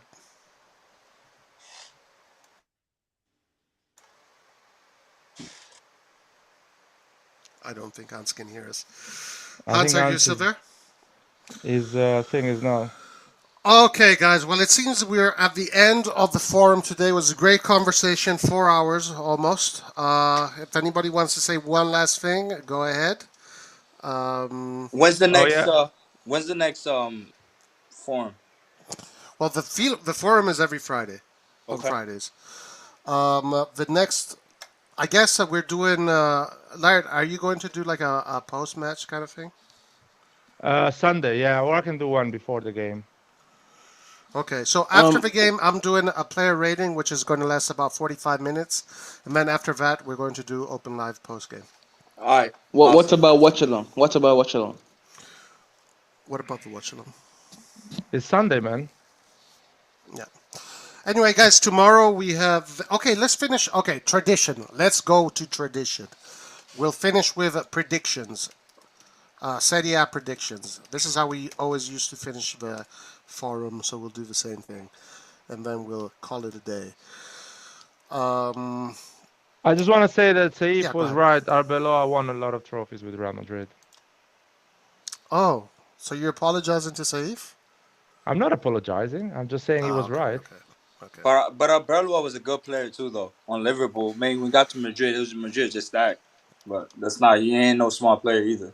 So Anyway, my point stands. Come back, Lucas. Come back and laugh at me in 3 years. If you're not Oh laughing my! at me, Wait, there is no way. There if is you're no not way laughing things at me in 3 Salesmakers. years, Lucas, oh, better you But hide in London, man. You but better hide in London. Salesmakers won't even be in the top 5 leagues in 3 years. He won't He's be. not gonna play in the top 5 leagues in 3 years. Yeah. Yes, he won't. Okay. anyways, prediction. Okay, here we go. First game of the Serie A second day is going to be Torino-Lazio. I'll go first. Lazio is going to destroy Torino 2-0. Immobile. Lart. Lazio Torino. Torino winning 1-0. Wow. And you guys can even say a little bit more if you want. Where they're playing? Torino. Yeah, I can go next. No, I think this is a huge game. I'll say draw 1-1. Okay. There's no way Lazio's beating them over there. All right. I have to agree. Yeah. Andon is next. We'll go. I have to Okay. agree. A draw 1-1. I think it will be a little bit difficult game for Lazio. Juric has a very good system. Torino is not that bad. It will be a tough game, but either a 0-0 or 1-1 draw. And just to add to Randon, let's not forget Bologna is a mini Torino in terms of intensity, and Lazio really struggled against Bologna. They did Because they were one man down. So that's why I'm saying that, because I saw the last game. All right. Okay, Lucas. 2-1 Lazio. Nice. All right. Let's move on. Udinese Salernitana. I got to give it to Udinese here. At least 3-1. Salernitana, I think, is going to be relegated this season. 3-1 to Udinese. Lart. 2-0 for Udinese. Okay. Clint?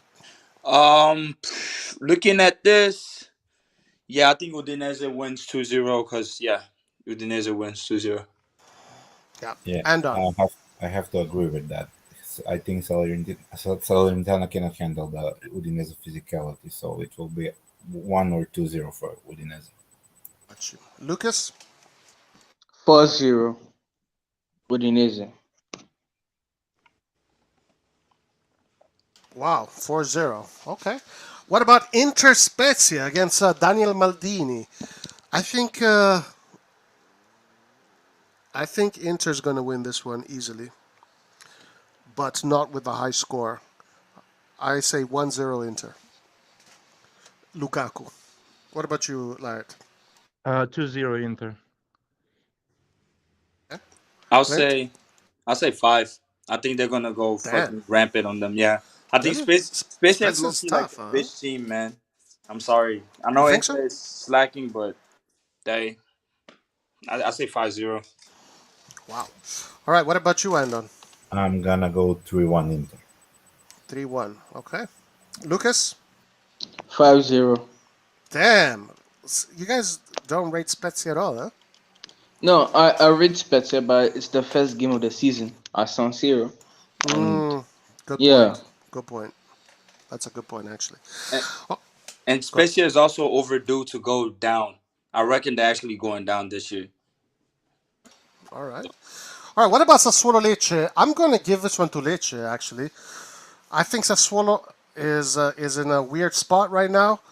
0-1 Lecce. Colombo scores. Second half, last 10 minutes. Lart.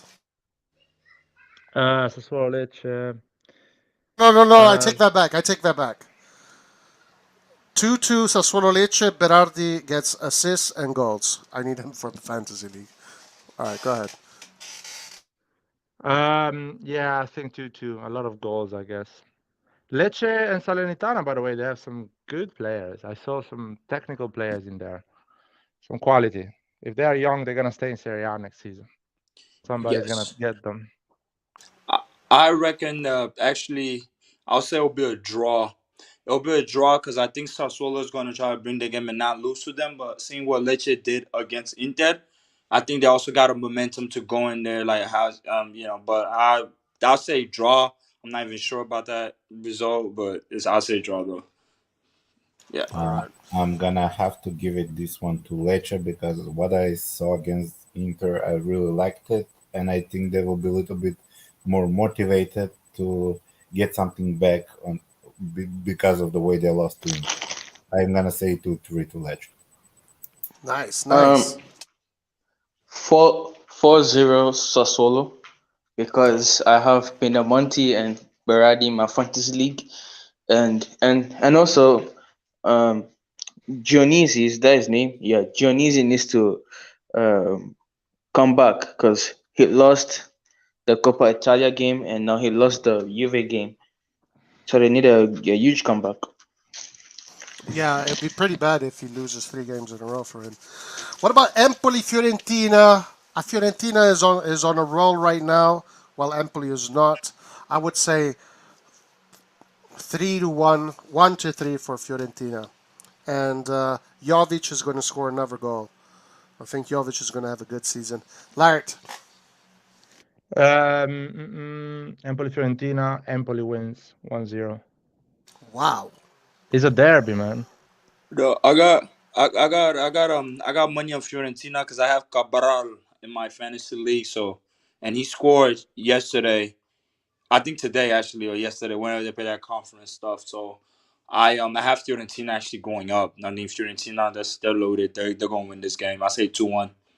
Before Adnan goes, I want to say another thing because I watched the Conference League game. For the fantasy players, watch out for Sotil because that guy looked really good.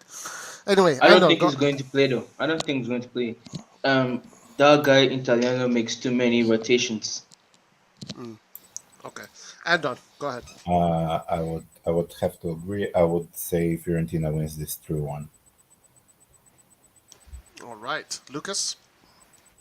Yeah, 2-1. 2-1. Okay, what about Napoli Monza? Mamma mia, Napoli with Vicia Varaschiglia, Raspadori, Simeone, Politano, Lozano, Osimhen, and Dombele. It's a crazy team. I think Napoli's going to run rampant on Monza as well. And I am re-rating Napoli, and I think they're going to win by a large margin, 4-0, something like that. Lart? Yeah, I think as well 4-1 or 3-0, something like that. I'll be controversial here. I think this is going to be a surprise game. I say Monza 1-0. Really? Wow. Yep. Well, Vicia Varaschiglia better do well because I have them in my fantasy. Also, Osimhen. What about you, Andon? What do you think? I'm gonna say Napoli 3-1. I think Monza is gonna score at least 1. All right, Lucas. 6-2. Okay, it's possible. Yeah, we definitely need those players for the fantasy. All right, let's go Milan last. Let's do Bologna, Hellas, Verona.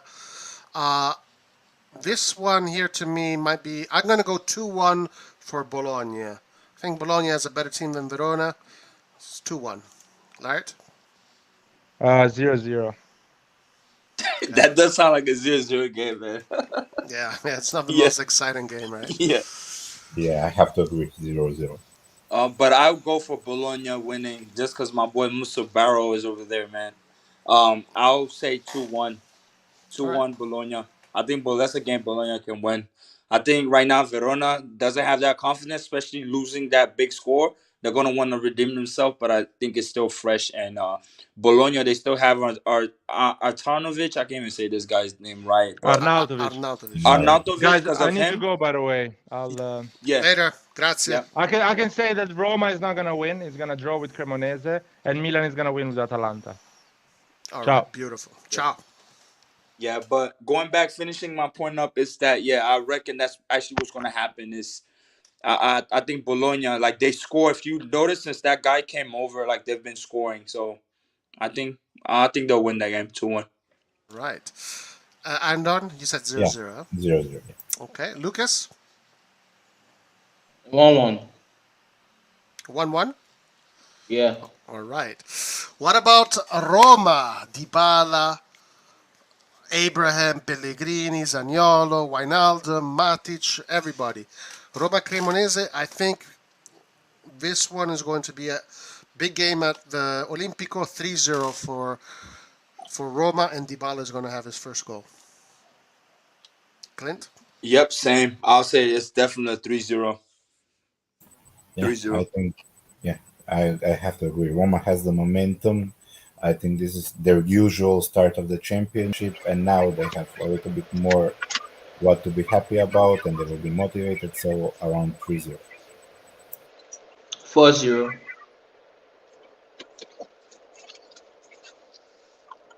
4-0.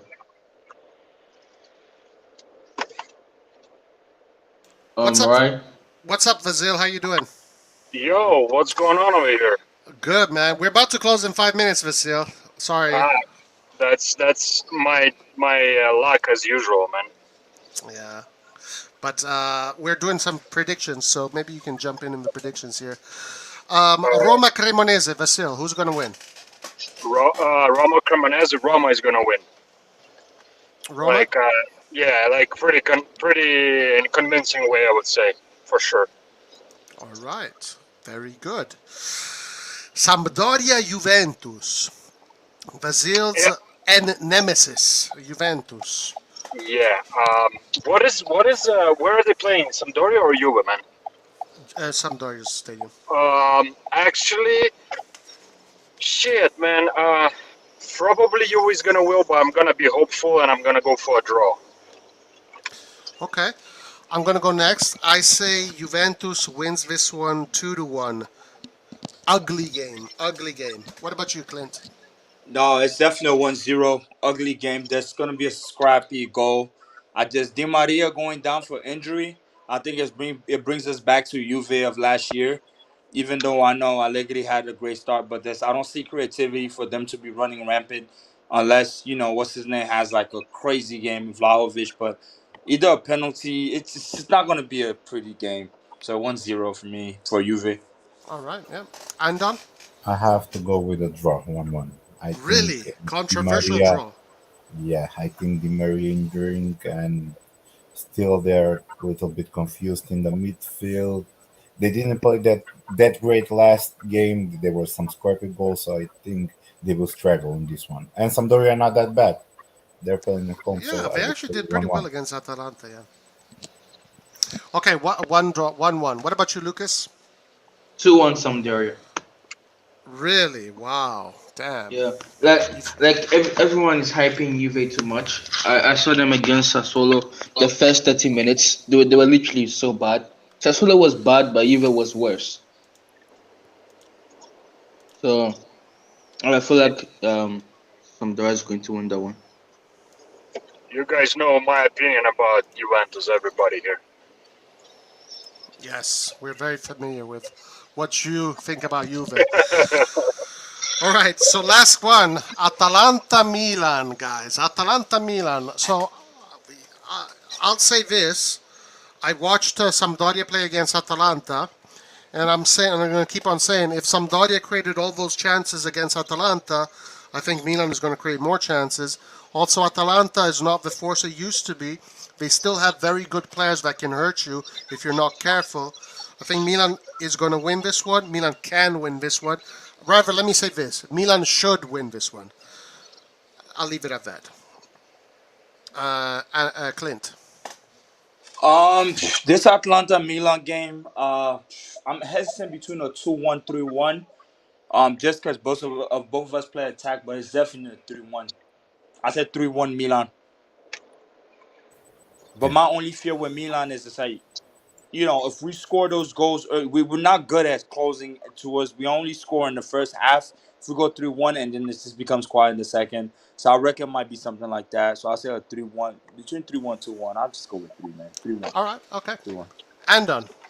Atalanta is one of the teams that suit us the most to play against.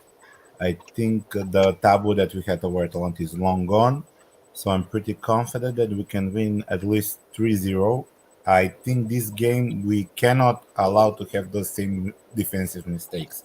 I think this game we should have shown a defensive solidity, and plus Tonali is coming back. I think there is even a small chance that CDK would start on the right wing, so I'm pretty confident that we're gonna win this 3-0 to us. All right, Lucas. I don't know what to expect from Atalanta, so I just say 2-1 Milan. Okay, and last but not least, Vasil. Here we go, guys. Are you ready for this one? Go for it. So I think this is going to be a pretty open game based on what I saw in the first game. Milan's defense is still a little bit shaky, so we're going to concede goals, but we're going to outplay them in offense. So it's going to be 4-2 for Milan. Wow. So like the first game, pretty much. Yeah, kind of like, yeah. All right, guys. Sorry, Vasil. It's that we got to close, but join us on Sunday again for the open live on Sunday.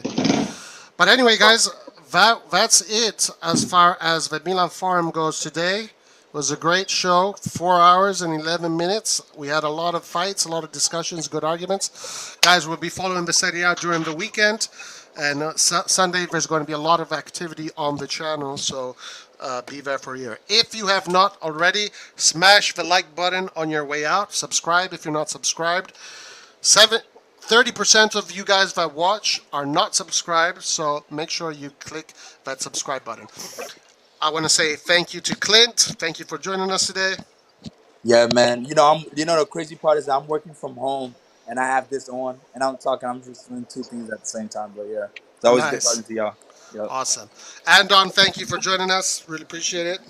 No problem. It's a pleasure. I'm very happy to find this YouTube channel. It's one of the rare channels that I see a very reasonable discussions and topics about Milan, so I'm pretty happy to join. Awesome. Lucas, thank you for joining us. No problem. This channel is one of the rarest channels in YouTube, and I'm happy to join. All right. Vasil, man. Lucas, man. This guy's funny, man. Yeah, welcome to the newcomers. Sorry I missed you guys. Next time, you'll enjoy our beautiful conversation here that we have. Join us on Sunday, Vasil. Join us on Sunday. I'll try my best, man. All right, guys. To chat, everybody that was here, thank you very much on chat, guys. Another edition of the Milan Forum has passed. We'll see you again on the Milan Forum next Friday. But make sure that you stay tuned. A lot of activity in the weekend. Everybody, Forza Milan. Alla prossima. Ciao. Ciao. Forza Milan.